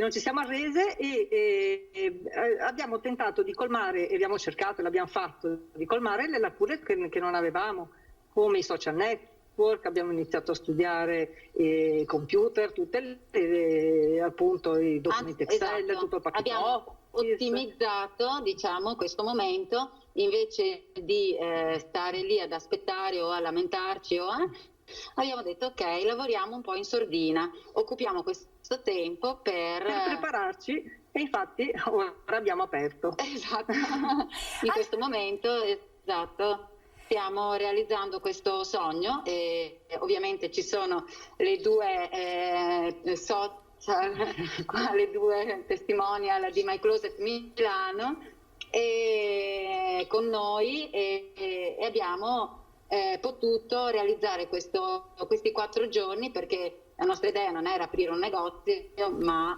un temporary, cioè 4 giorni di shopping. Allora, prima di tornare a parlare con voi anche delle difficoltà che si possono trovare in un ambiente nuovo, vado da Persian. Anche lei ha deciso di reinventarsi in qualche modo proprio durante la pandemia. Ci racconti anche lei la sua storia? Allora, io sono sempre stato un pizzaiolo, ho sempre lavorato come pizzaiolo e diciamo che mi sono sempre appassionato ai videogame, quindi al mondo videoludico. Sin da piccolo guardavo questi creatori di contenuti, perché fondamentalmente ci chiamiamo così, siamo dei creatori di contenuti per il web, no? Quindi facciamo dei video dove le persone possono seguire appunto il videogame in questo caso. Seguivo appunto delle persone, quindi ho sempre desiderato farlo anch'io un giorno, però non mi ero mai messo seriamente. La pandemia, diciamo che è stata... Io già facevo, prima della pandemia, avevo già iniziato a portare dei contenuti su alcune piattaforme. La pandemia però è stata quella motivazione in più, insomma, l'esigenza che c'è stata di prendere seriamente in mano questa cosa e chiedermi se era quello che volevo fare, e l'ho cominciato a fare più seriamente, ecco, quindi sì, in poche parole questo è fondamentalmente. Quindi a causa della pandemia anche non ha più potuto fare quello che era il suo lavoro originale, quindi ha deciso di trasformare la sua passione in un'attività, e quindi si fa di necessità virtù, si dice. Esattamente. Proprio così. Sì, diciamo che la pizzeria potevo ancora proseguire nel mio campo, però c'è stato un periodo in cui la pizzeria dove stavo lavorando io aveva fatto, insomma, aveva dimezzato il personale, aveva dimezzato anche le ore, stava diventando, insomma, poco utile. Lavoravo 2 ore alla sera, insomma, preferivo dedicare il mio tempo ad altro, e da lì, appunto, ripeto, ho dedicato tutto il mio tempo a questa mia passione. Mano a mano che, insomma, sono andati avanti i mesi, ho compreso quali erano le cose da fare, cosa volevo fare, che ruolo volevo avere in questo settore, chiamiamolo così. Quante ore al giorno le impegna? È un lavoro, e quindi la impegna come la impegnerebbe un qualsiasi altro lavoro? Allora, diciamo che strutturato così come l'abbiamo strutturato noi, perché poi adesso abbiamo anche uno studio, insomma ci sono alcune persone anche dietro di me che mi danno una mano a gestire alcune parti, ecco, di questo mestiere, se vogliamo definirlo così. Effettivamente è un lavoro perché è stato strutturato in modo tale. Io passo anche 8 ore al giorno a portare contenuti, i contenuti che porto io sono tutti in diretta, quindi su una piattaforma che è quella di Facebook. Sì, ci sono giorni in cui gioco, porto contenuti anche per 8 ore, anche 10 ore, quindi sì, mi porta via il tempo che mi portava via un lavoro normale, perché anche in pizzeria facevo 8-10 ore al giorno in alcuni casi.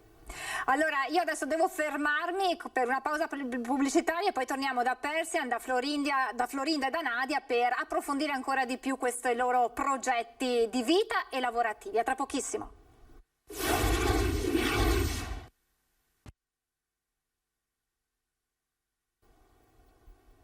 Rieccoci in diretta, in collegamento abbiamo Florinda Ciolin e Nadia Paul che hanno reinventato la propria vita, si sono reinventate anche un'attività produttiva, e dall'altra parte un giovane, Persian, questo è il suo nome conosciuto da chi conosce il mondo dei videogiochi, anche lui pizzaiolo, ma che per la pandemia ha trasformato la sua passione in un lavoro. Allora torniamo a Marghera, da Florinda Ciolin e Nadia Paul. Avete detto che la pandemia in qualche modo vi ha portato a scoprire nuovi canali, nuovi mezzi che magari conoscevate un po' meno, che sono quello proprio della rete, dei social, per comunicare, per informare, per far partecipare tutti a questo vostro progetto. Quali sono stati gli ostacoli che avete incontrato per due donne che per la prima volta si sono messe in gioco da questo punto di vista? Anche se poi le donne sappiamo essere pronte ad affrontare qualsiasi difficoltà, me lo permettete? Prego.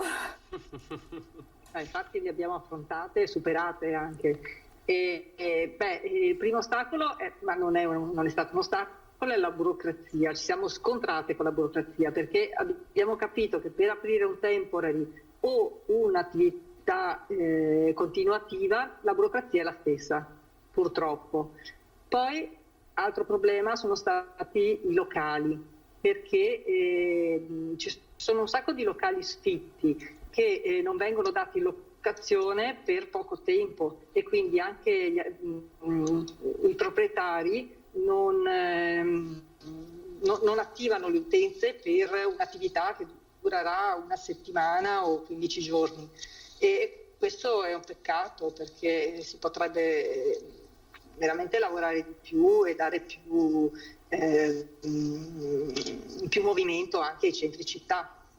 Potrebbe essere quella proprio una soluzione, anche un messaggio per le istituzioni, quello di dare, ma anche i proprietari, di dare questi spazi che resterebbero altrimenti vuoti a quegli imprenditori, anche ad artigiani, pensiamo, che vogliono magari mettere in mostra i loro prodotti ad un pubblico più vasto.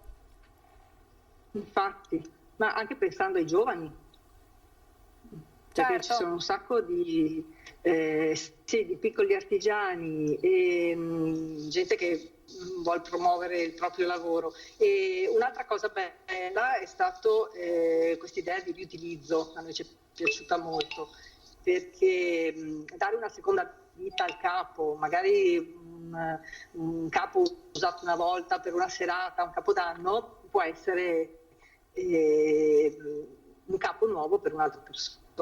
Florinda, tra l'altro, mi perdoni se l'ho interrotta Nadia, tra l'altro appunto questo è un modo per aiutare anche quelle persone che proprio anche a causa della pandemia sappiamo quante famiglie sono in difficoltà, e senza grandi sforzi, magari andando a recuperare nel proprio armadio dei capi che non userebbero più per vari motivi, lo mettono in vendita, possono guadagnarci qualcosa e evitano di magari gettarli via, che sarebbe un peccato, perché magari legati anche a dei momenti affettivi. Assolutamente, esatto, quindi dare una seconda vita agli oggetti. Sì, appunto, la crisi purtroppo ha portato molte famiglie a dover fare i conti con la quotidianità e quindi perché non aiutare anche con questo gesto, insomma. Loro ci guadagnano e le persone che vengono qua riescono a trovare cose che magari non riuscirebbero ad acquistare, quindi è un doppio servizio.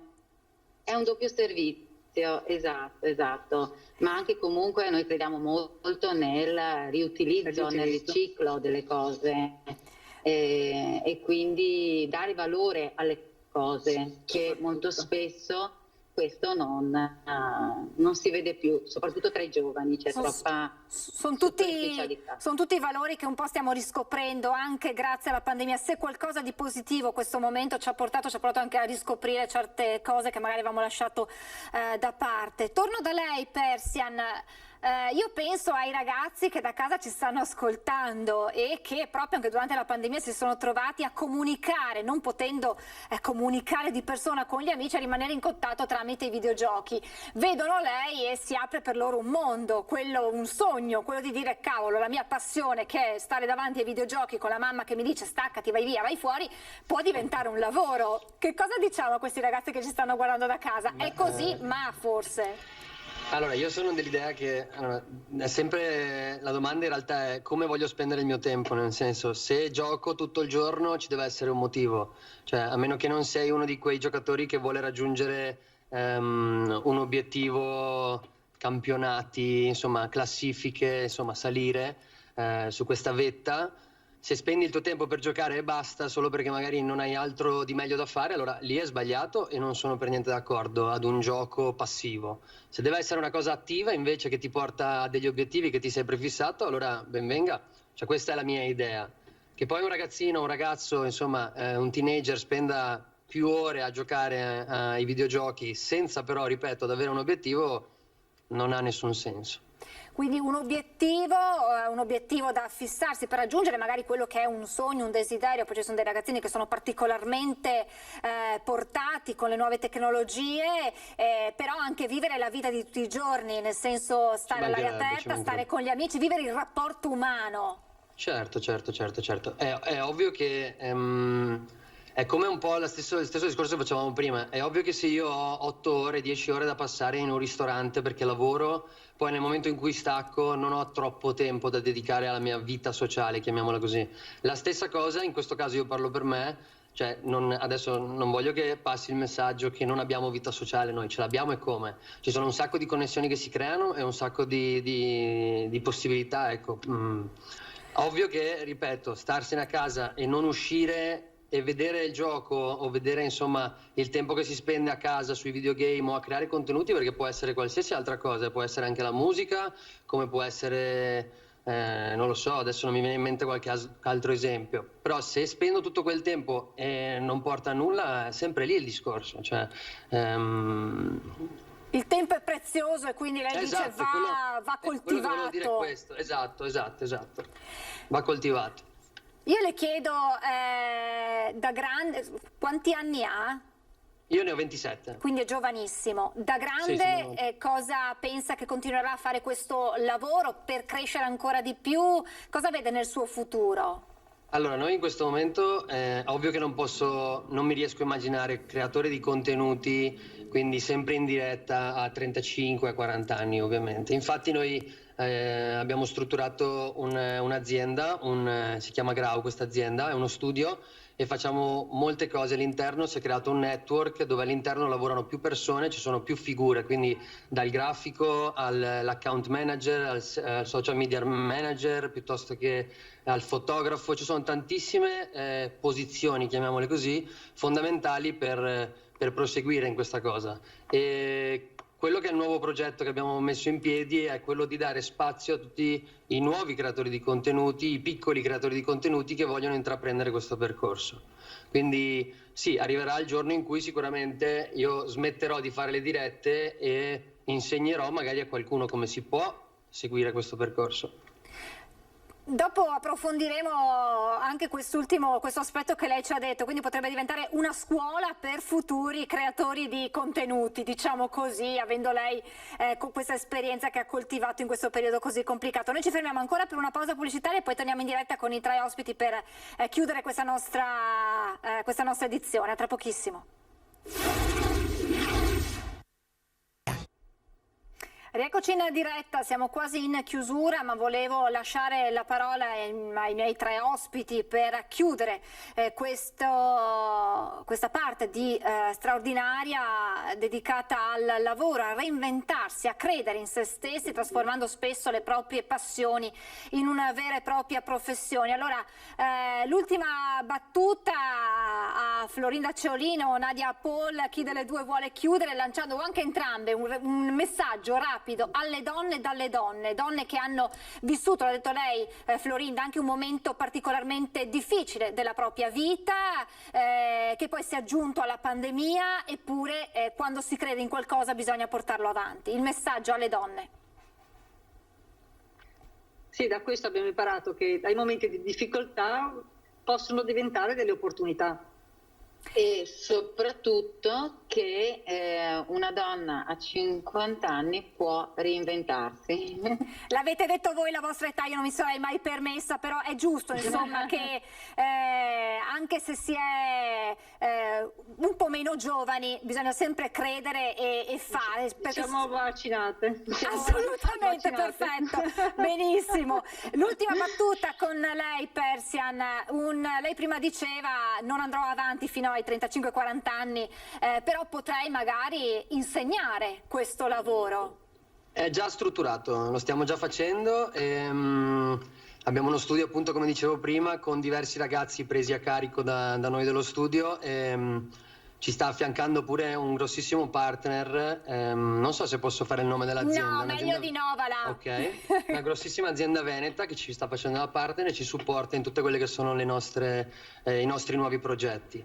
Il passare, diciamo, il mestiere, insegnare il mestiere alle persone che verranno dopo è fondamentale, prima o poi qualcuno doveva farlo, anche perché viviamo in un'epoca storica dove se sei bravo a fare qualcosa e se sei capace a condividerlo può essere monetizzato e può diventare il tuo lavoro a tempo pieno, quindi va sfruttata questo periodo, ecco, diciamo. Certo, quindi sfruttare quelle che sono le tecnologie che ormai fanno parte della nostra vita per trasformarle in un lavoro e quindi far crescere le nuove generazioni. Io ringrazio davvero tantissimo Florinda Ceolin, Nadia Paul e Persian per il loro intervento e per averci dato una fotografia diversa della buona volontà anche in un periodo difficile come quello che stiamo attraversando, ma la luce in fondo al tunnel c'è, voi siete l'esempio. Grazie a tutti e tre per essere stati con noi, grazie.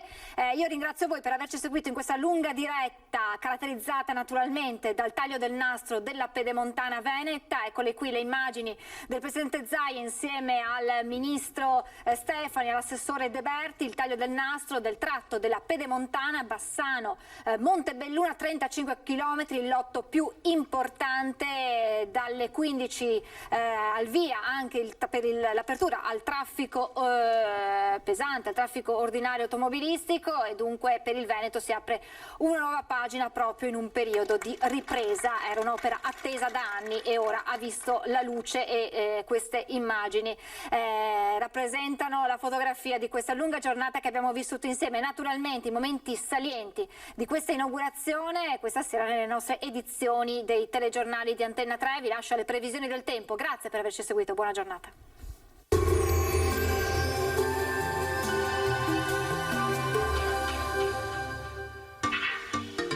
Tremonti, attrezzature e materiale per saldatura professionale a Montebelluna. Bentrovati al meteo. Anticiclone sull'Italia, bel tempo quindi anche sul nostro territorio che si avvia così a vivere un fine maggio un po' più stabile. Vediamo insieme il dettaglio di venerdì 28. Sul Veneto avremo generali condizioni di tempo asciutto, avremo infatti una giornata decisamente soleggiata come vediamo su tutti i settori della nostra regione. Il cielo si presenterà sereno o al massimo con qualche velatura in corrispondenza dei rilievi ma senza conseguenze. Temperature gradevoli, minime tra 8 e 15 gradi, valori massimi compresi invece tra i 20 e i 25 gradi. Ci spostiamo ora sul Friuli Venezia Giulia, dove avremo uno scenario simile con tanto sole dappertutto e cielo terso e limpido, solo con qualche innocuo addensamento. Temperature minime tra 8 e 14 gradi, massime sui 22-23 gradi. Infine ci spostiamo sul Trentino Alto Adige, anche qui di fatto avremo un ampio soleggiamento, qualche nuvola sui settori alpini di confine ci sarà, ma senza conseguenze. Temperature minime intorno agli 8 gradi, massime sui 24 gradi all'incirca. Dal meteo di Antenna 3 per ora è tutto, grazie per l'attenzione, arrivederci.